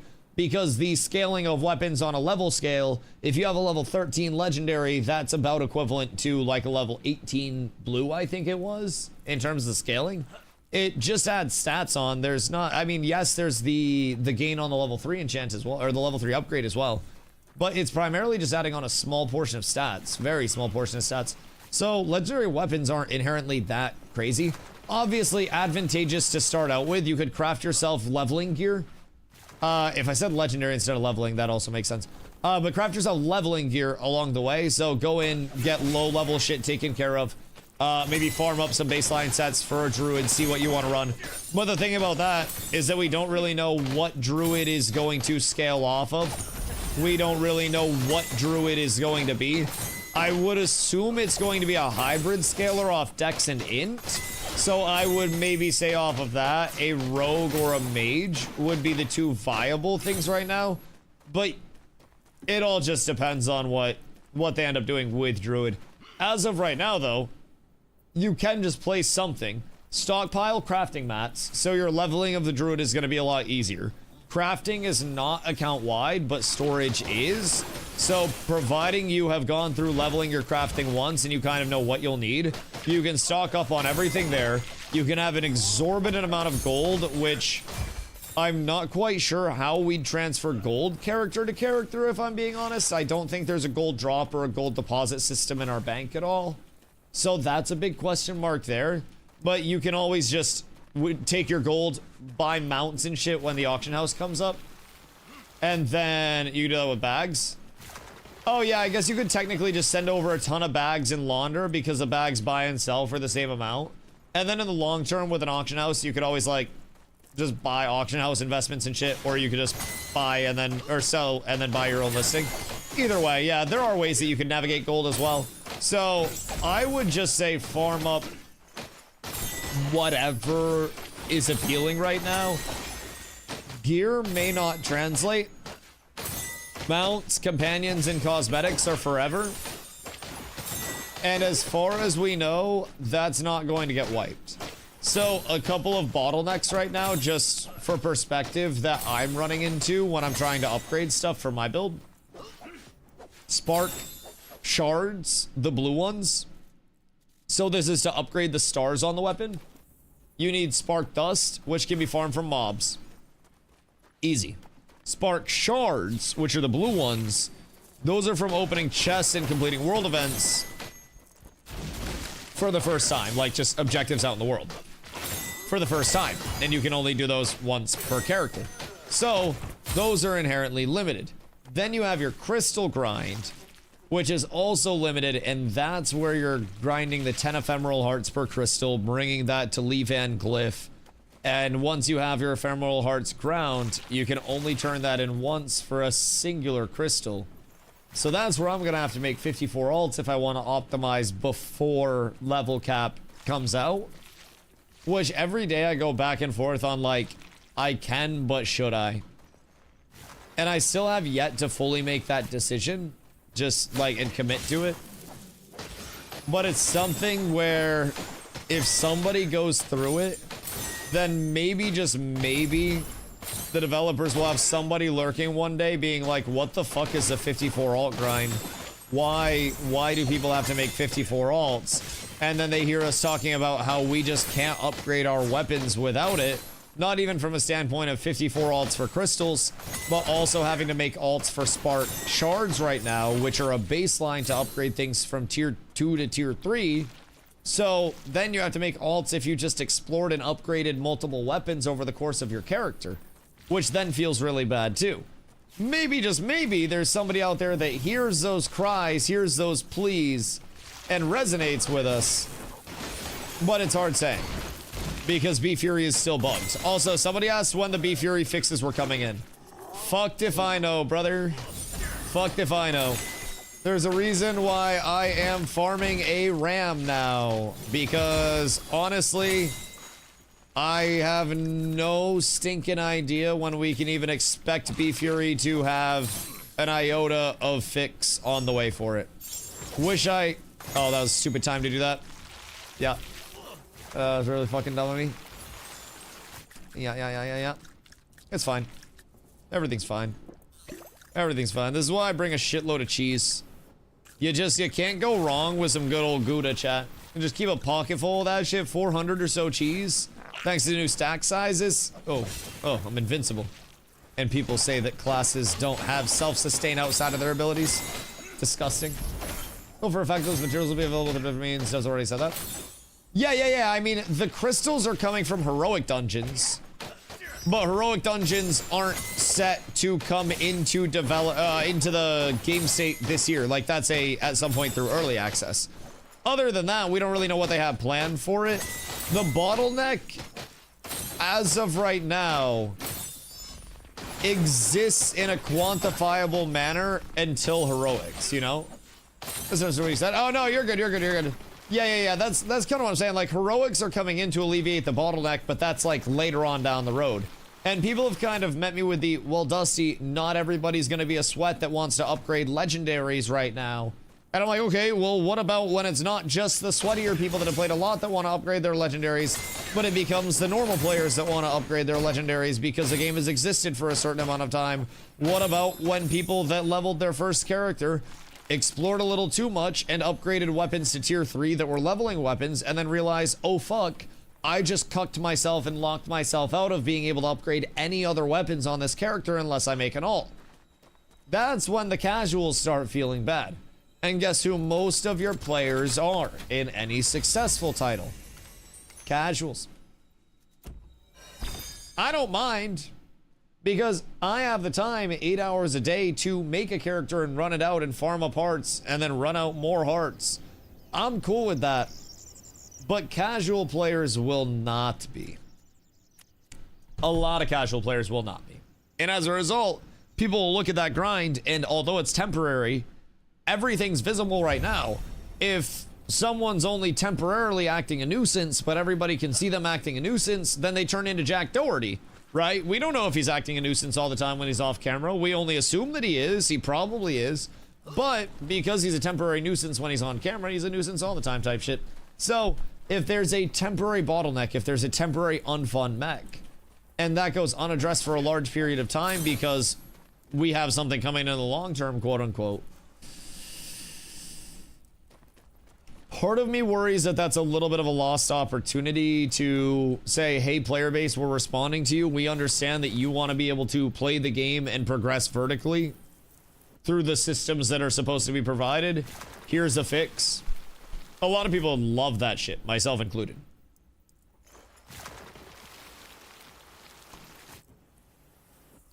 I think there are many points in time where there are opportunities to show that you will either respond to the community or that you will just head down, continue on your direction, regardless of like what community bottlenecks, pain points, quit points may exist. And that directionality can very heavily determine how a game's development goes. I feel like so far they have been great about listening to community feedback, throwing in quick bug fixes, especially for a team of like 15 when this game went into early access. From what we've gathered, the studio's allocated more resources since then because of the success of it, but those have been serving on community feedback really well. I agree. It can also change at any point, though. Throughout New World's history, there were points in time where everybody was like, oh, fuck yes, they are cooking, the devs are doing so great. And then there were points in time where the community was just like, what the fuck are the devs doing? Why are they making the choices that they're making? You know what I mean? Different Steven? Well, the Steven over here is just the Margaret equivalent for Ashes. I don't think the Steven here is like the CEO of the company. I think that's just their community manager, right? So like STM Steven is kind of fine. Also, Jonathan, thank you for the hydrate, brother. I appreciate you.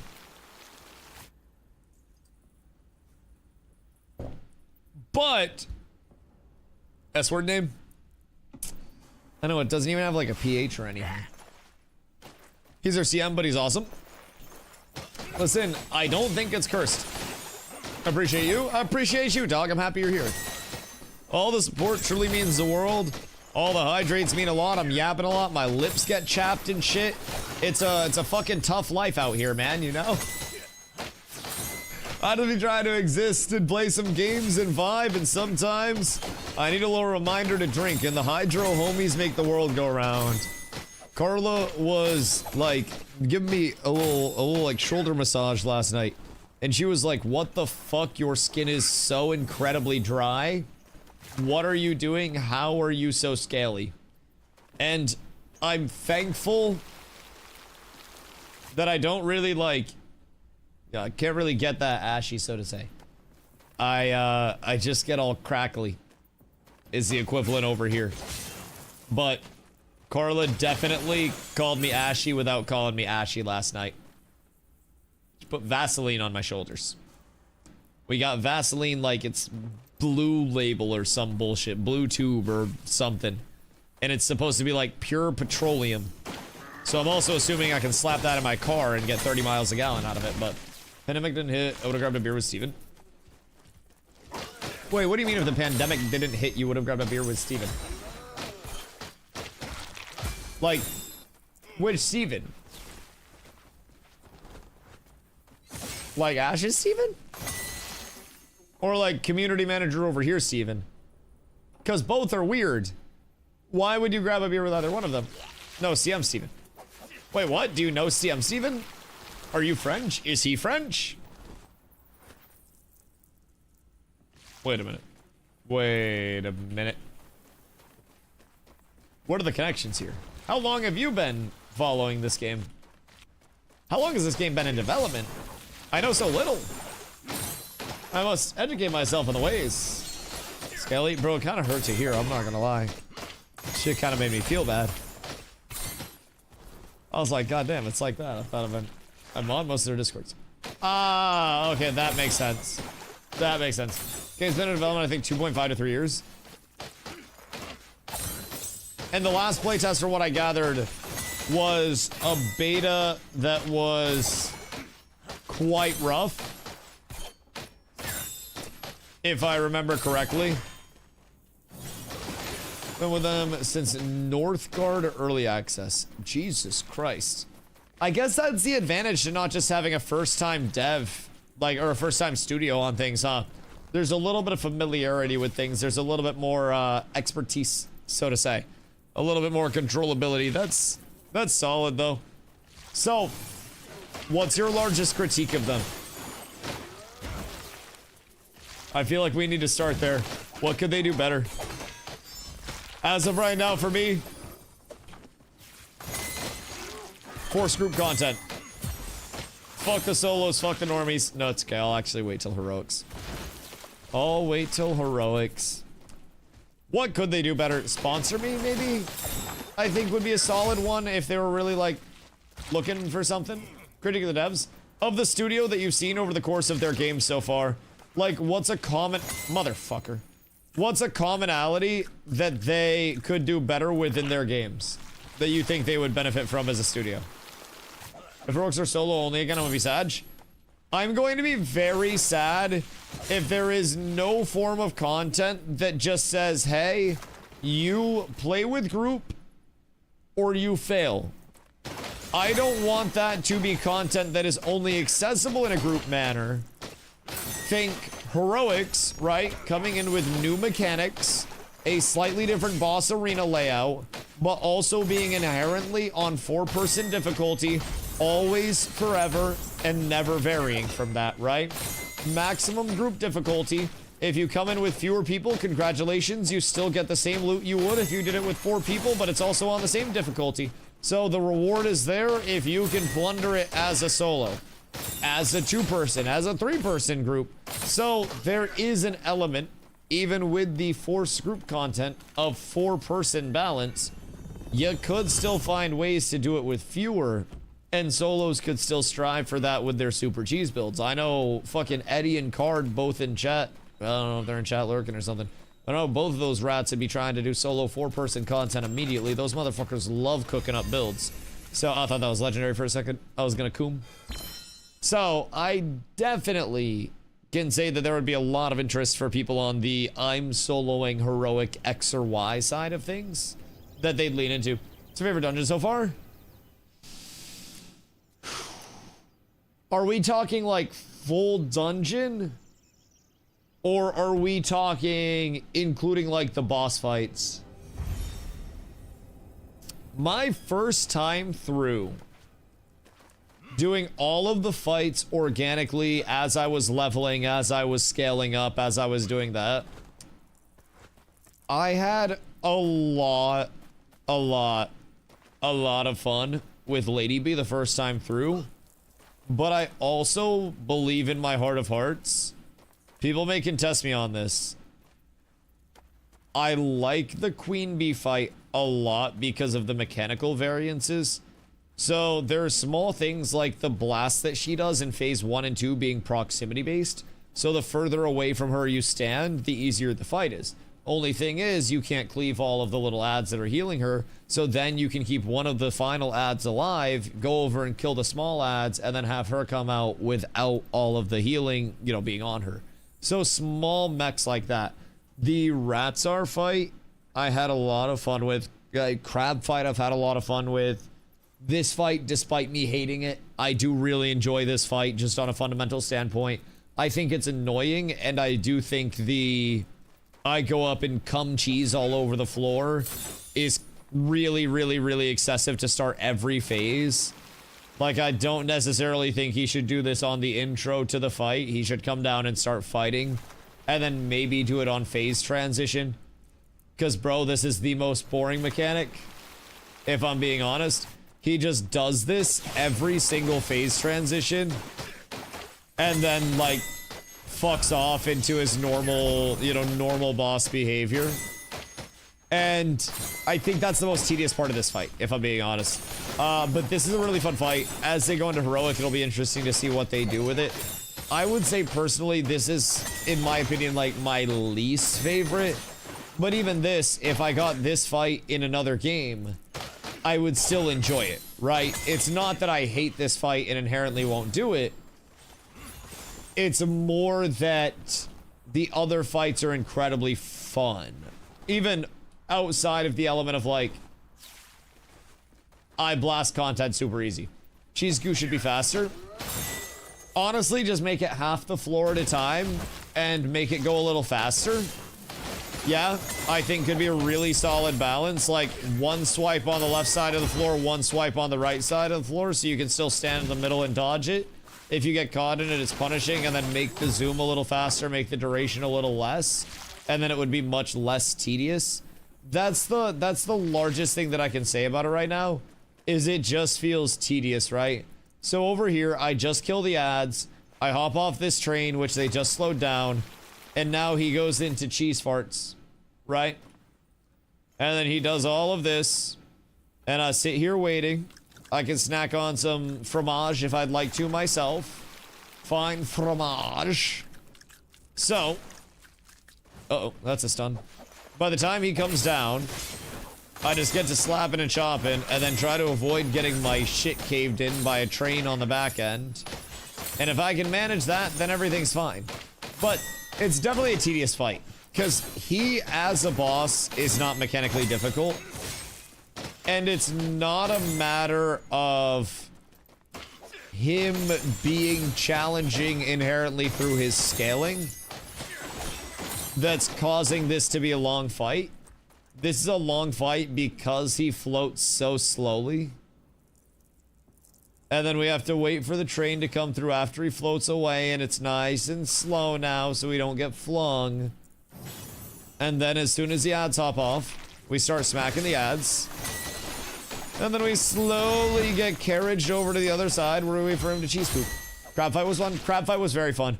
Crab fight was the first one that I did. I actually, like, skipped 2 crab fight, didn't run the first dungeon. And when I went into crab, I was 1 level under. I was level 7 and crab fight was level 8. And chat was taking bets on if I would wipe or not. I died 7 times on it. And I immediately said, oh shit, this game's actually really fun. There's gonna be a lot more depth to this than I thought. Lo and behold, here I am making the fucking Super Saiyan build of Doom. But I did have a lot of fun with it throughout the early scaling of everything. Crab fight got me hooked. When I went into Lady Bee for the first time, trying to chase down my Bee Fury, I definitely ran into a few mental checks there as well. I always say Lady B is the first fight that really forced me to play the game at the game's pace and not at my pace. I could still through... Oh, God. Bruh, if he resets. I hate this fight so fucking much. Why is that not walled off during the fight? Bro, I just got cornholed. Oh my fucking God. I hate it here. I hate it here. I do think the patch held this stun to be a lot more bearable. Yeah, that's my bad. I shouldn't have got stunned there. I shouldn't have got stunned there. That's my own fault. This is a pretty easy question because the games are very different. We'll say they do early access. Is usually really well constructed. What tends to happen with their games that do well, they release a lot of DLCs, which makes sense to monetize their continued support. This game don't see that happening because of a cosmetic shop, which they've never had before. I can still see DLCs coming in from a monetized route, though. I just think they have to establish early on whether they're going to be box cost, DLC cost, so they avoid going down the route of New World, where it's like, some of the DLCs you pay for, some of them are free, some of them past a certain point in time became free. So if you bought a future DLC, you wouldn't have to buy the past DLCs that you previously had to buy and would have to buy if you didn't buy the most current version of the game. New World made it really weird because they were so wishy-washy on things and they just wouldn't settle on like one style. And they also flip-flop their monetization many times too. But that's also probably a result of Amazon Games pressure, probably a result of the declining player base as extensively as it did early on in the game's existence. But, I digress. I think consistency just needs to be established.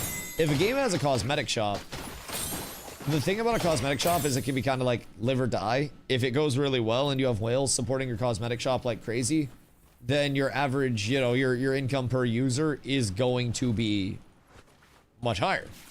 If your cosmetic shop doesn't appeal to the players and people want play to earn instead, or for whatever reason that shop just doesn't hit with the skin design, whatever it may be, the offerings, any number of things, that route of monetization can also net you fucking $0 all said and done after you are considering the cost of designing the things to go in, adding those into the game, maintaining the shop, all of the people that are working on the shop. Like,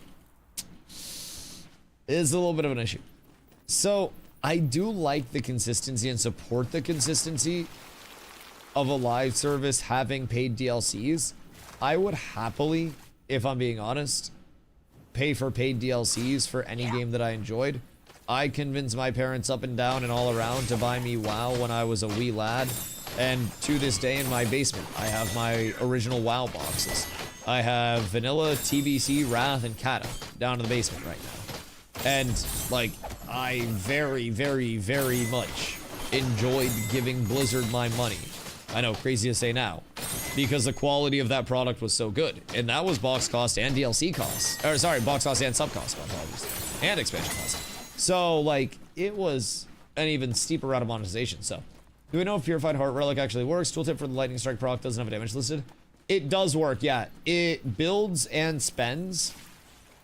Personally, for trinkets, I have been on the main stat trinkets lately. I feel as though this is the route that I've enjoyed the most with it. There are the craftable level 6 trinkets that have a chance on damage done to give you a buff for 10 of a main stat. So, like, I have the Faith one on right now. Super cheap to craft. Super accessible, as is everything else in this goddamn game. But you craft one of those bad boys, it's 10 main stat, chance on damage done. So, maybe the 5th one to try too. Yeah, it's really good. Really good. The only thing about it is the buff doesn't renew itself when it's up. So, you'll see when it comes down, right? Go PvP so I can see what it's like. There is no PvP. You wouldn't like it here. At least at this point in time. There's literally no PvP. There will be duels this year, but after that, we're probably waiting until, like, next year for any PvP. Max layer size is 20 right now. They've talked about how they'd like to have layer size at, like, 50. but it's, you know, smaller scale, definitely. They're gonna have an open world PvP area at some point, like a region of the world that's PvP. But even then, with the layer size being the size that it is and will be, I don't know how deep that's actually going to go, you know what I mean? So, all things considered, Supposed goes better. That's good. Mass PvP is boring and lame. I do agree. I do agree. I just don't know how sustenant it's going to be at a scale of 20 people in the open world. That's something that could very easily just be taken over by one group of players, and then with layering being extremely prevalent as well, you bring in the element of you beat somebody and then they just layer out to a different layer, and you will probably be able to find the content when they add it. And I really hope it is a hit and people are constantly out there and they incentivize it well enough to get us out there and other people out there. But I feel like you're likely to go out there, be on one of many layers, and then once you get on your layer, you either start winning or start losing immediately. And because of the infinite layers, and layers just being generated layers upon layers upon layers, if people are losing, they're just gonna nope their way out and layer hop. And if people are winning, then they're probably just gonna win so insanely quick. Now, I don't want to say that's gonna be every match, because it's obviously not going to be. But, what's the game shtick? Honestly, the fact that it combines like non-traditional MMO stuff, it's really not an MMO. A lot of people, I think, misadvertise this game, if I'm being completely real. For me, it's the fact that it's a, you know, an action combat-esque system. It's not a full projectile, I shoot here, it goes pew. It's target locky, you got the little indicator above the target. But it is a fun action combat-esque system. Right now, it's all PvE, but I can show you the roadmap after this boss dies. There's a lot of horizontal prog, so it's accessible to a lot of players, which makes me think that there's going to be a good casual appeal here. Not necessarily that I'm looking for the casual appeal, but we'll get into that later. I think a game has to have casual appeal to succeed in today's economy, and this is very accessible. So, picture the map as almost like a Zelda-y type beat. There are two different zones on the map, with different regions within the zones. So as of right now, you've got Scover Island, which is the starting area, has different regions within it. All of these transparent ones are objectives that I've already completed. And there are also hidden things throughout the map, like collecting orbs, opening chests, and shit like that. Typically will give you mounts, cosmetics, there are gliders, mounts, companions, and then transmogs. So a lot of going throughout the world is completing the objectives that are optional to complete. You can level pretty much however you'd like, progress your character pretty much however you'd like. When you get into the late game, there's set drop tables and shit, but it's kind of like a Zelda with a multiplayer. Right now, you can group up to 4 people, and with the grouping, you've had people that are going, obviously, through the entire game in a 4-person couch co-op standpoint. You've had people that are grouping up for bosses, people like me that are doing solo self-found right now until there's more to force us into groups, because right now, there's really not a lot to force us into groups. But personally, I think the game could do quite well just from a general population standpoint, which is quite encouraging. 15-person dev team, 1-5, out of France to start. So effectively, you have a little bit more leeway there. They can allocate more resources because the studio's put out multiple titles before. The studio had 90-ish people last I checked. So they've already floated more resources over to this dev team because the game's done well. So it's like RuneScape with no life skilling. It has life skilling, but the life skilling is also going to be pretty straightforward and simplified comparatively to a lot of games that we played. So, cooking, blacksmithing, outfitter, alchemist, jeweler, and enchanter. So, basically, with these, all of these have some form of validity to level. 6 is the highest level. Cooking, you're making foods. The hardest food to make right now is a planeswalker feast. And that gives you 2 vitality, 15 to all of your major secondaries, but requires 4 different cooked meals, 4 different reagents, and then a vendor item. And then you'll see the crafting points here as well. So there's basically, it's not necessarily a stamina system, but you craft things like this, refining, processing goods to get crafting points. They're banked here, and then you spend those to actually craft. So spark samples come from gathering. So if you want to craft a lot, you're going to be going out and gathering a shitload of stuff. because you're going to want to get your spark samples up. If you don't have spark samples, can't refine. If you can't refine, you can't craft because you don't have crafting points or the refined goods. So cooking makes food. Blacksmithing, obviously, like heavier armor for warrior type shit. And then also makes these plates. So these basically enchant a chest piece and give different sets of stats. Only one per chest piece. They also make weight stones and whetstones, which I have but haven't been using for whatever reason. 10% fizz mastery, so more fizz damage. Outfitter. Bags. Also makes embroideries outside of the armor side of things. So embroideries are the same thing, an enchant, but to a cloak. Alchemist has trinkets that it can craft. Can make motes, which are used as crafting reagents. And then can make elixirs and can also make a cauldron that just takes all of the elixirs, expensive to make, but gives 1 hour to all major stats. And then you have jeweler. Jeweler makes jewelry and then can prospect ore, cut gems, and those gems can be cut as different sockets into different pieces of gear for different stats. You can socket your jewelry, so 3 sockets per gear set. And then enchanting. Enchanting enchants. You can do weapon enchants, glove enchants, boot enchants. I think that's a 3. And then you can also do scrolls. So everything has validity in vertical scaling. Everything's also exceedingly easy to level, though. It's not going to be like an Ashes scenario where you're looking at, you know, weeks of grind to craft something. If you wanted to level your trade skills to level 6, you could likely do that within a session if you really just said, I'm going to go gather everything that I need. So the biggest thing, in my opinion, about this game is that from a, you know, from a quick outside standpoint, it's extremely cute, it's extremely cozy, it's extremely accessible. Once you play, there's actually a little depth to these fights. Your first time progressing, you very well will probably wipe on at least one of the fights, unless you're just funneled gear or something. Might not, but the fights actually have mechanics that you do have to learn as you're exploring through the world, going through dungeons, running into bosses. It is a lot more fun than I gave it credit for originally when I was looking at it outside in. So from playing it, the combat system makes sense. It fits. It has a place. The fights themselves, I actually think, have really fun mechanics. Playing in a group, some of the fights will scale up and adjust some of their mechanics. And then when we're looking at the roadmap, the blue is what's coming this year, or set to, and then the purple is what's planned during the remainder of early access, which is going to be like a 1.5-ish from what we've heard.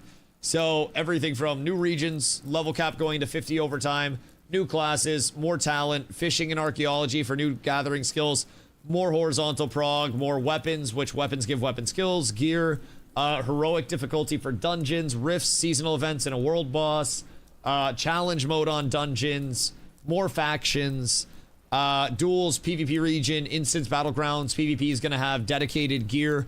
They'll have an auction house, guild system, friends list. So the roadmap looks encouraging.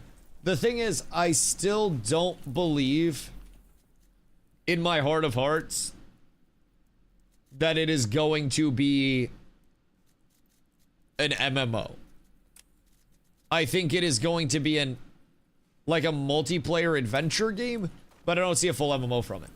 Also, I think Ultra had asked, or somebody had asked, if I had got any gear over blue. Does not exist right now. Just weapons. Well, and also shields, but it's as much as they're not making an MMO. Yet some people will argue up and down and all around that this is going to be an MMO once the roadmap comes in. And I'm like, brother, you don't understand. Like, I'm not just a streamer saying this to say it. Like, the actual developers of the game are saying they are not making an MMO and will not be making an MMO. Yet so many people are out here just immediately hopping on the this is an MMO train. It's weird. It's really fucking weird. They didn't say MMO light. Yeah, I think that was kind of a mistake.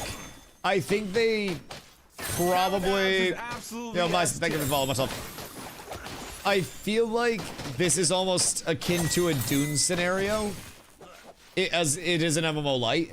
I know, I just think the MMO light label is a mistake. People don't know the difference. Bingo. I think it's a Dune scenario.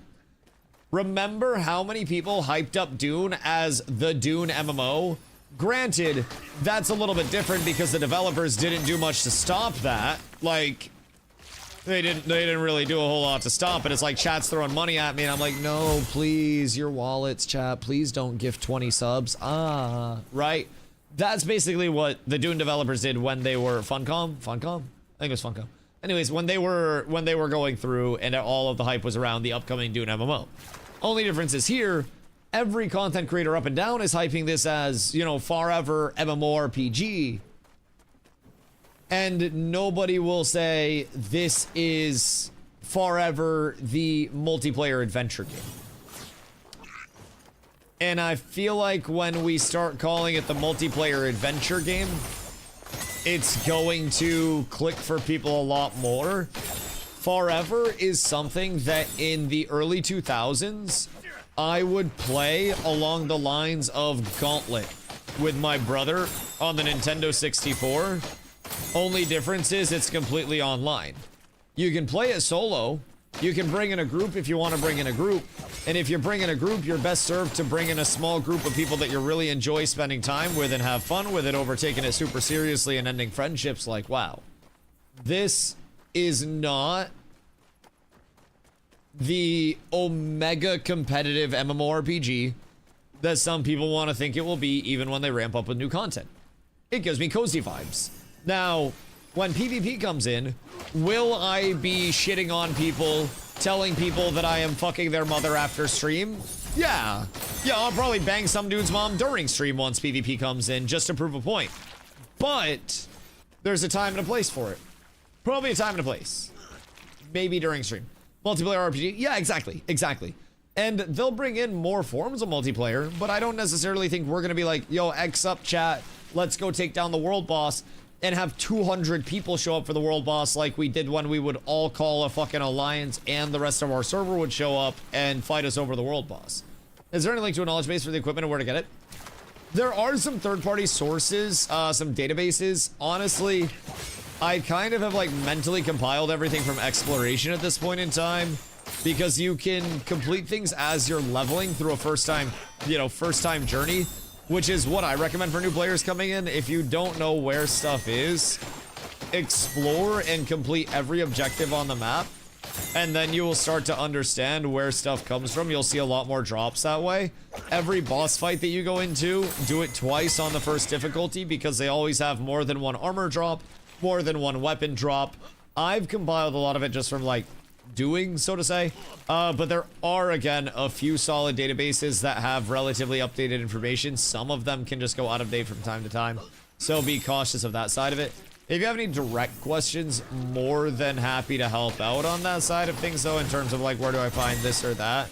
I and my community have unfortunately at this point spent too much time over here, so we're having a blast with it, but definitely know a thing or two about a thing or two at this point.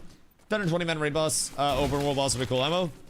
Yeah, I agree. 10 to 20 is also like, for this game, 10 to 20 is much more than they currently have, which is going to be a large step up for people that are already playing solo in a group of 2, whatever it may be. If they go to a world boss and they're like, oh shit, pal, we have to actually find people. We gotta actually group up here. It can't just be us anymore. Oh shit, what's going on? That's going to, in my opinion, be a great step for the game. Where again, inclusive content where people can go around and play with their buddy, and then exclusive content where you do genuinely have to play the game in a multiplayer standpoint with the collaborative goal of getting this difficult content down. Those in unison, when done well, present endless content for pretty much everybody. And I think they have already demonstrated that they can do the horizontal side very well. The gliders are cute, the mounts are sought after, the companions, people like the companions a lot. Rat fuck tried to push me in front of a train again, by the way. I hate this fucking piece of shit asshole.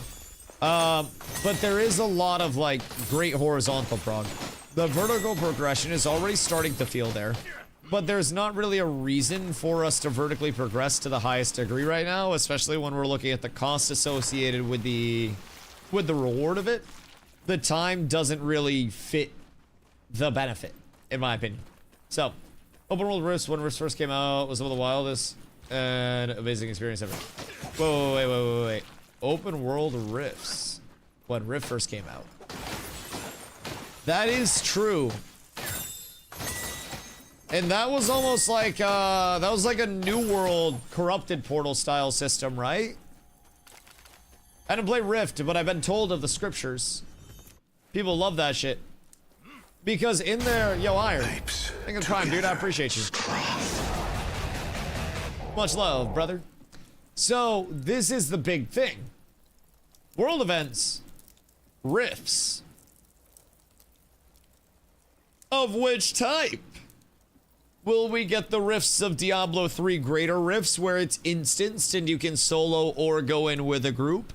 Will we get rifts a la Rift or a la New World corrupted portals? Will there be a new type of Rift OC that pops up and gives us the gorilla grip of doom and really sucks us in and doesn't let us go?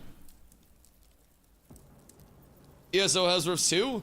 I don't fucking know. What are the ESO rifts? What do they have going on, brother? How many types of rifts are there in gaming? I don't really know what to expect. This might as well say things. Like the Oblivion Anchors. As someone that doesn't play ESO, the fuck is an Oblivion Anchor?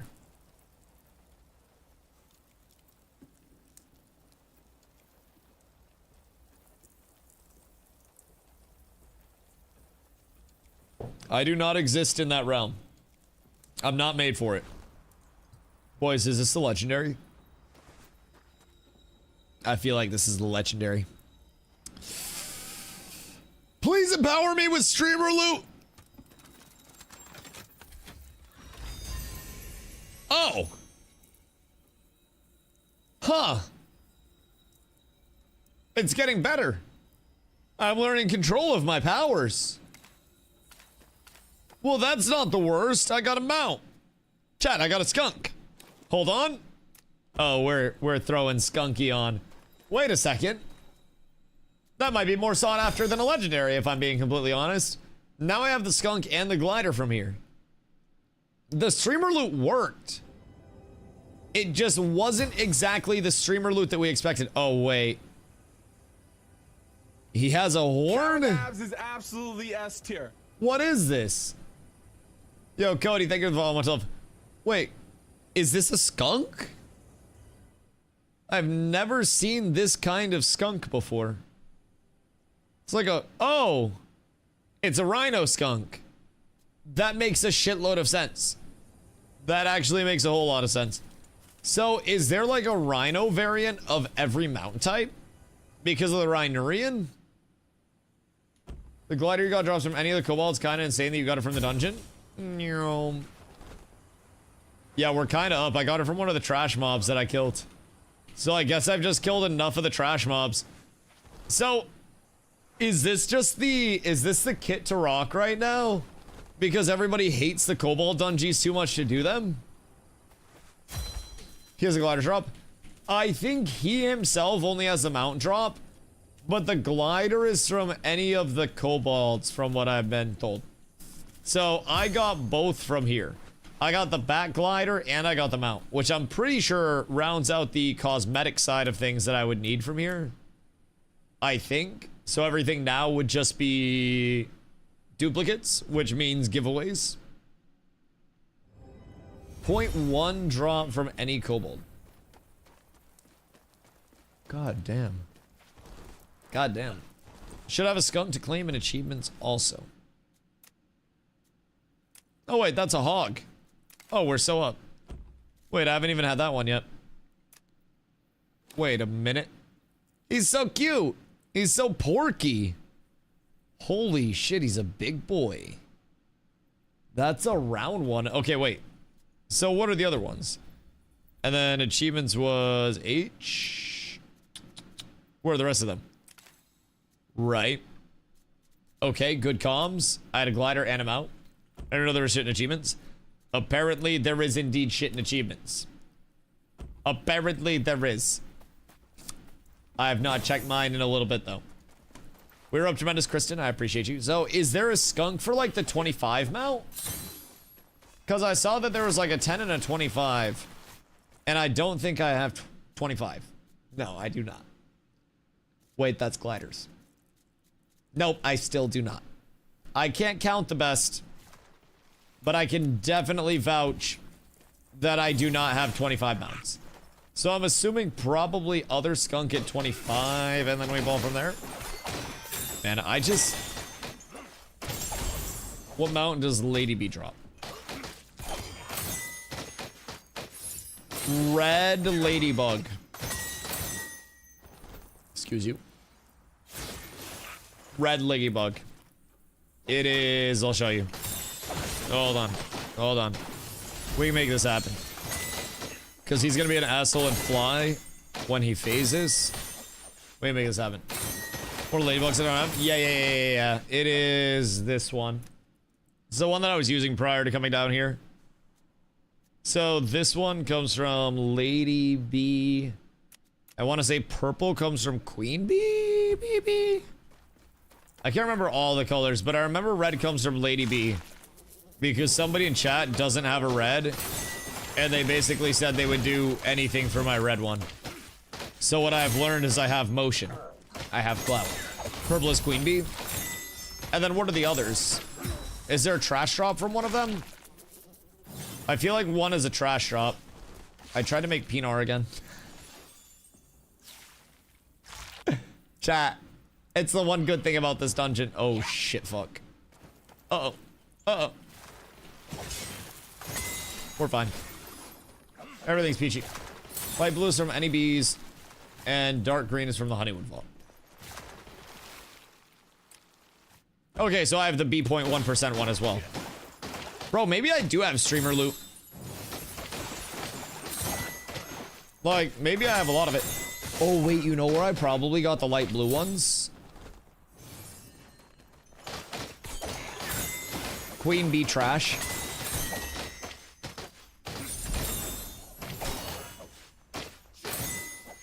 If I had to guess. Chad, do we know, has anyone done Queen Bee today? Are the ads still not dropping anything? Because yesterday, they were not. Towards the end of stream, we tried to do something. They didn't for me. Odd. Because I can definitely vouch that they did before. I did Queen, no drops from ads. Odd. Okay, that makes sense though. So basically, there was, well, still is, an infinite spawn with those ads. So you can definitely... I was confused whether there was so much shit on the floor. Same with the rats are. And there's no more, right? Used to drop honey and jelly. Right, they used to drop honey and jelly and they would have a chance of dropping mounts. So basically, look at that cock. Anyways. So what I think probably happened was I showed a little bit of it yesterday towards the end of stream. But just the 3 main bees. On the mounts...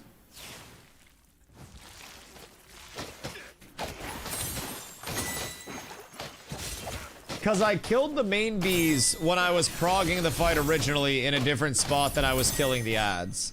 I killed the main bees on the back wall and killed the ads where the ads were. Definitely noticed the ads on rats are drop shit now and they weren't before. Wait, really? So they are dropping shit on rats are? Because they used to drop shit on Queen Bee, but they're not now. Because Queen Bee infinitely spawns the ads. So basically what I did last night, in phase 2, when it brings all 3 of the bees out at the same time, you just keep one of them alive at the end and you don't die to it, and you let it keep spawning and spawning and spawning and spawning and spawning and spawning and spawning and spawning and spawning. And then you have a million bees. Million bees. And you used to be able to just farm mats like crazy off of those. I got a lot of glossy chitin from those bad boys. Even Sparkle on cars drops it now? Right, but they took away the drops from like the normal difficulty ads, right? So elites have drops and then normal ads do not? Is what it seems like? Which is a little interesting. I originally thought it was just because like the B ads were technically duplicating gear, but I don't know, a little while. Well, more so normal in the sense of like the non-elites. So anything with like the purple diamond health bar is an elite, and then anything that doesn't have that, normal. More in like that sense of it. Because the bees, like the regular bee healers that are in Queen Bee fight, are not elite. Those are just normal mobs. And that's where those stopped. The kobolds on rats have red or purple health. I want to say those are elites, right? Or are they not? Someone's got to go do Ratsar. Purple, I think. I think they're elites, but I haven't done Ratsar in a hot minute. Like a hot minute. I will say, though, this is getting smooth, boys. What if we go back-to-back Mount and then Legendary Amon Ram? If we go Mount into Amon Ram, I smoke the dankest of bulls. Was doing a World Tour Dungeons today. I hope that that's viable someday. Oh, so close. It actually wasn't close at all. It was the wrong item, and it was only purple. Literally wasn't close at all. The purple, I was just doing him. And you got loot from him?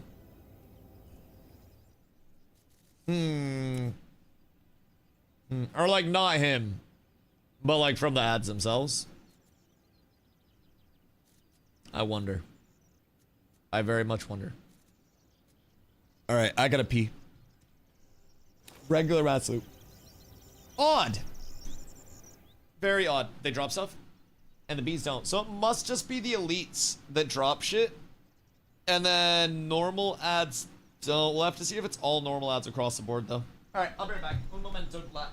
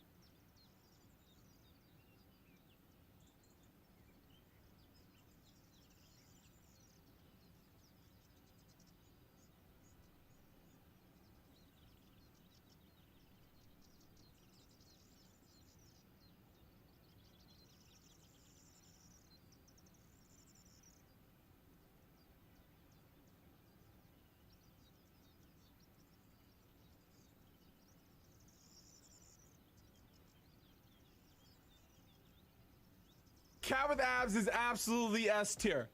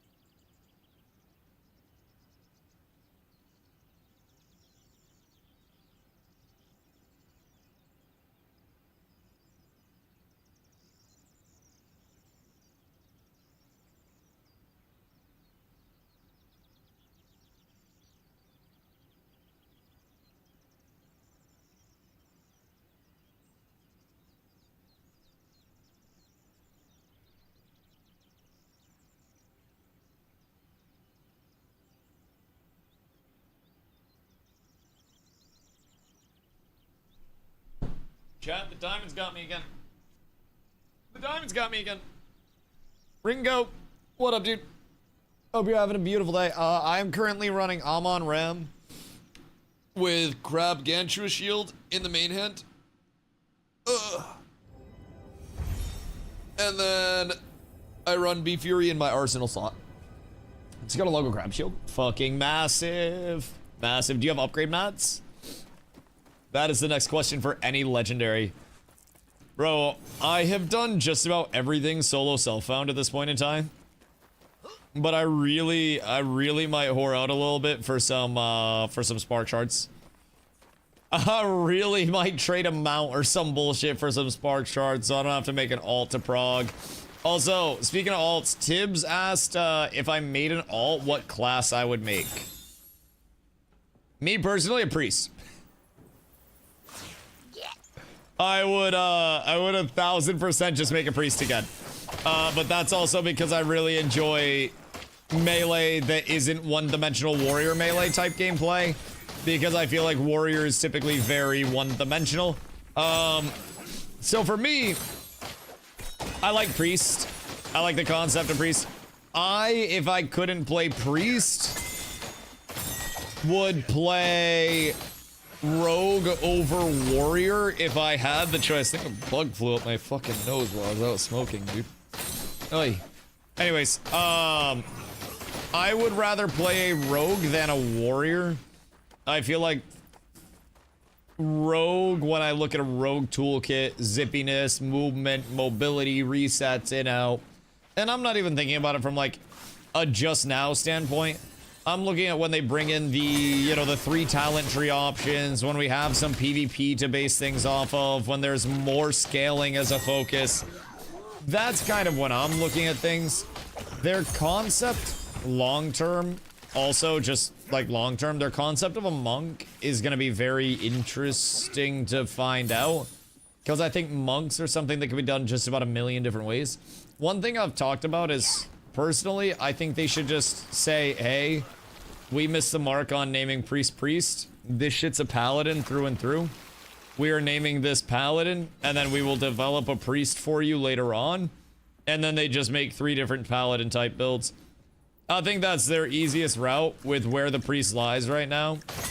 The priest itself does not feel very priestly to me.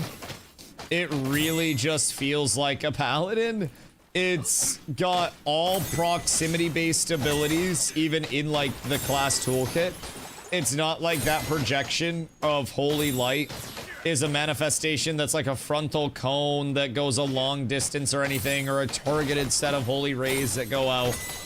It's an AoE cleave. And when I think AoE cleave, I think melee. Kind of crazy to me how incredibly weak mages will leveling compared to everything else. Yeah, I mean, what does mage have for like a self-sustaining leveling build? Because I feel like that's... Your Crusader ability literally summons a holy sword that empowers you. And I literally judge people constantly. And I deliver blows of holy light to the target and empower my weapon via holy light.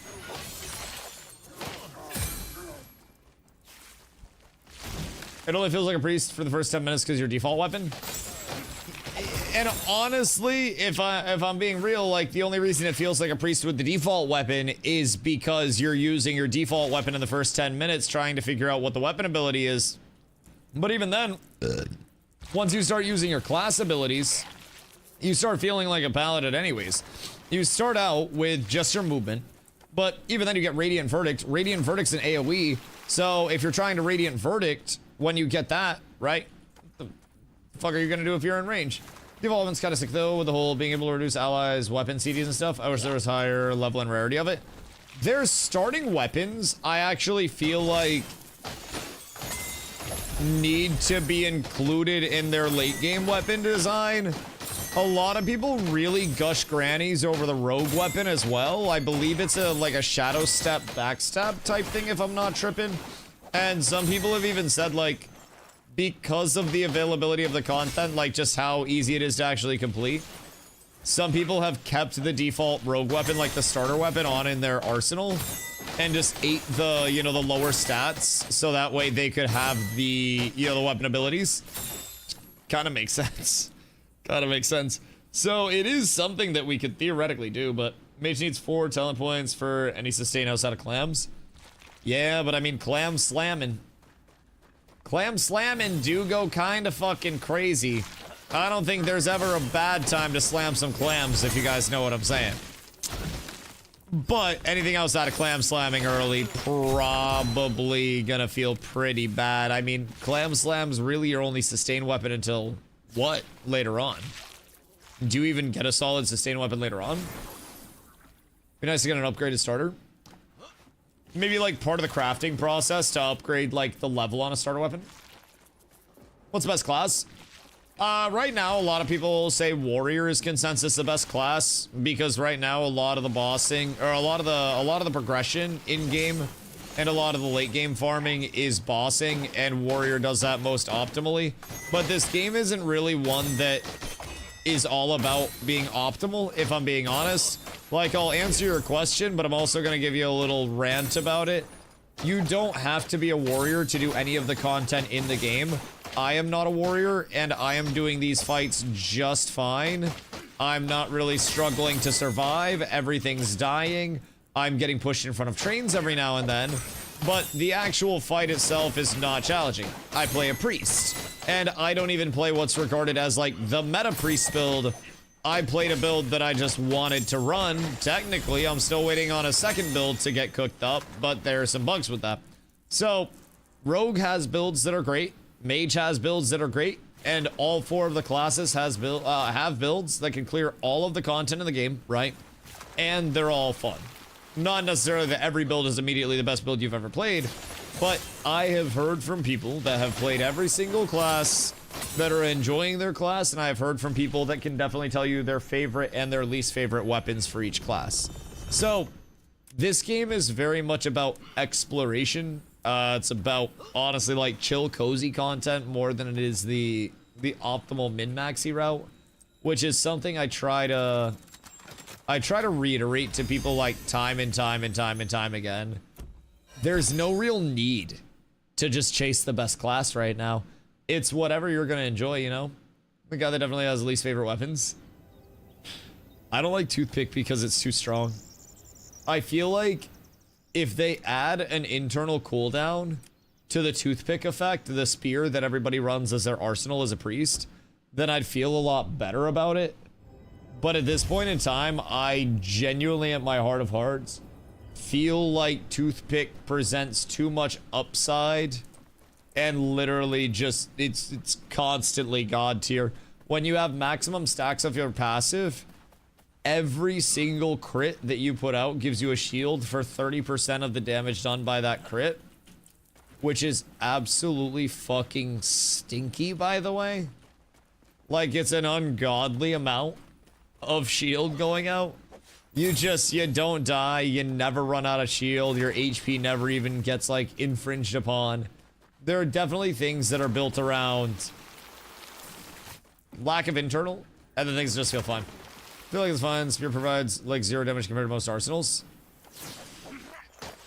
It still provides damage, though. I think it giving shield is great, but you shouldn't be looking at stacking thousands of shield over the course of a fight at the degree that you can without your health bar moving, without, I think, some form of internal cooldown on it. It just does so much. If maybe they tuned down the percentage that you were getting shield-wise from it, but, like, it legitimately makes you invulnerable to everything. You can stand in the poisons with that build. I can't stand in the poisons here because I don't heal for enough. I'll get nuked through those. The shield itself just makes you so unbearably fucking strong. But no, damage matters most like us in the future could be a problem. Not really. Like, you say damage matters most, but what does everybody complain about their build not being able to do? Survive. Like, legitimately. Everybody freaks out because they can't survive on mage and rogue in the way that priest and warrior can. Warrior, it's because they kill shit so goddamn fast. but warrior's the outlier in terms of how fast things die. Everybody that's not a priest and not a warrior would gush grannies for 30% shield on every single crit that they did because they just don't have that sustain. So we're really like the outliers there. Priest has so much healing, and then with a toothpick, an insane amount of shield, right? Which is great. Yeah. But combine those two things and we effectively go invulnerable, except to mechanics that one-shot us. Warrior can just kill shit before things exist in the first place. Rogue, you can arsenal a toothpick, because I believe toothpick is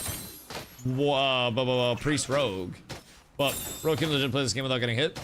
I mean, everybody can, in all fairness, but... And Thornlace, they should be surviving, but people still bitch.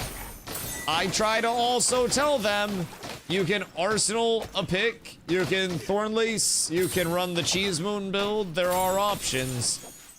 Yet everyone will tell me, Dusty, it's unplayable, Dusty, it's unplayable, Dusty, it's unplayable. I do think internal cooldowns are a lot of the answers to, like, some of the builds that we have there scaling out of control, though. Like, I have no disagreements. Dusty, what? I demoted to gold.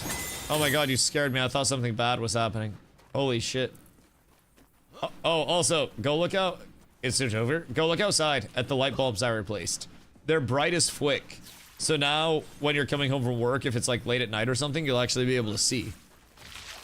Only thing is, we might have to get a bug zapper. It might bring in too many bugs. I might have to get like a bug zapper and hang it on a hook or something. Yo, Sinister, what up, dog? Hope you're having a good day. Let me go look. It's nice. It's nice. I did well changing those light bulbs. I marveled at it when I went out to smoke last. It was beautiful. Leveling is rogue a little stinky at first if you want to fight multiple enemies. Yeah, I mean, leveling as anything should be a little bit stinky at first, in my opinion. I think it takes so much longer to do bosses. I don't like Toothpick and Thornlace on rogue. Well, priest and warrior, you build damage and your survivability isn't talent and class skills. I also think it's just a little bit of ongoing balance issues right now, right?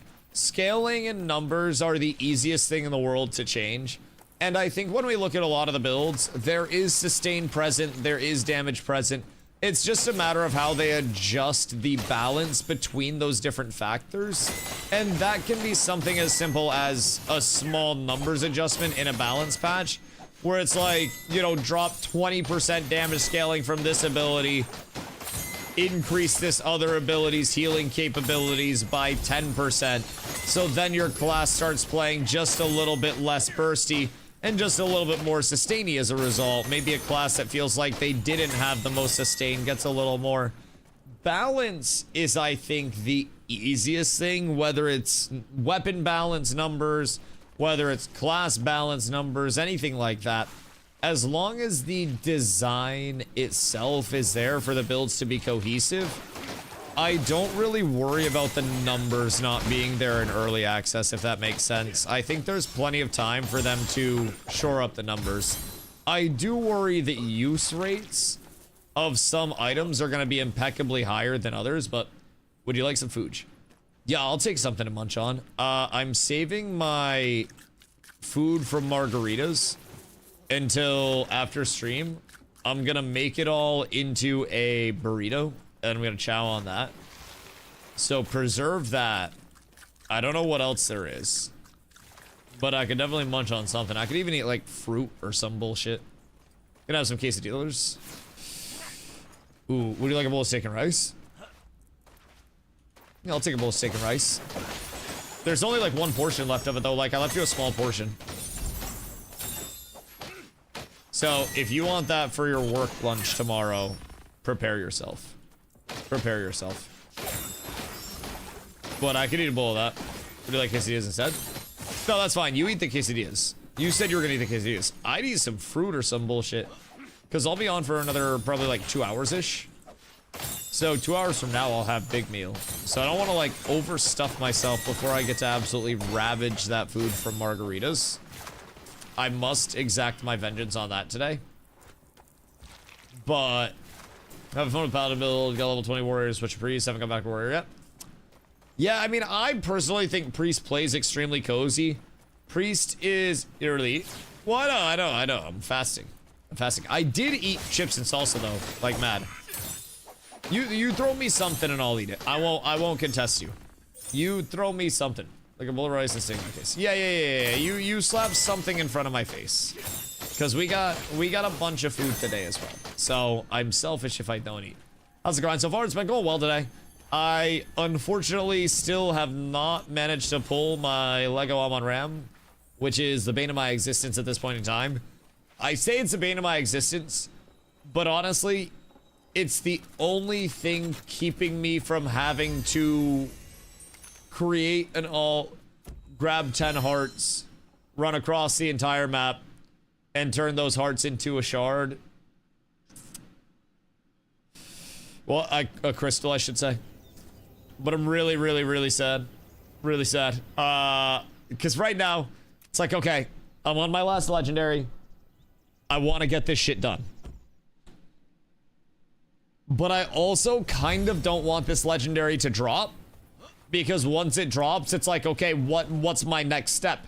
My armor pieces in every slot are the armor pieces that I want. I've got my jewelry. I've got my trinket. I've got literally everything, right? You're NA, I believe? Yes, I am NA.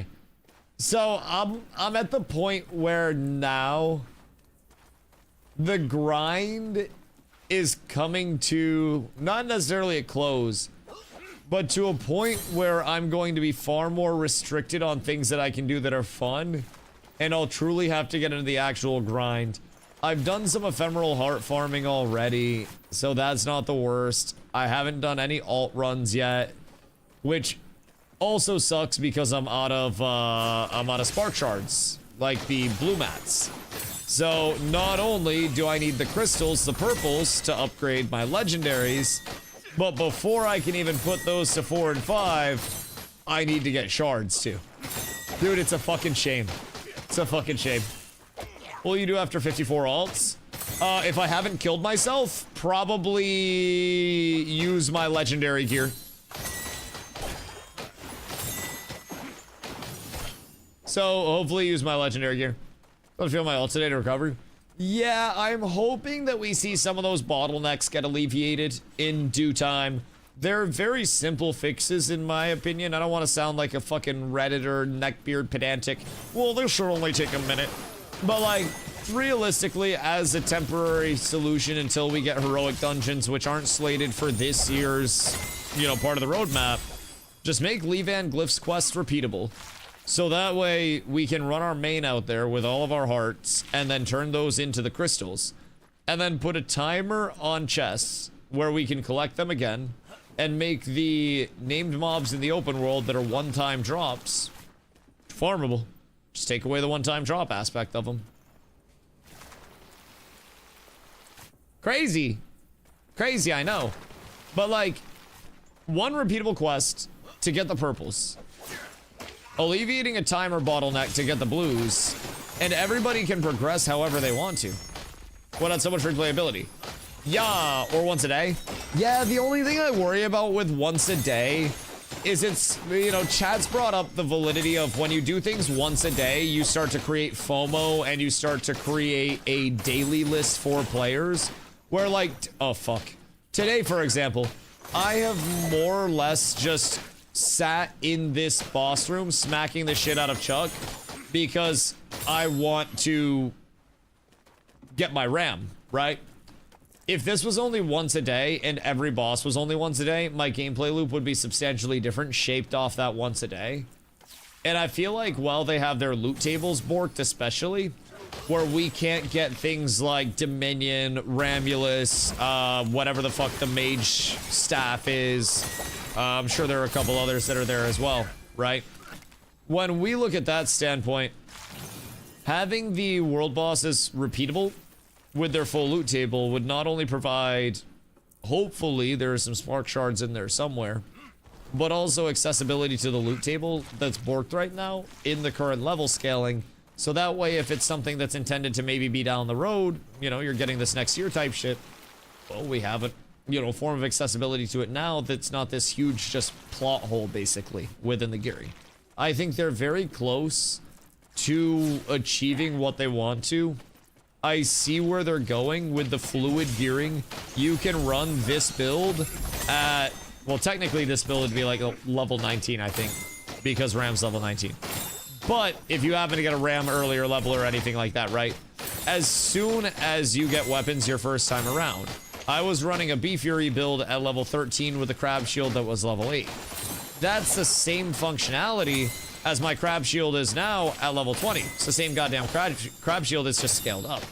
So having some items where it's borderline impossible to see the scaled up version just creates this loss of continuity in the progression.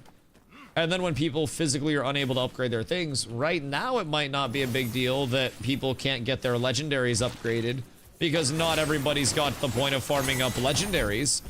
But what happens when we see a lot of the casual player base catch up and then they too want to start upgrading their legendaries and they realize what they've got to do for that? You think then people are just going to be like, oh, that's not a big deal. The sweats are the only ones worrying about that. Ah, brother. The dads that have 2 hours a day to play, you think they're going to want to run 54 characters, an average of 6 minutes just to run without even stopping to grab any materials or anything like that? Got to go through the load screens, create the character, name the character, load into the game. Then you've got to assign them out, like equip them out. Visit the storage. Once you're at the storage, withdraw 10 hearts, get back on your mount, run across the map with no interruptions, roughly 6-ish minutes, and then you've got to turn in your crystal, get back to a storage, add on time for that, deposit your crystal, then you've got to delete the all, and then you've got to make another one and do it over and over and over again. 18 times per legendary, by the way. Per legendary. People are going to start to understand that gaps in continuity aren't just issues when the sweaty players see them. They're going to start bitching about how they can't access what's in the game, right? You are not doing this at 0%, you rat fucking piece of shit. When people can't access parts of an accessible game, it starts to feel really bad. And when people come in and they're going to see me with legendary fully upgraded shit because I stream 8 hours a day. If I want to stream more, I can. If I wanted to take a 24-hour period and just say, I am doing all of my heart farming, all of my alts, everything until it's done, I could do that, right? Not everybody has that convenience in life, and I'm very blessed to have the degeneracy available, right? But when I explain that to other people, hence the title today, the 54 alt grind begins soon, I try to spread the word for people like, this is what currently you're looking at in due time. It might not hit you now. It might not hit you with legendaries. But there's also a bottleneck with the blue upgrade material for weapons where you cannot get it except for your first clear, and you need those to upgrade weapons. So if you're leveling and you've upgraded too many weapons because you wanted to see what those weapons did when they were upgraded because you're inquisitive, you're kind of cooked. Kind of cooked. I don't only have a blue and green gear. I know, it's a goddamn shame. Goddamn shame. Went to the wall today, totally went to alts and just testing epic gear. Happy. Have you had to make an alt just for that? Yeah, it's also crossed my mind that I could very easily just upgrade these to 3 stars and like trade somebody for some shards, you know, give away a mount, have somebody give me some shards for a mount, and then I could solve my shard problem, upgrade to 3-star, and then call it good. But I also really enjoy being almost, I don't know, a pseudo-journalist, right? And when I was a kid at one point, I kind of wanted to be a journalist, but I didn't like writing that much. So it's kind of convenient that this has worked out in the way that it has. But I consider streaming to be modern-day gaming journalism, where I can put out authentic and organic takes about every game that I'm playing. And if my community wants to see something, I can give them organic feedback in real time about what's going on with it. And people can almost either live vicariously through me or know to avoid things because of me. And I take a lot of pride in that, being able to show off like this is what your gameplay loop also will be. Because I could hit up chat and I don't even have to give stuff away. I could hit up chat and I could be like, chat, I need spark shards, and someone would drop me off 1,000 just like that. I am extremely lucky in that sense. However, that would have killed my grind 10 times over already, because I could have had the the pre-leveled and enchanted legendaries hand delivered to my front door at this point in time. but I would have had nothing to do. So I like to be able to put myself through the grind in every capacity and then provide feedback on that as someone that has the time for even the dumbest of grinds, like making 54 alts and running them across the entire map. It's gonna be a really boring time, but it's also something that maybe once someone documents it and brings an element of like legitimacy to, hey, this is what we're having to do right now, maybe they see it and they're like, oh, okay, well, let's alleviate this bottleneck for people. Maybe that happens before a lot of casuals get to that point and it becomes a casual pain point as well. Because that's when you really start to hemorrhage players. People think week over week we've lost a few players, so it's the end of the world. Player retention for an early access right now is fucking phenomenal. Week over week over week, comparatively to other early access titles I've been a part of. Like, they are killing retention right now. But that retention's gonna hit a goddamn wall as soon as your casual player base gets into the, oh, you're telling me I can't progress anymore? You're telling me this character is just done? I beat the game? Well, later. Can't upgrade my weapons? Can't get any more blue shards? Can't get anything? Alright, well, GG's, I'm out. I feel as though that wall is coming and it is approaching faster than some would like to, you know, admit or accept. And that wall has the potential to be a lot more formidable of a wall than some people will accept. It's coming to get a rush of people, something to do, etc. No new major content. Time to go to another game. Correct.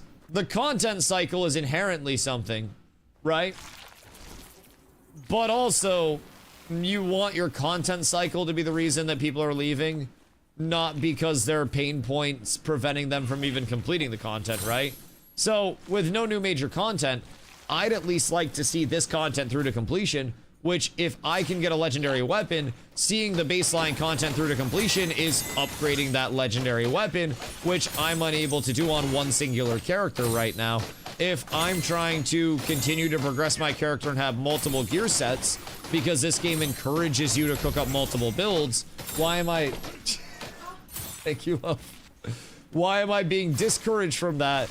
Because of resource scarcity, right? Those are just things that I think are very, very baseline pain points that when you look at it from a standpoint of, yeah, they'll alleviate themselves eventually, awesome.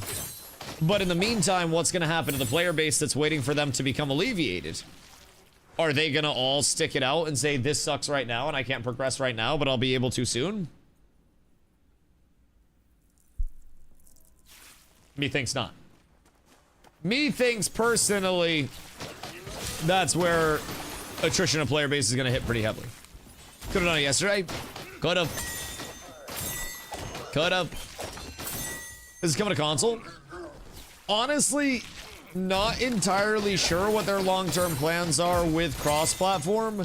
They already have gamepad support, like playing on a controller. I don't know why I called it gamepad, like a fucking boomer. They already have controller support. Uh-oh. I'm cooked.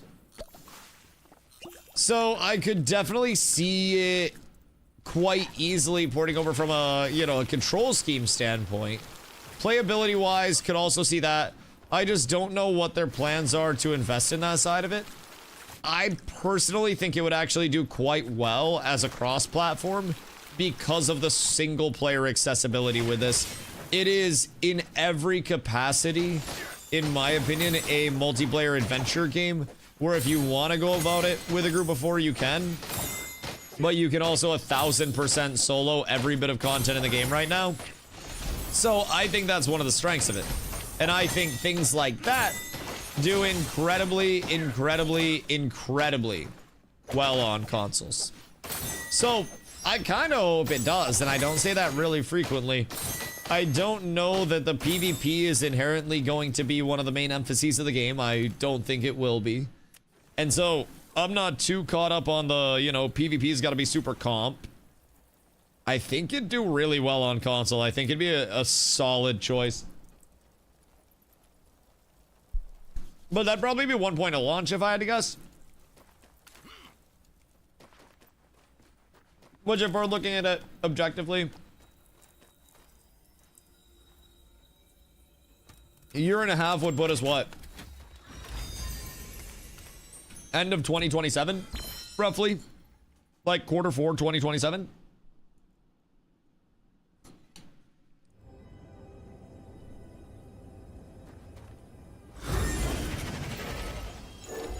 So it'll probably be a little bit of time. Phoenix, thank you 235, dog. Holy shit. That thing getting up there, brother. Goodness fucking gracious me, oh my. Holy. I hope you're having a good day, dude. Not a focus point for PvP out this sound. Nor do I really think it should be, if I'm being real. As someone who very much loves PvP in every way, shape, and form, the average player, especially in this genre, does not want PvP shoved down their throat. The average player very much just wants to enjoy their time and not have to compete with people over things they don't want to compete with people for, right? And for some people, a game being preserved as feeling like a game and not like a competition is imperative. And it's, you know, it's just how the MMO genre is. A lot of people want to get immersed in the world, and they don't want that world to have some asshole come up and Jack Doherty them. Makes sense. Checks out. 100%. So, miss the open world fights against Council Abs and AOC. Brother, we miss Ashes as well, dog. There is always the yap about Ashes doo-doo, Ashes scam, but man, those that played understand there were genuinely some fun-ass moments in that game. Like, if they had the time to cook on a development side, the gameplay and the business side were so far separated in my mind. Two completely different entities. The gameplay had so much potential, and the business side just shit it out before the gameplay could even fail or succeed on the level that that it should have had a chance to.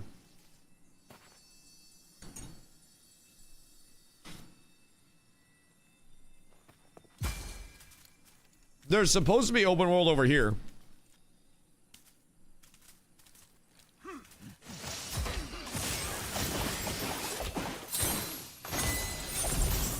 Sorry, I'm chowing right now.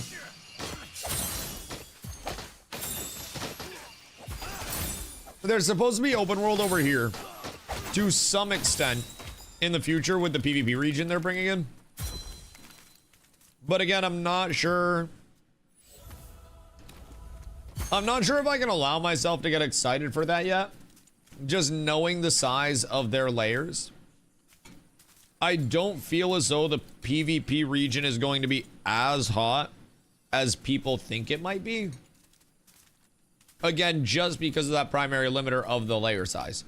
If they had larger layers, I wouldn't be as, like, you know, hesitant with it, but don't get excited, I'm gonna lie. I mean, yeah, that's the biggest thing. I think they have potential for really fun battlegrounds with the combat system. But again, the battlegrounds are probably going to be, God, if I had to guess, 4v4, 8v8, maybe, if they want to go large with it.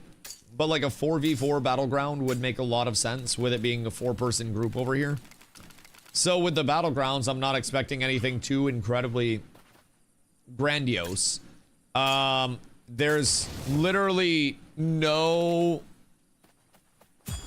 raid like content listed explicitly on the roadmap right now. So it is an MMO light in every definition. I've been calling it a co-op adventure game, like multiplayer adventure game, more than anything else, which is great in itself. I don't think the MMO scene right now has a lot of true to heart MMOs that are appealing to people that aren't already the 20-year established games that everybody's just fucking been playing, that everybody's burnt out on at this point. It's kind of where I'm at. So I'm willing to accept the MMO light just because the gameplay itself is honestly, it's so fun, man. So fun. What do people make alts? People make alts because there are inaccessibilities. Or were you saying that's why people make alts instead of asking? I always assume everybody's asking. It's a character flaw. Character flaw. I'm an over-explainer. I feel like you already know. But there are hella inaccessibilities right now, unfortunately. very easy to not have enough resources to upgrade things in the way you'd like to upgrade things. So you really fucking hate to see it. Hello, friend. Who dis? He has a skunky as well. But I have the skunk from this. Do you have the skunk from this? He does not. I'm just going around mount checking people right now. Just actually mount checking them over and over and over again. But this game has far less of a diverse content loop on the daily than a lot of the things I've played in the past. Especially right now, but... Maybe also farm shit that doesn't drop anywhere else. Inaccessibilities. Yep.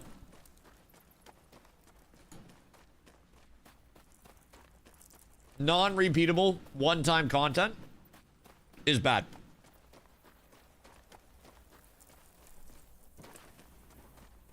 Shoot me.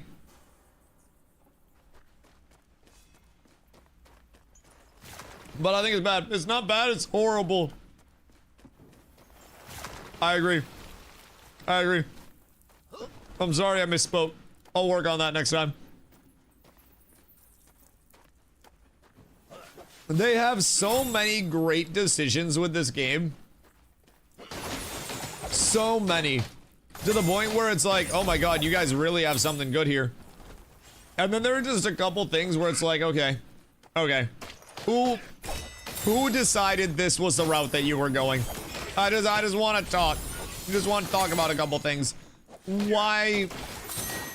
Just... How did that make it through QA? Granted, QA is probably the devs playing it for an hour before early access. But... they think it'll work the ideas. Part of me just thinks that with early access too, you frequently see the baseline functionality of something like, can you get some shards? Do the shards upgrade your item? Success. And then it's like, all right, let everybody else figure everything out with the early access thing. And I think that's what's happened here. Only thing is, the casual community is kind of shooting itself in the foot, in my opinion, with this game. Because the casual community has weaponized their mentality, some of them have anyways, to think that the sweats are out to get them when sweaty players recommend changes. So anytime that there's a recommendation of making quests repeatable, making world bosses repeatable, making chests repeatable, a lot of casual players are like, well, that's just gonna let the sweats farm more than us. Not realizing that the sweats have already made 100 alts to farm more than you while you're at work or boning your wife. Things that we don't do. So, I myself haven't made alts. Also don't have a job. But I've been putting in a shitload of time on my main and will be making all the alts because I have the time to do so. So, it's a lot of advocacy for changes that are going to help casual players. But for whatever reason, a lot of the vocal casual player base here distrusts some of the sources that are trying to provide feedback for whatever reason. I don't know why. It's a weird like line of sand. He also does bone anyone. That is true. That is true if you ask nicely. This is delicious, by the way. Thank you. Love you.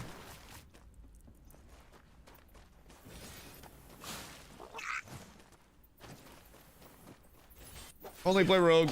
Game feels 100 times harder with rogue. Keep seeing people playing warrior, priest, maybe even mage. Just overhealing and damage.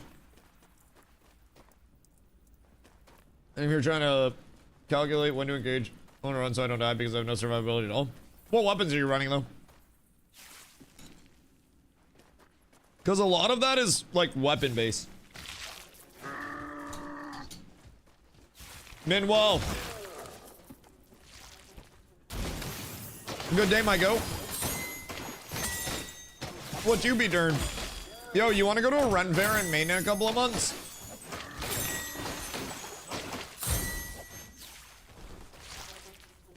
Rat daggers for now. I don't like the other weapons. Would you like having more survivability? Because I have an easy solution for you. It's an unfortunate trade-off, but if you want to live, you might have to put away the weapons that give no survivability. Conspiratorial, I know.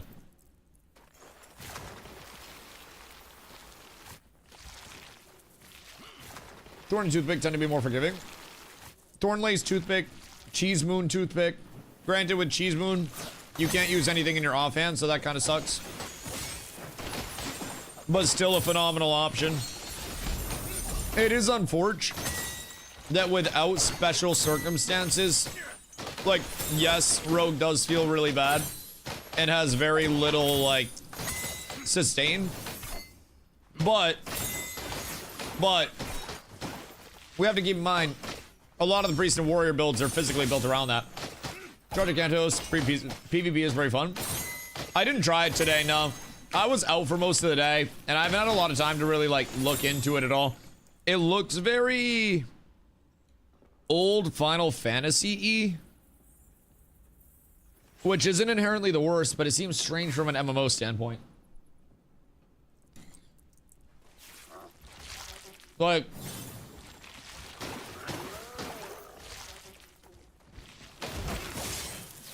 it seems odd. Currently looking for a job in a place in Texas.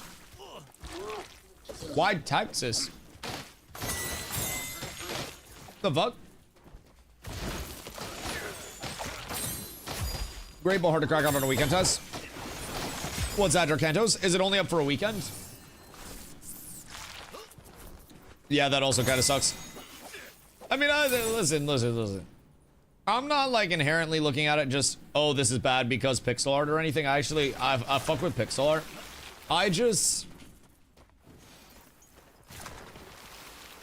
I enjoy movement and zooming so much.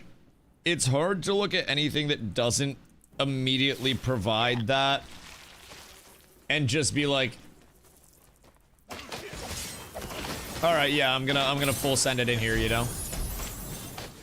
Maybe I'm wrong with that, like, take on its combat, but from what I was watching before, I did watch a little bit today before stream, but from what I was watching, it very much looked like a slower pace, and I might be tripping on that, but, like, a lot of the combat definitely looked to be a little bit slower pace, all things considered. So, I mean, it might be fun. It might be fun. I may check it out if I get bored this weekend. I may also just wait for it to cook a little bit more. And, like, hop in on next playtest or something like that, but I don't know. I don't really want to be the guy that, like, chases the hype of every launch. I just like vibing and doing my thing. I've still been having a lot of fun over here.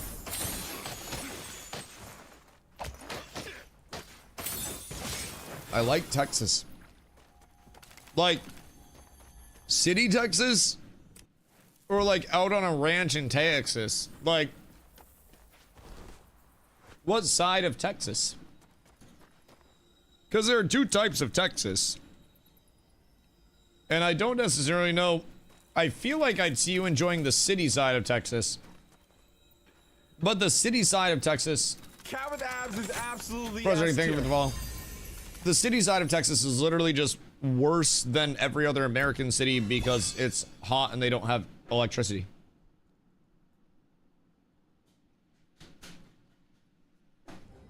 I prefer more ranch and farmland.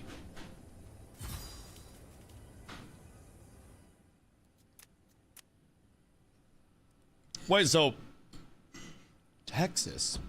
When the fuck are you in Texas right now? Jefferson, thank you for the hydrate.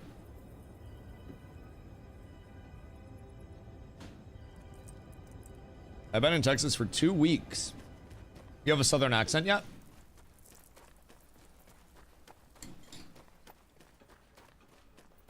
If you have a southern accent, you're not allowed to talk anymore. I went to Tennessee for 5 days. Oh, you're so fucked.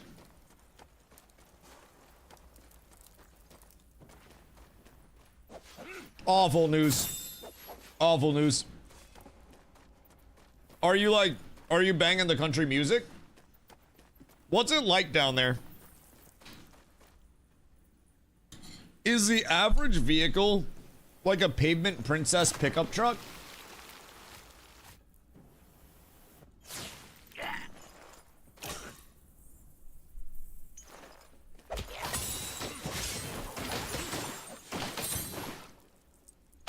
The trucks here are hideous. Oh no.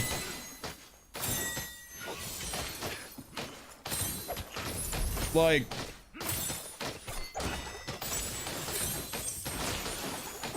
widened with spacers, slammed down to the ground, wheels angled in type shit.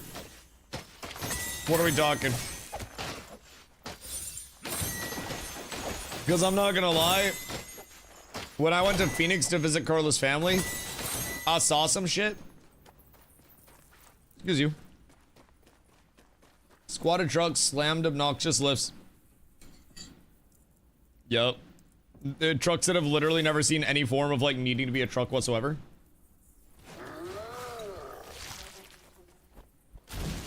It's like the car show trucks. They're always so weird to see.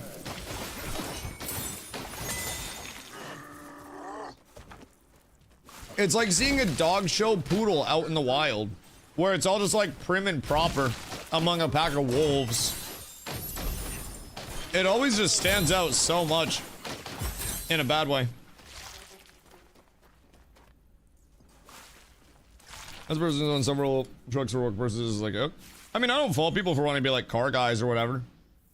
That doesn't bother me. I just think trucks look weird when people try to like do them up all fancy. Because it's either you jack the truck up so high that it handles like shit, and then you straight pipe it and you're just loud to try to get attention, and it's annoying, and your tires cost $800 a piece, and you have to jump to get in your truck because you're 5'4", or you squat the truck and it looks dumb as shit. Personal opinion. Like a squatted truck looks like that one person in everybody's high school that was 5'2" but really wanted to play on the football team. And so whenever they would be the running back, they'd get the ball and then they would just get destroyed by somebody 3 times their size. I've never vibed with it. But also I drive a Honda Civic, so I can't really talk about vehicles that much. Can't really be too much of a critic. My shit gets me point A to point B efficiently. Squatter trucks are somehow worse than the lifted pavement princesses. As someone who lives in Maine, I hate them both. Like, I'm not gonna lie, I hate both of them. I unfortunately in high school saw some really weird shit done to vehicles, man. I lived in a smaller Maine town. It's actually like mid-size for Maine. It was about 4,000 people, 5,000 people, right around there. High school was about 300 people. And out of those 300, about 150 could probably drive. And out of those 150, 100 of them were absolute douchebags with their vehicles. It's toxic. Toxic. One of the loudest student parking areas I have ever heard, because everybody just had this competition on how obnoxiously loud they could make their shitty 1998 vehicles. So there was this meta where you just literally like cut your exhaust and you just straight pipe it and you let it ride. And it is extremely loud and extremely dumb.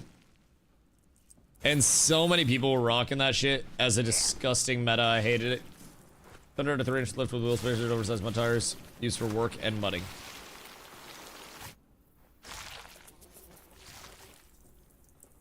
I mean, some people do car shows and shit with their trucks that are all done up, which is lit as fuck. But like, doing a vehicle up to not enter it in car shows is like taking a dick pill just to sit there and not masturbate.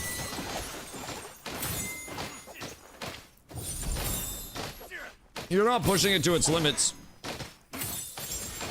Wow, what up, brother? How's the game so far? I enjoyed it a lot. It is bugs out. What up, dude? It's not an MMO. It's actually, in my opinion, quite far from. However, the content that's available is very, very, very, in my opinion, fun to chase down. There's a lot of collection to play around, mounts, gliders, companions. Min-maxing builds is a thing right now, although it's not necessary. But there is a good amount of customization in builds, plenty of builds you can cook up. We are talking about some of the negatives here too as well right now.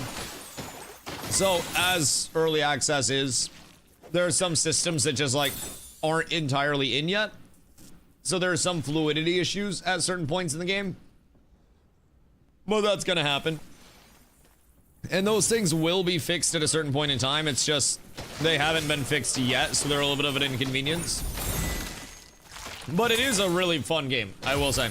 There's more MMOI, but it seems like I have a decent MMO, and I'm gonna be adding some stuff. It's, like, if I could advise in the bluntest of words, take MMO light out of your expectations entirely. Because that shit means such a mixed bag of things. And in my opinion, I'm dead. I hate her. In my opinion, there is basically zero actual MMO structure with this. Even when we look at the roadmap, whoops.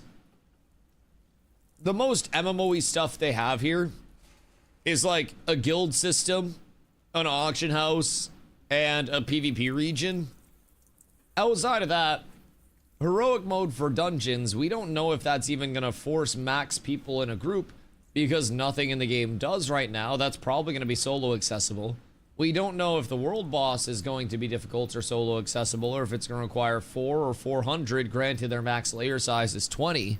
So, when we're looking at it, the PvP region, kind of MMO-y, but even then, the max layer size is 20 right now. They want to bring it up to like 50, but that's not right now. So even then, the open world PvP region is probably going to be a little bit smaller. How's the group content? I have done pretty much everything solo self-found.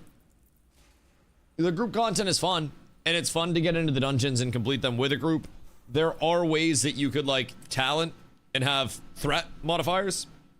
So there is kind of like a tank DPS structure. There are some supporty type builds that you can run as well. If you're playing in a group, dungeons will scale up difficulty wise. Health and damage, some mechanics will adjust on certain fights. So like the group content is there.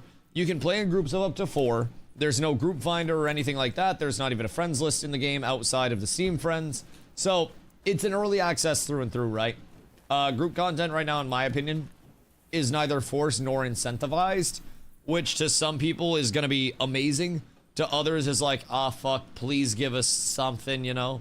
I think it's probably one of the strengths of the game, if I could say so myself, where you're just looking at accessibility, again, at the forefront. That is the number one thing that I always say about this game. Accessibility is everything. So you're able to approach this game how you want to. Do you want to approach it from a solo standpoint, a group standpoint, an explorative collector standpoint, a sweat standpoint? Well, you can. It's just a matter of coming in with your personal expectations of everything. So, does Crab Gantua drop a mount? Does he have a crab color? I think he might have a crab color. Chat, what color crab is Crab Gantua? Is it the blue one? Or is there a different one? Blue crab. Bingo! I'm so good at this game. Fuck yes. Alright, hold on. I'll be right back. I gotta bring my bowl out. One sec.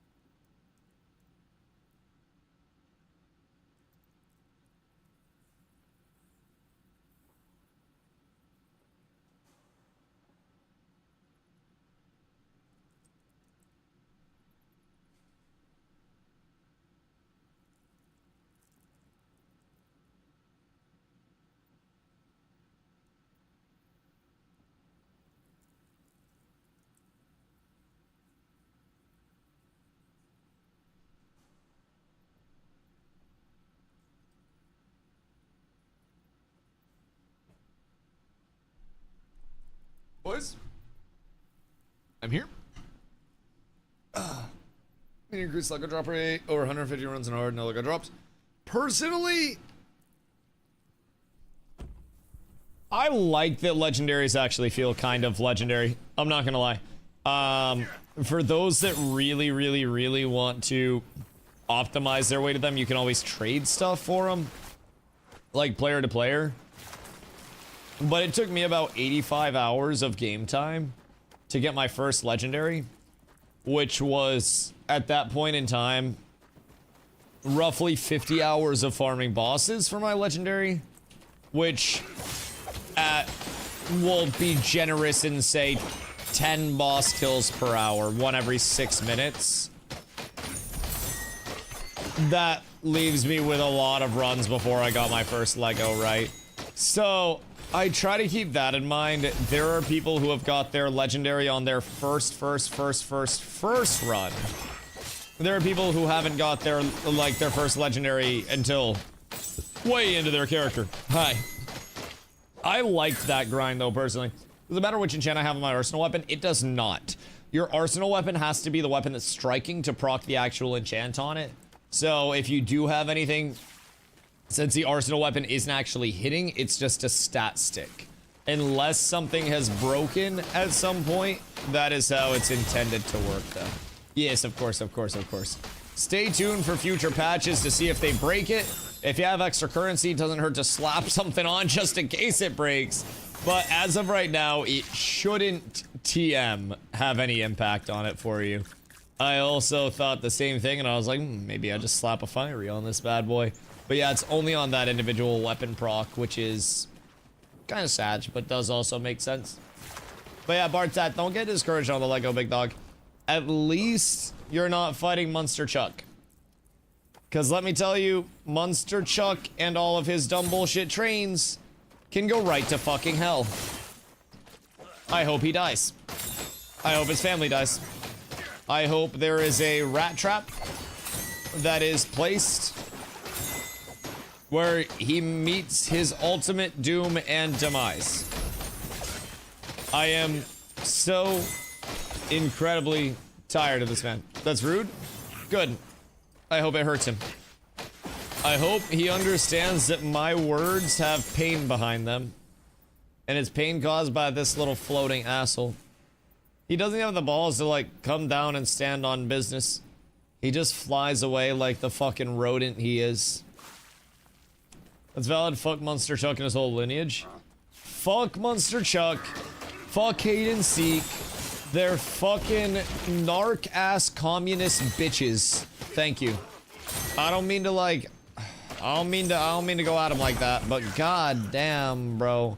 Fucking hate those trick-ass marks. I swear to God, man. Just mark-ass tricking around. Just fucking being hoes. I hate both of them. Trying Thornlays on main hand and the animation attacks feel smooth. Did you cook with it at some point? Perhaps I should. I don't think I have a Thornlace yet. Is that another legendary to farm? So that would be 90 alts. Because every legendary is 18. So if I want to do Crab Shields, I'm on Ram and B Fury. That's 54. If I want to do Pocket Hive for the B build, then that's 72. And then if I want to do Thornlace, then that's 90 alts. Open world drop. I'm gonna kill myself. That's fine. That's fine. Third bro say that like this game isn't worth getting into. Need unbiased opinion. I mean, if you're looking for an unbiased opinion but a based opinion, are your friends? You said you had 3 people say they like the game. If you get into it, will those motherfucking piece of shit? Fuck you, you sick fucking rodent piece of shit. Fuck. Sorry. The game's really fun. If you're getting into it with your group of 3 people, the content is enjoyable. The boss fights, as you can tell, are a mix of fun, rewarding, and infuriating, depending on the boss that you go to. This is Monster Chuck. Monster Chuck is a douchebag. Yeah, fuck this guy. Monster Chuck is a douchebag. But the game is really fun. The exploration is great. You can go 1 to 4 player groups on everything, and it'll just scale the content up or down depending on what group size you're doing it in. So if you have friends to play with, if you're taking it on solo, I still think there's plenty of enjoyment. I'm over 100 hours in, and I've been solo self-found on all my shit because it provides me the longest route of content before I get bored of a game, right? If I take a bunch of handouts from chat, then it speeds up my progression. But when there's no reason to really speed up my prog because there's no PvP yet, there's no real reason to get all caught up about it, you know what I mean? So, for me, long story short, I've got way more than the $20 cost of this game out of this game already from an hours standpoint. I've enjoyed my time adventuring. I only have one class right now. It's my priest. I don't have my fully upgraded, like, best in slot weapons and everything.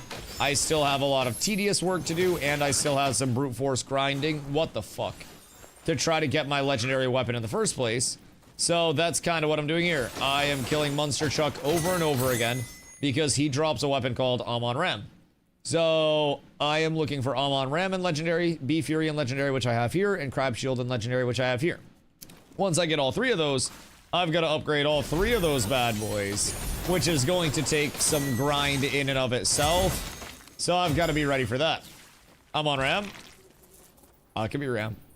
So, outside of the vertical grind, there are a lot of mounts, gliders, companions, because when you jump, you have your glider. I killed myself. No, we're good. When you jump, you have your glider that you can pull out.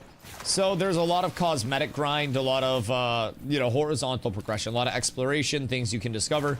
It is truly, at its core, a fun game. I think right now what lacks the most is the ability for people who really want to optimize their route to an end game to feel like there is an end game, because right now there's not.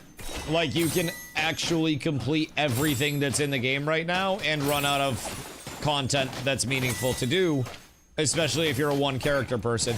You could very, very, very, very, very feasibly, you know, 100% the map, get mounts, gliders, companions, go around and farm up all of the available drops in the game for transmog, have all of your builds put together, legendary weapons, but that's going to take you a lot of content. Like, that's going to be a long time, especially if you're not trading. Even if you're trading and you're doing that over the course of multiple people, that's still going to take quite some time to have multiple builds and legendary fully upgraded shit. So there is a lot of content. The content's fun. The roadmap is encouraging as well. Oh, there he is. I know that guy. Guess what I played today? Yeah, I'm mad at both you. I'm mad at both you. She'll be sleeping outside and it's your fault. She said she demoted. Bro, y'all get cooked? Because from what I heard, you played poorly today, based on the whole demotion. I feel as though 3.5 hours of legal lost brain cells. Yeah, I'm sorry about that. At least you're here now, though. You got another hour with me before I hop off for the night, so that's great. I had a good day today on my end. Got some margaritas with my aunt and uncle, and I don't really drink much, like read at all. Carla's actually surprised that I got margaritas, and so my aunt and uncle invited us out to lunch just to hang out, chit chat, shoot the shit, and we're like, hell yeah. So we go out to, well, margaritas, you know, the Mexican place, and I don't know if that's like a chain, right? That is a chain, yeah. So we go to margaritas, and they're like, oh, we like this place because nobody really goes here, so it's great for just coming and hanging out. And the food's good enough. Like, honestly, it was pretty solid food. So we're at the table, and they're like, we're gonna get margaritas. Keep in mind, our lunch was at noon. They're like, we're gonna get margaritas. And I was like, you know what? Fuck it. If you're getting margaritas, I'm getting a margarita. So I get margarita number 1, and I'm kind of enjoying my margarita. We're yapping. It's got me, you know, a little bit buzzed, like just a smidge. Nothing too crazy, like nothing ridiculous. I was completely fine at that point. My aunt finishes her margarita and looks at my uncle and goes, hey, that first one didn't hit. I think we need to get another margarita. And my uncle looks at me and goes, you want another margarita? And I'm like, man, I'm not gonna fucking say no to another margarita. Might as well do another margarita at that point. So the second margarita's come. Round 2 of margs. I don't know if they turned the difficulty up or what, But by the end of round 2, we had finished the food. Keep in mind, I got an entire, like, fajita platter that was, like, steak with chimichurri and rice and, like, veggies and shit. I ate one singular small tortilla because I was so yappy that I couldn't shut the fuck up, which great. Hanging out with family, conversations, amazing. Super fun time. But towards the end of it, I had to go pee. I had to break the seal. And it was one of those, you know, thank you for following myself. It was one of those where, like, was not drunk, but was definitely on the, okay, I've got to work a little bit harder to walk normally right now and not run into anybody. And one of those where you get into the bathroom, you give yourself a good look in the eyes in the mirror, and you're like, you're not as fucked up as you think you are right now, you're fine. That was basically my noon to about 3:30 p.m. Because at that point, we were in Sam's Club. And I think Sam's Club samples really sobered me up. Actually, no, it was Carla losing her fucking phone, which it fell in one of our bags. I was still not entirely sober coming out of Sam's Club. Carla was driving us home at this point. So we went to Sam's Club. When we get into Sam's Club, I was definitely feeling both margs. So Sam's Club was margarita powered. We had delicious samples. I pushed the cart so I had something to hold myself up with. Everything was great. And then on the drive home, I got to chill. I got to just relax. Wind hit me in the fucking face. And then by the time we got home, I was completely sober and ready to go for stream. I showed up for work sober like a true successful alcoholic, and then I just started smoking weed for the day. Making the responsible choices to provide the content to you guys on the highest level. Marks and Abide by Time? Dude, I'm not gonna lie. I used to not like margaritas because the tequila made me feel bad. I don't know if, like, I changed or the margaritas changed. But thems were some good drinks. Thems were solid drinks. I might consider one of those at TwitchCon over a, you know, over a vodka cran or a vodka soda with lime. Because honestly, my go-to is usually just like a vodka soda with lime. If motherfucker, we're over here. A little vodka cran if I'm in the mood for something sweeter. Margs have never really set the best with me in the past. But those margs were sitting pretty fucking good with me. I'd say just about as good as a margarita can set.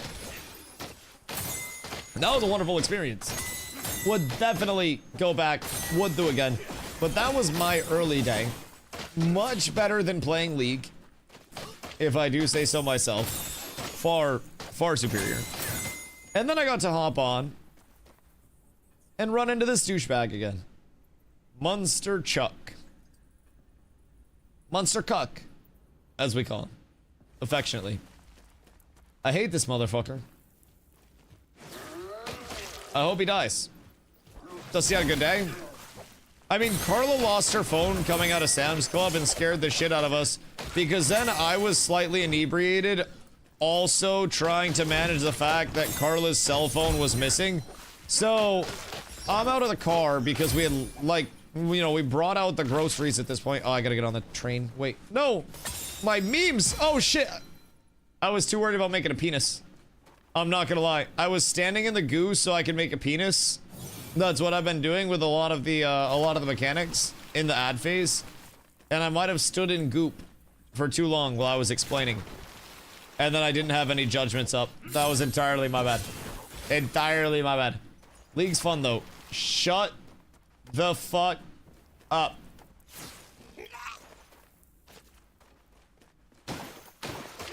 Shut the fuck up. League is not good.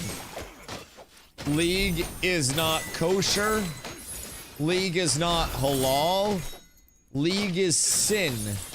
League is gluttony. League is shame. League isn't even fun to watch. League isn't even fun to know about the existence of. My life would be better if I didn't. Now, I think the ultimate question is, would I sacrifice League for an MMO? Yeah, 1000%. 1000%. League is addicting. Wait till Riot drops their MMO and saves our Doom genre. You wait. It'll happen maybe someday. Maybe someday before 2072. I fucking hope. But painful is a literal drug. It's a fucking bad drug, dog. League's not even anything good. League's like fucking Fenth or some bullshit. It's like you look at somebody that's playing it.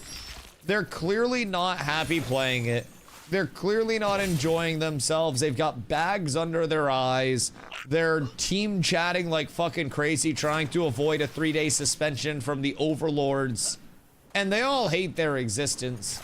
It's not one of the good drugs. It's not like Quaaludes or something like that.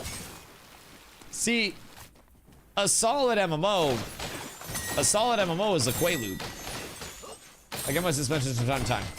I was a 10k behavior score on Dota 2, which, believe it or not, means that I never got reported. And if I ever got reported, it was incredibly outweighed by commendations from my teammates. And let me tell you, sometimes I was incredibly fucking toxic. Like, incredibly toxic. I was not always calm. So, I like to IGL, and there's a reason I know how to initiate in 3 languages. Looking forward to Arcade Chronicles. Like, I guess a little bit more now than I was in the past. The whole MMO light concept that seems to be where a lot of these, Arcade Chronicles, I think there's, what is there, a Lineage one as well. There's EverQuest Legends. A lot of them, I mean, EverQuest Legends seems to be a pretty, like, true to the classic EverQuest experience. Arcade Chronicles, I believe, as well as like the Lineage one, both advertise themselves as very heavily, MMO light and soloable games, which at the time of originally finding out about those projects, I was always like, ewy, yucky, solo games are stupid and dumb and boring. And then here I am, instead of doing group content over here, I'm out here soloing content over and over and over again. Which is honestly kind of uncharacteristic for me, at least from a streaming standpoint. But, this ad, refresh. You must refresh. If you do not refresh, then glory will not find you. I almost got monster cucked off the edge again. Bro, genuinely, I hate every aspect of this fight with every fiber of my being. You did it? Okay, cool. Cool. Listen, I would love the double dip if I could also make subs watch ads. That would be huge for me. I would consider that one of the greatest successes in my streaming career. That would make monetization so much easier. Then no Chronicles Light. I'm pretty sure that it's supposed to be light. I will double check myself so I'm not like just tripping. Arcade Chronicles. Steam. And then... where's the little game description? Action pack combat. Oh shit! Uh-oh. Uh-oh. Hold on. Yeah. I need their actual, like, description for it. Because their website had a really good description. But yeah, I'm pretty sure Arcade Chronicles is like full MMO light. If I'm being honest. I'm pretty sure full MMO light. I'm not entirely certain like how light they're planning to go with it, but low-key about to demote to silver. Why, are you just ass? Alright, let's see before I die. Arcade Chronicles. It's cross-platform. We know that much. Arcade Chronicles. Pioneer your path in Aurora, the land of opportunity. Explore Aurora, a vast and vibrant world brimming with rich lore and thrilling action. Gallery. Arcade Chronicles newsletter. Bruh. Where did I see, like, a solid write-up on it?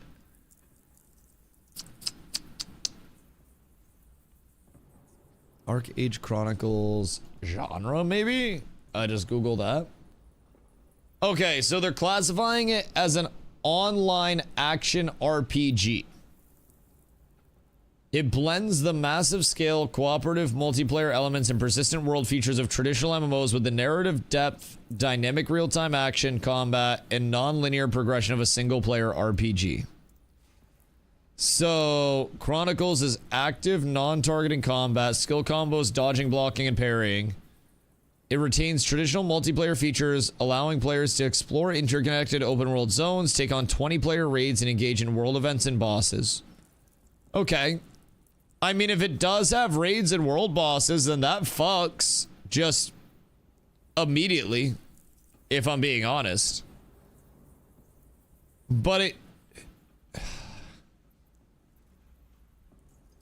That's also off of an AI write-up. I'm not gonna lie. It has citations, but they said featuring smaller scale. Right, that's kind of what I got from it. Like, I'm excited to check it out. I mean, if they have sizable enough layers, brings back Hallmark franchise features like guild systems, player housing, and persistent neighborhoods, and trade pack and caravan systems, which those systems are also great systems that could potentially bring in open world again. I do like open world a lot. That would be something very intriguing for me. Sorry. I cut my finger. Anyways.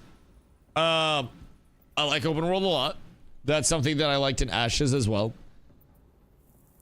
So, I mean, maybe it doesn't sound inherently bad. Is it going to be pay to win?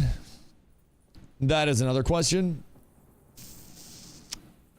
But if it's action combat, up to 20-person raids, engage in rich life skills content such as hunting, gathering, housing, farming, and crafting.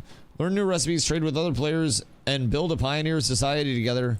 Explore an open world of unparalleled freedom, embark on thrilling trade runs, and traverse territories fraught with peril. Fight alongside comrades to defend your trade routes from dangerous enemies. Before you know it, you'll made your mark on the world of Aurora as a legendary pioneer. Are you ready to start your journey? Join the adventure in Arcade Chronicles and experience the next evolution of the MMORPG genre. I think that's where a lot of people are getting nervous about it. Have we seen any gameplay from it yet? Or is it all just like theoretical showcases and stuff?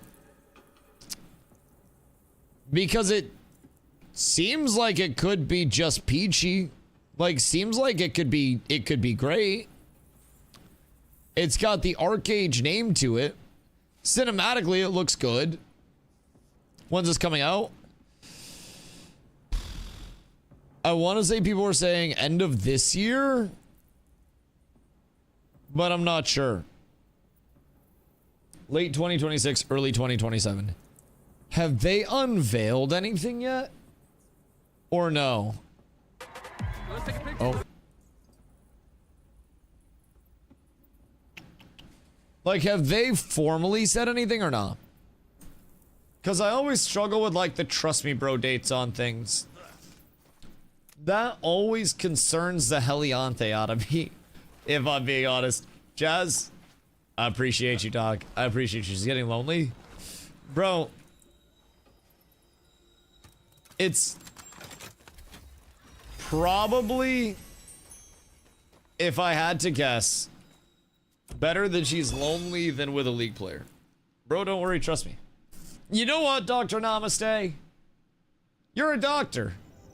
I don't know why I wouldn't trust you. I feel like it would almost be ignorant of me to not trust you. Yeah, no, I got you. I got you. That's I think that's enough for me to fully believe. I feel like it would be silly if I didn't believe at that point. I have a legitimate doctor that's out here telling me to trust him. How long are you streaming tonight? Probably like an hour.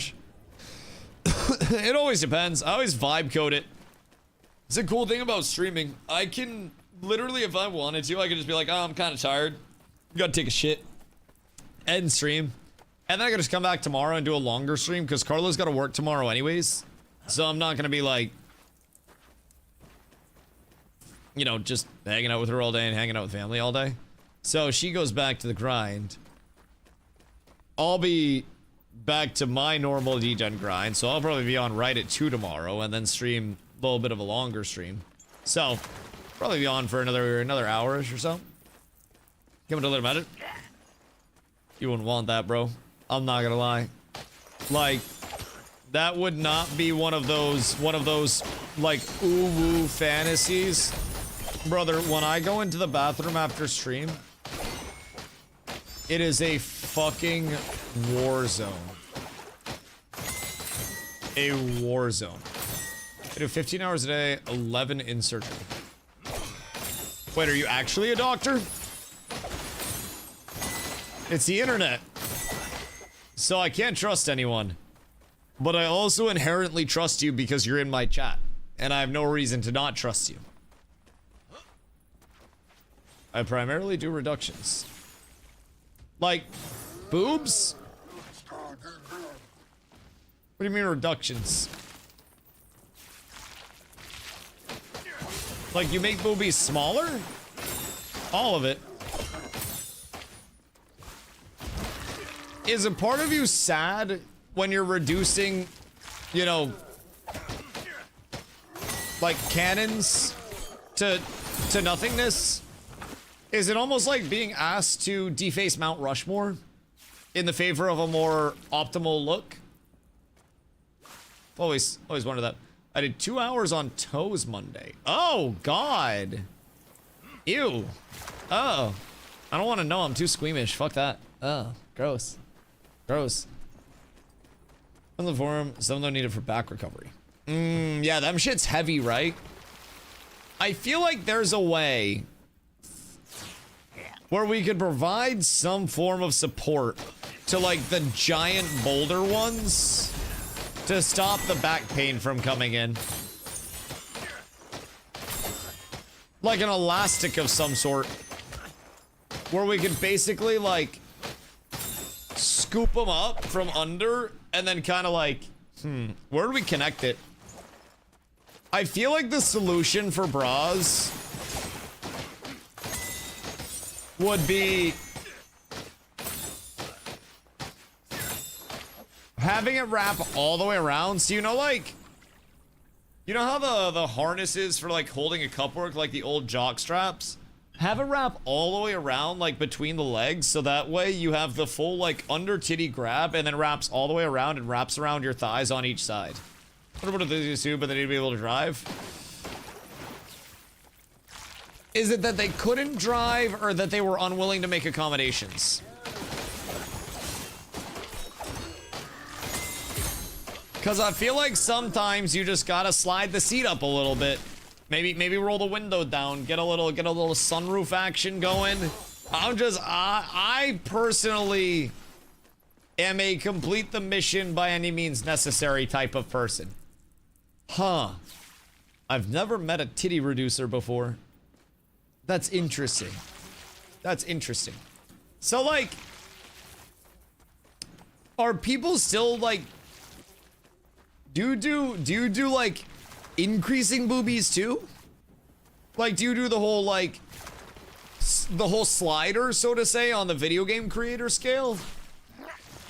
Or are you specifically in, like, the I do reductions type thing? Because now I'm curious if there are people that just do additions. And how you kind of decide that you want to do one or the other. It's either put things in or take them out, apparently, in that world, and some people have to make a decision.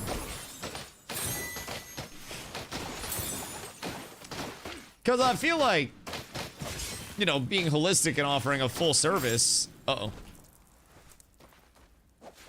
It'd almost be like if you got a haircut, but you also had the ability to get the hair put back in if you didn't like the haircut. And then your hair would be just as long. It's like a haircut without the risk. Because if you wake up and your boobas are too small, then you could just have them reinflated right there. I probably shouldn't be a plastic surgeon. You probably went to school for like 10 years for this shit, and then did a residency, and then some dipshit on the internet's just talking about how you inflate boobies. What a disrespect to your craft. But realistically, boobie adjuster is crazy. The rest of guys needed for the larger ones. It's cool since they resell the soft tissue for about 5k soft powder. Wait, what? Wait.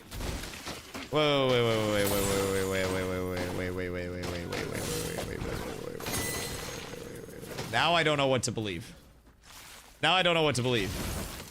I don't care about the Maserati. I saw a Maserati in Boston. They parked 3 spots away from me. I was basically driving a Maserati. But what do you mean you resell the soft tissue for 5k a half pound?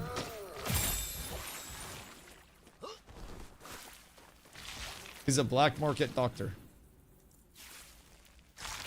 Well, how do we know normal places don't do that?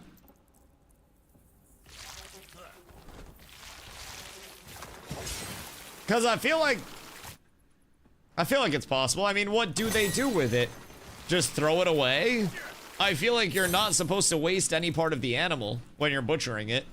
I feel like it would be rude to throw away those yitties. It does kind of make sense. Do you think if you were doing a breast reduction on a celebrity, you could sell the tissue for more? It's a really niche thing to get into for a career field. But like, it's all NDA normally in USA. Wait, are you not in the US?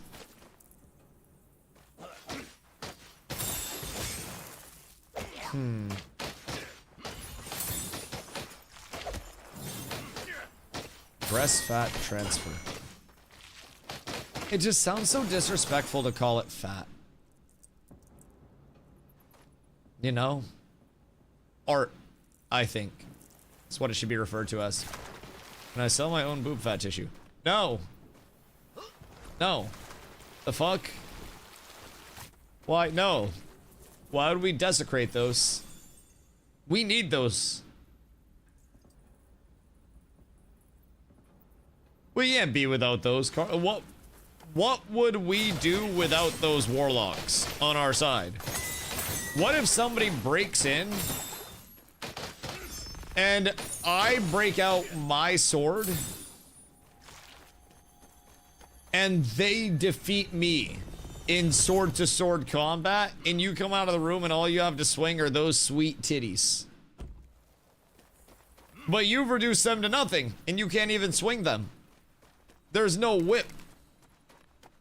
And you fall too. Save the titties, Carla. But no. No but. No but. Because then you go into thinking about BBLs and shit. Nope. Not going down that route again. Get me to get a BBL one time, shame on me. Convince me to get a BBL twice. Shame on you, Carla. Shame on you. If the boob is like 3 each, I don't know what they weigh and I sell both. Where's the scale? We could prop 30k? I don't know if 30k lifetime would be enough for me to not be able to motorboat boobies. I literally motorboated you like yesterday in passing. I don't know if I would be willing to sacrifice that. When? Well, it was like a little drive-by. It was when you were folding laundry or something. I came in the room and it was like a little... That was it, though. This is another partner of my clinic. I deliver with 3 mammograms. When the person that goes through puberty or pregnancy, the residual tissue responds to hormones and grows into a distinct third breast.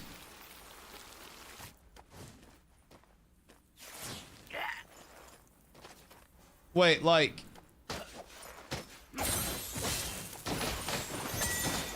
Like a third titty?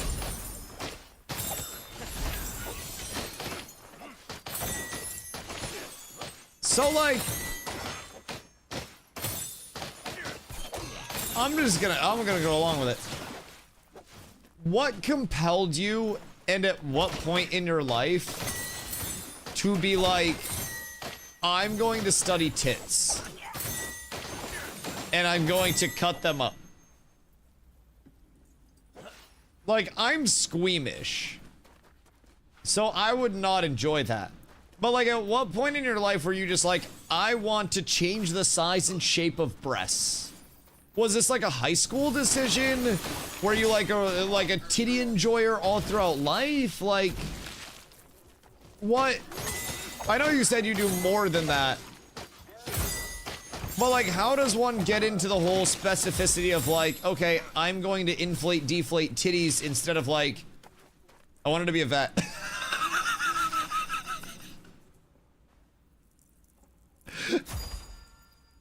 What just happened to me? I'm going fucking crazy.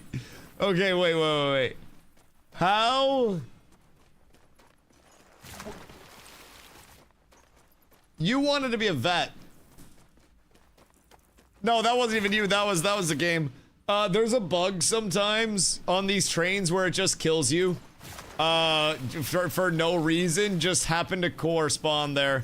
And I'm not even making that up. These trains literally just are death trains at certain points in time. You'll be riding over that abyss, and for whatever reason, the server desyncs a little bit, and then just decides, hey, fuck you, you're dead. And that is what we fell victim to there. That is perfectly okay. That's like... It's an incredibly large tournament. Isn't being like a human doctor more complex than being a veterinarian? Isn't it like more stringent schooling? Probably more money in being a human doctor though, considering the whole Maserati thing. I drive a Honda Civic. I'm not a human doctor, but done and a lot of dumb shit in this dungeon, but never saw that. Oh, dude, that's... It's unfortunately happened a couple times. We're gonna remove 2.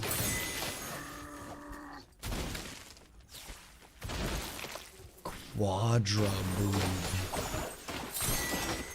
Have you ever seen a pentaboob?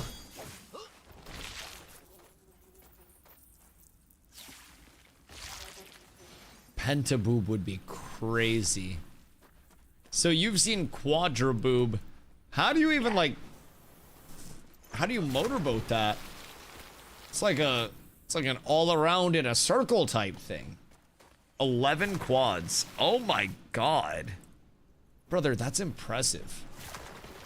That is fucking impressive. Boob tissue, 10k a pound. Always something to learn here in the DustyVerse. I mean, I guess it would depend on like the buyer. I don't necessarily know who inherently is buying boob tissue for $10,000 a pound. Is it like stem cells that it's used for? Or is this just like some like freak ass thing where there's some hoe ass motherfucker buying titty tissue and doing some weird shit with it? How have sales been since Diddy was imprisoned?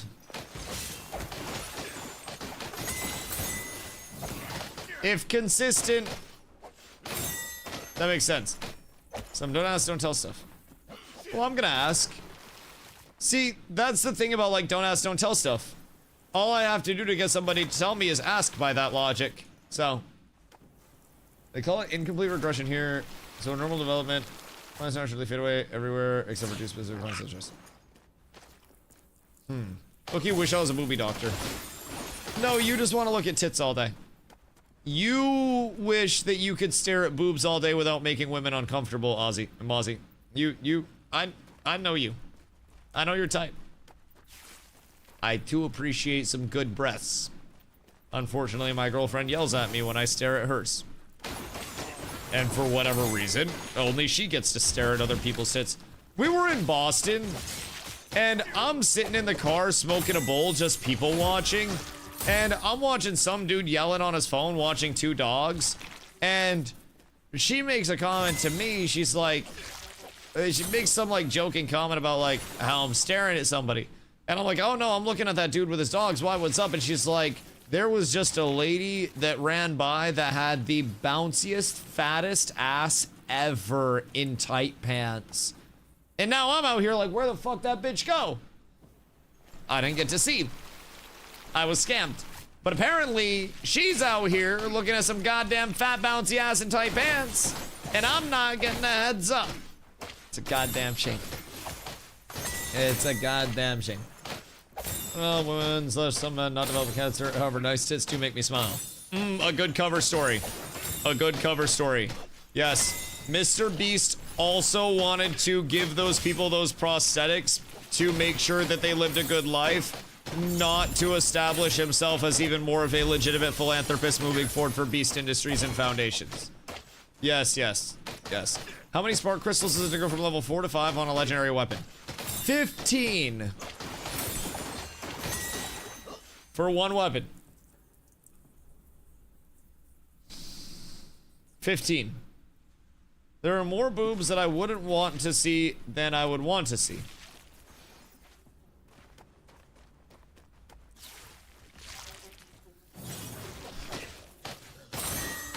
Do you think, like in the grand scheme of the entire world, there are more tits that would be unpleasant to look at than pleasant to look at? I feel like just from a standpoint of boobs alone, I don't know if I buy that. I don't know if I buy that. Like, I feel like if we're stupid. I feel like if we're just going off of, like, boobs alone.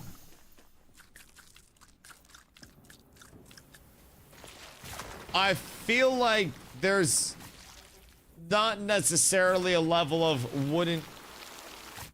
Is she old? You're telling me, like, who's hot old lady actor? How old's Anne Hathaway? Anne Hathaway age. Okay, Anne Hathaway's 43. Not that old. 43 is pretty old. I'm just putting that out there. 43 is pretty old, and if you're out here saying that 43 isn't pretty old, then let's take you back 20 years and see what you would say about 43-year-olds then, old man. Let's establish the elephant in the room. All right, let's see. Gwyneth Paltrow age. Okay, Gwyneth Paltrow is 53 years old. Are you telling me that you wouldn't look at Gwyneth Paltrow's tits because she's 53? How about Salma Hayek? Salma Hayek age. Oh, she's 59, and I would stare right at her tits like I'm making eye contact. Yes. Yes, absolutely. I'd smash Betty White? Oh, for the culture. Yeah, absolutely. Abso-fucking-lutely. Turn that bitch into a rodeo. Hell yeah, brother. What the fuck do you mean? You do that shit for the culture. Oh, whether this proves my point, it matters who they belong to. But I also feel like those are probably just generally nice racks to see. I feel like this is... What, would you not fuck Betty White? I feel like that's more on you. Nah? What if she asked? Isn't she dead? I don't fucking know. Betty White's dead? Okay. If she were alive. Not in current state then. If she were alive. Like, say there was an Easter, but instead of Jesus allegedly coming back, it was Betty White. Cher is alive. Cher age. Oh my god, Cher is 80. You know? Cher is hot.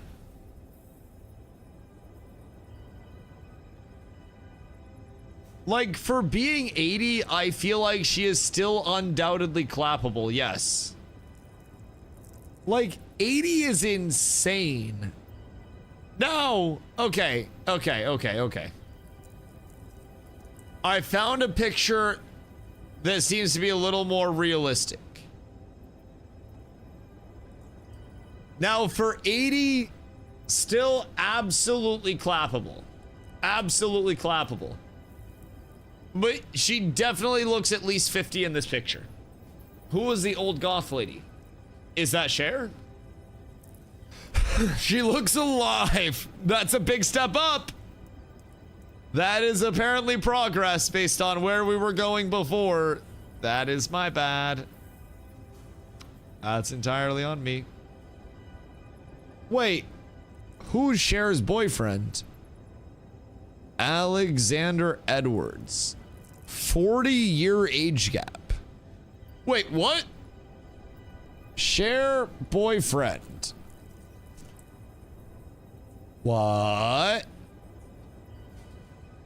Cher's boyfriend is music executive and producer Alexander Edwards, AE. The couple have been together for over 3 years after first meeting at Paris Fashion Week in September 2022. Despite their 40-year age gap,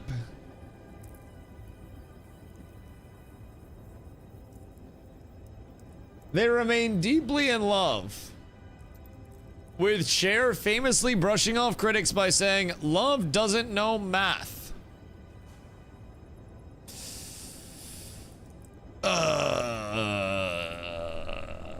Oh, Cher. Oh, Cher. Cher's boyfriend is worth approximately $2 million. He was formerly with Def Jam. And Cher is worth $360 million.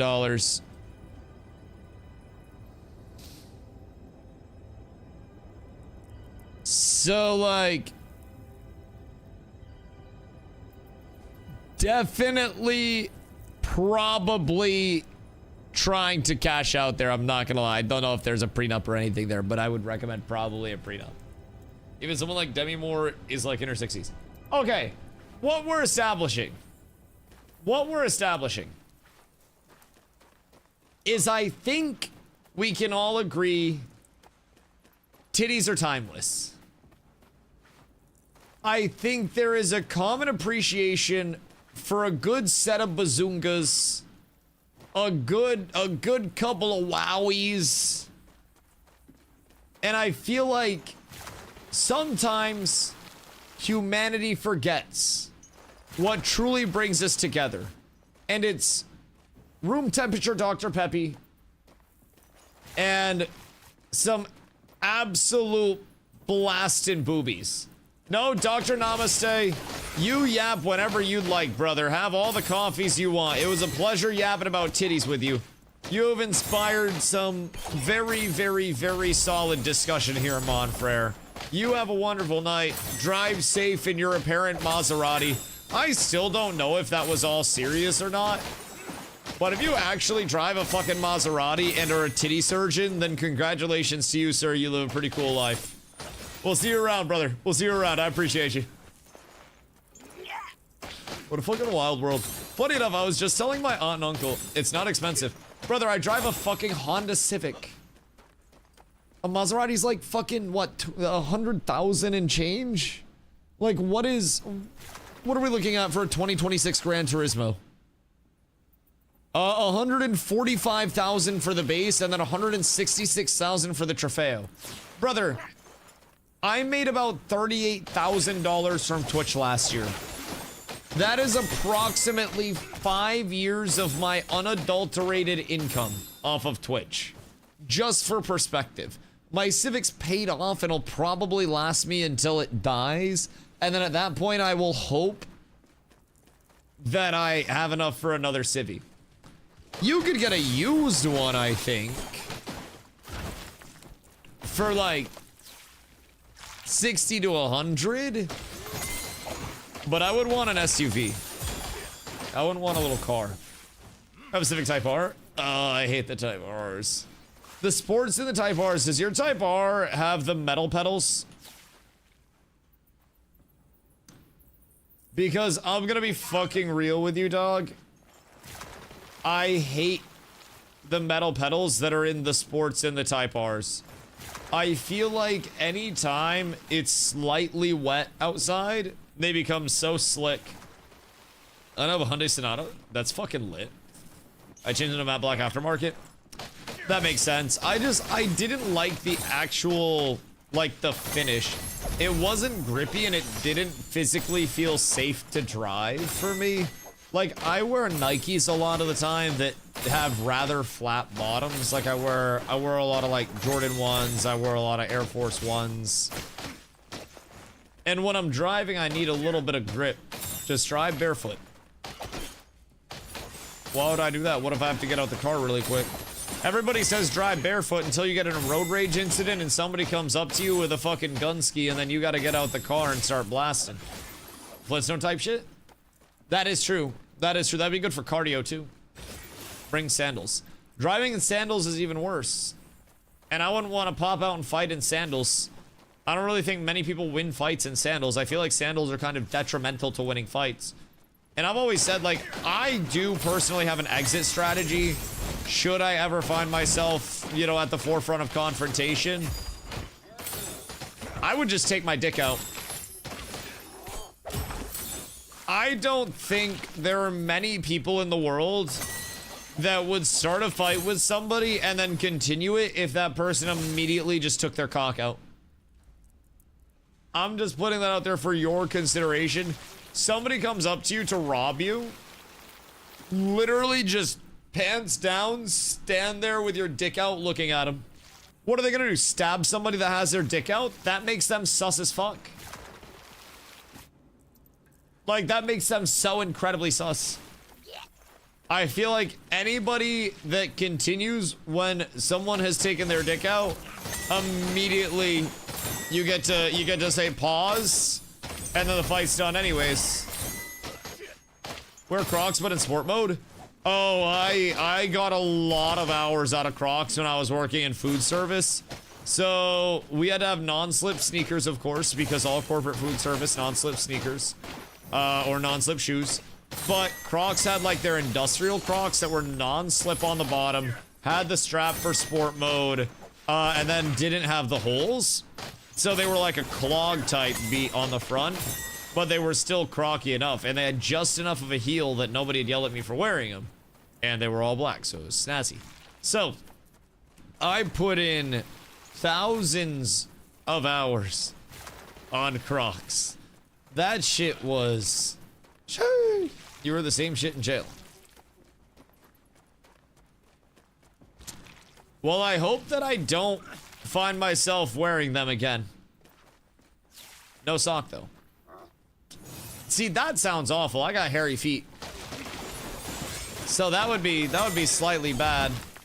Cause like, when I wear those without socks around the cribbo, like sometimes I wear them out if I'm doing yard work or something. And like, kinda pulls my toe hair. Jelly, wear black or blue flip-flops?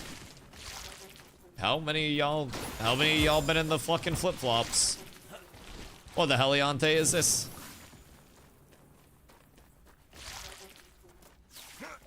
I know, I guess, listen, I'm taking you for a hobbit foot? Like, it's not bad. It's not like I have an absurd amount of hair on my toes or anything like that. Like, it's... You haven't seen Sergeant Stomp's head. It's like a lollipop that gets dropped on the floor. Like, you accumulate a little bit, but it's not enough to be like, oh, you know? Are you pettable? No, nowhere near that. Not very hairy. I got orange sandals in jail. What the fuck y'all go to jail for? Fighting somebody with their dick out?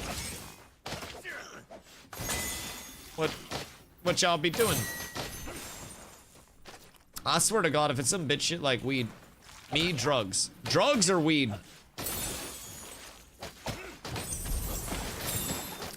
Because I know a lot of people...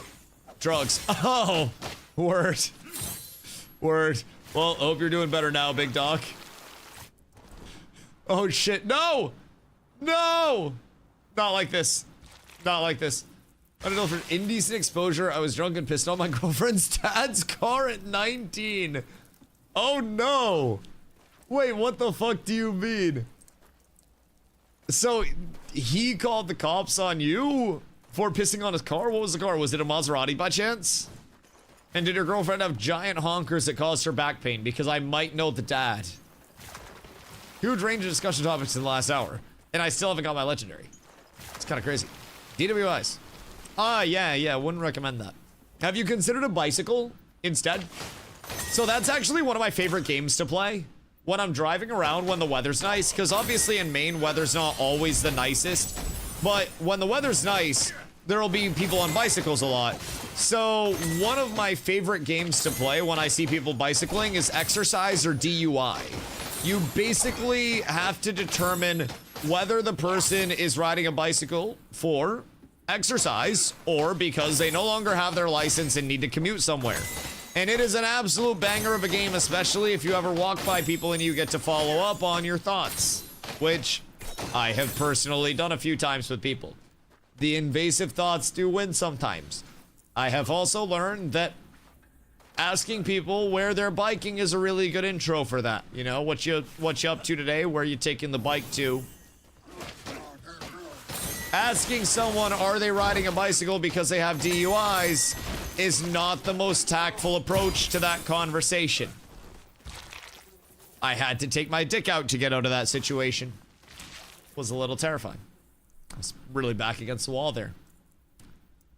I would not recommend it. Was before Uber was around. Oh, yeah, that sucks. And then you probably just thought...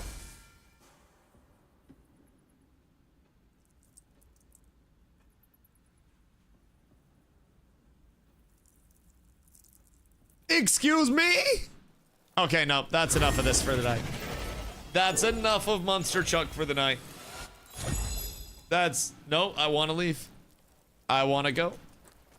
I'm gonna go organize my inventory. Thank you so much, sir. Maybe farm a couple ephemeral hearts. This is a little fucked up. I don't even know what just happened. I think I just got absolutely slumped by a fucking train. Scar was a 1980s Mustang and it was in public. She told me that he was a idiot, so I decided fine, I'd piss in the seats of his car. Oh, it was the seats of his car. Right. Right. That... Yeah, no, that makes sense a little bit more. Like, if somebody pissed on my car tires, then obviously I'd be like, hey man, please don't piss on my car, that's not very cool. But if somebody, like, pissed on the seats of my car, then I'd definitely be a little bit more angry. There was one time I was on a road trip and had to piss, and I went to pee in a Gatorade bottle, but the Gatorade bottle wasn't large enough, so I had to pinch it off. That was a close call, but that was a very, very close call. It was a convertible. Why would you leave the top down? Like, just simply, why would... I mean, I guess a more trusting day and age. But, like, that seems like a really good way to get your seats pissed in. I'm not an expert. I've never had my seats pissed in. But that, to me, sounds like a really good way to get your seats peed in. Again. Never been there. It was 2016. Wait. Oh, this was a 1980s Mustang in 2016. Why did I think this was a 1980s Mustang in like 1992 and you were like fucking 50 now? Oh, so this was like recent. So you were doing it in a parking garage that had cameras.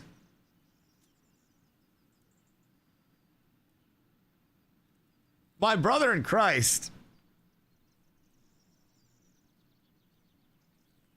So, did they, like, call the cops, and then the cops reviewed the footage, and they're just like, sir, is this you with your penis out, urinating on...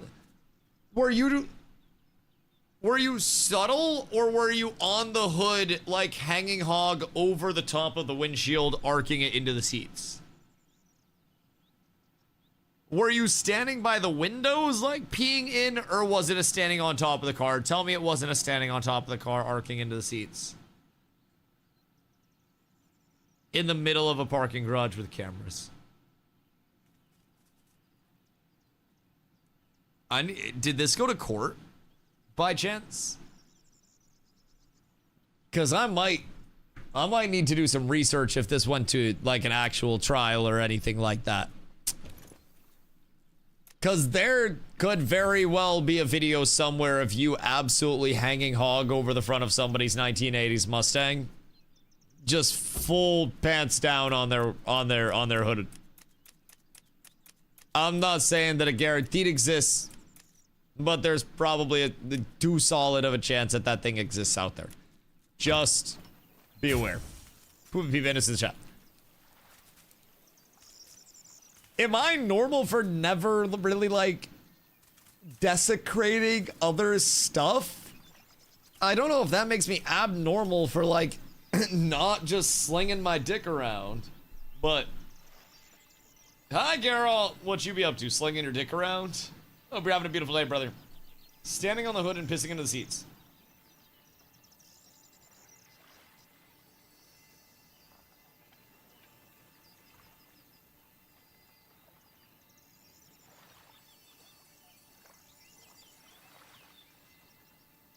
You probably could have got away with it if you just thought to, like, go near the side of the car where the windows are and then, like, piss by the windows, look like you're looking into the car type shit.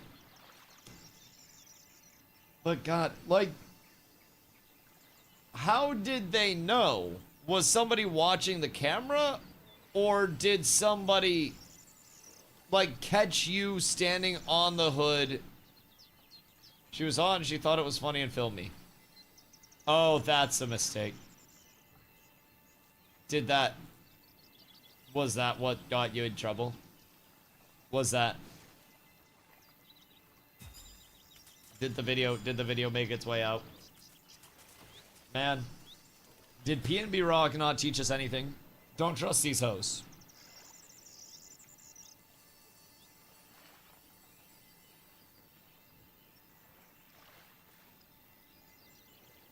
There were multiple people there.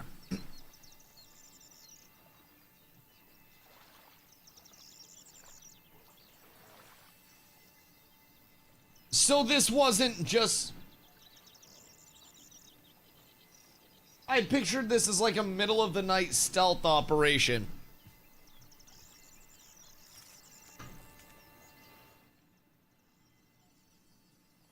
What time did this happen? Like, what time of day? Was this like peak parking garage traffic time?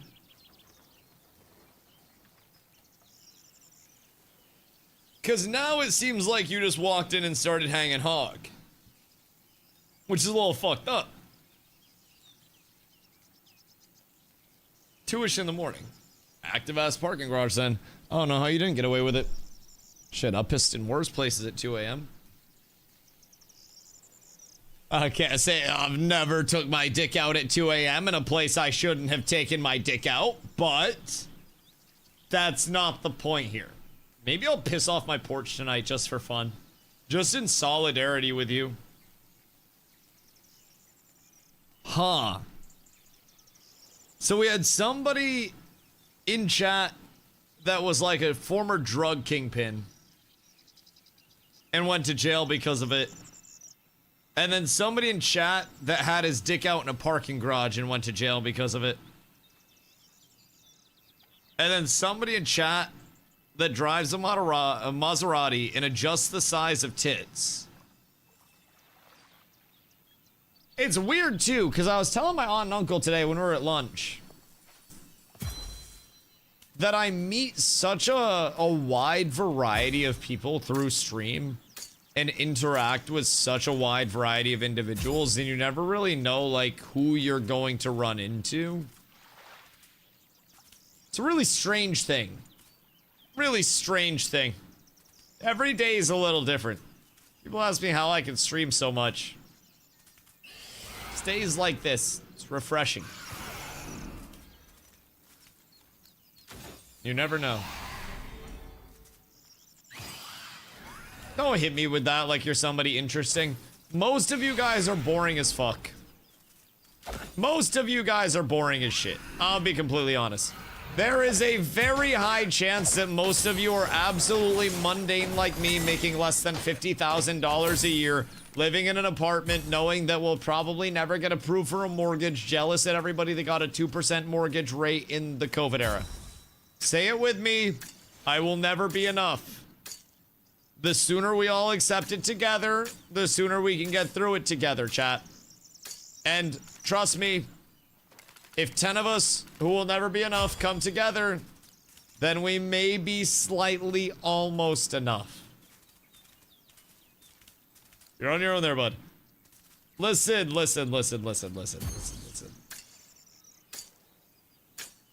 I don't know if y'all are super rich celebrities or anything, but I know a damn sure way to tell. And there are only a few gifted sub badges all up in this bitch. I know who got it like that. Especially with irresponsible spending. That's the largest thing. Most rich people are rich on accident and end up broke again in 3 weeks anyways. The life we live. Honestly, is anybody really rich anymore? Elon's about to be a trillionaire after today, dude.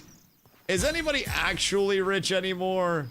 Or are we all just broke as shit compared to Elon? That is fucking crazy. That is crazy. Some rich people pinch pennies. Yeah, but you would spend on the things that are important to you.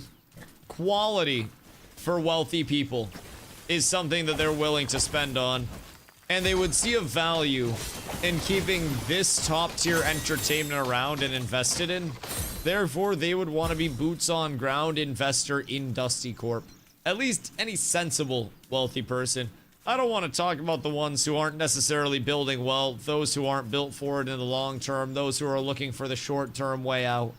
But let me tell you, those who are truly looking to set up something generational for themselves and others, that is the way, my friends. But we're visiting classic cars, running a real estate media company. I mean, that's not necessarily, you know, mutually exclusive.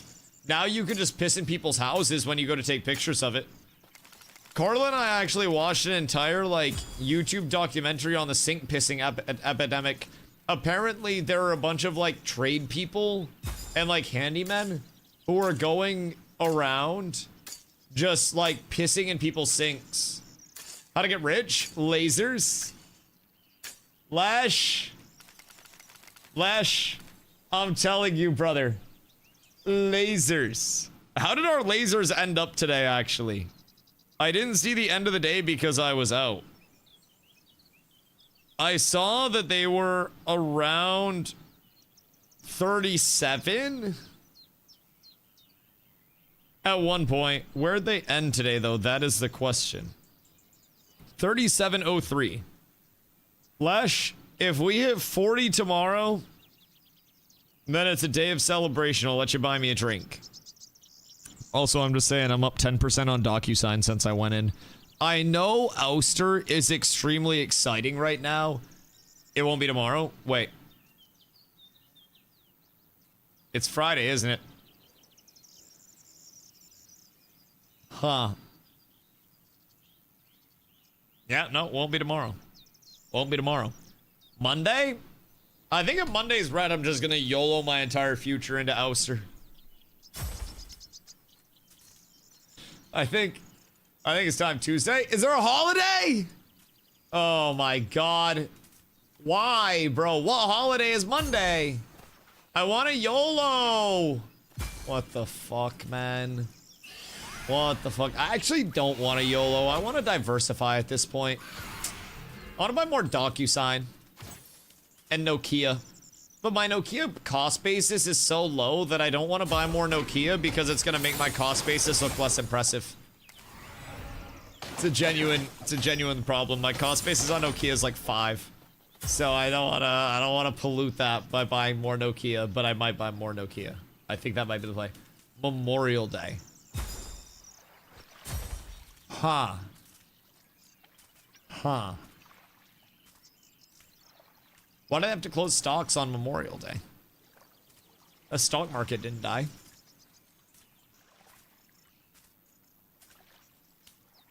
I feel like we should be able to trade on Memorial Day. I'm gonna start a petition. Bring back Ashes of Creation and turn the stock market on Memorial Day and we'll be up tremendous. It's true and sink pissing is actually good. You save water supposedly.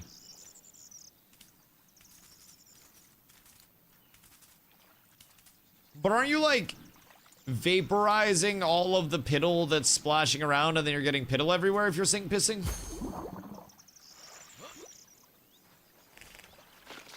Because I feel as though sink pissing is less than ideal.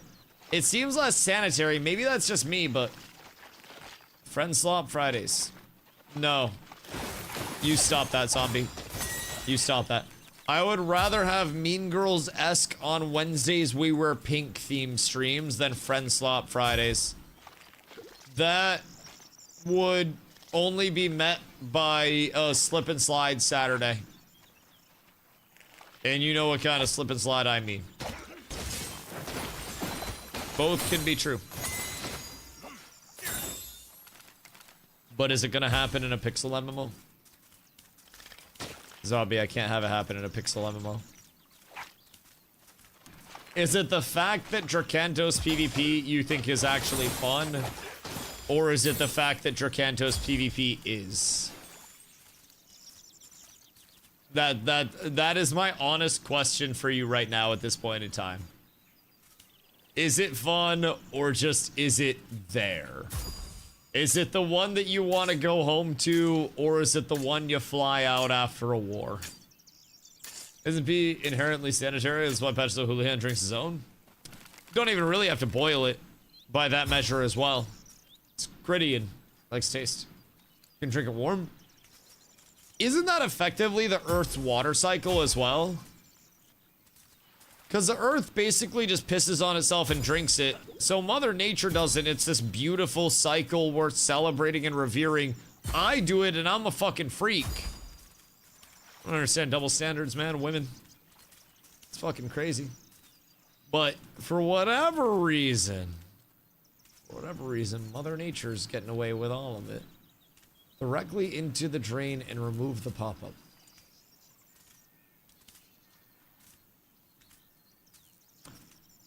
Why do you have experience pissing in drains? Your voice reminds me of Pirate Software? I know, it's fucking tragic to think about what he's done to me. Pretty sure that's an insult. No, it's okay, it's okay. He doesn't know that my dad worked 7 years at Blizzard and that I also am an independent game developer. No, I'd need to add way more way more bass to my mic to be Pirate Software-y. I feel like he sits a lot like closer to the microphone like this, and then he kind of gives like this type of vibe with his voice. So he gets very deep and boomy when he talks, and I almost feel as though he's got like the radio broadcaster voice like this. Whereas I kind of like, I project my voice more like I'm having a conversation across the room. It is quite boomy. I don't know how you get it so boomy. Hold on. We'll go into the mic. And then, if I really wanted to, I could go into my equalizer. And I could boost the lower thresholds of my microphone like crazy. And that would pick up on the low frequencies in my very bassy, manly voice.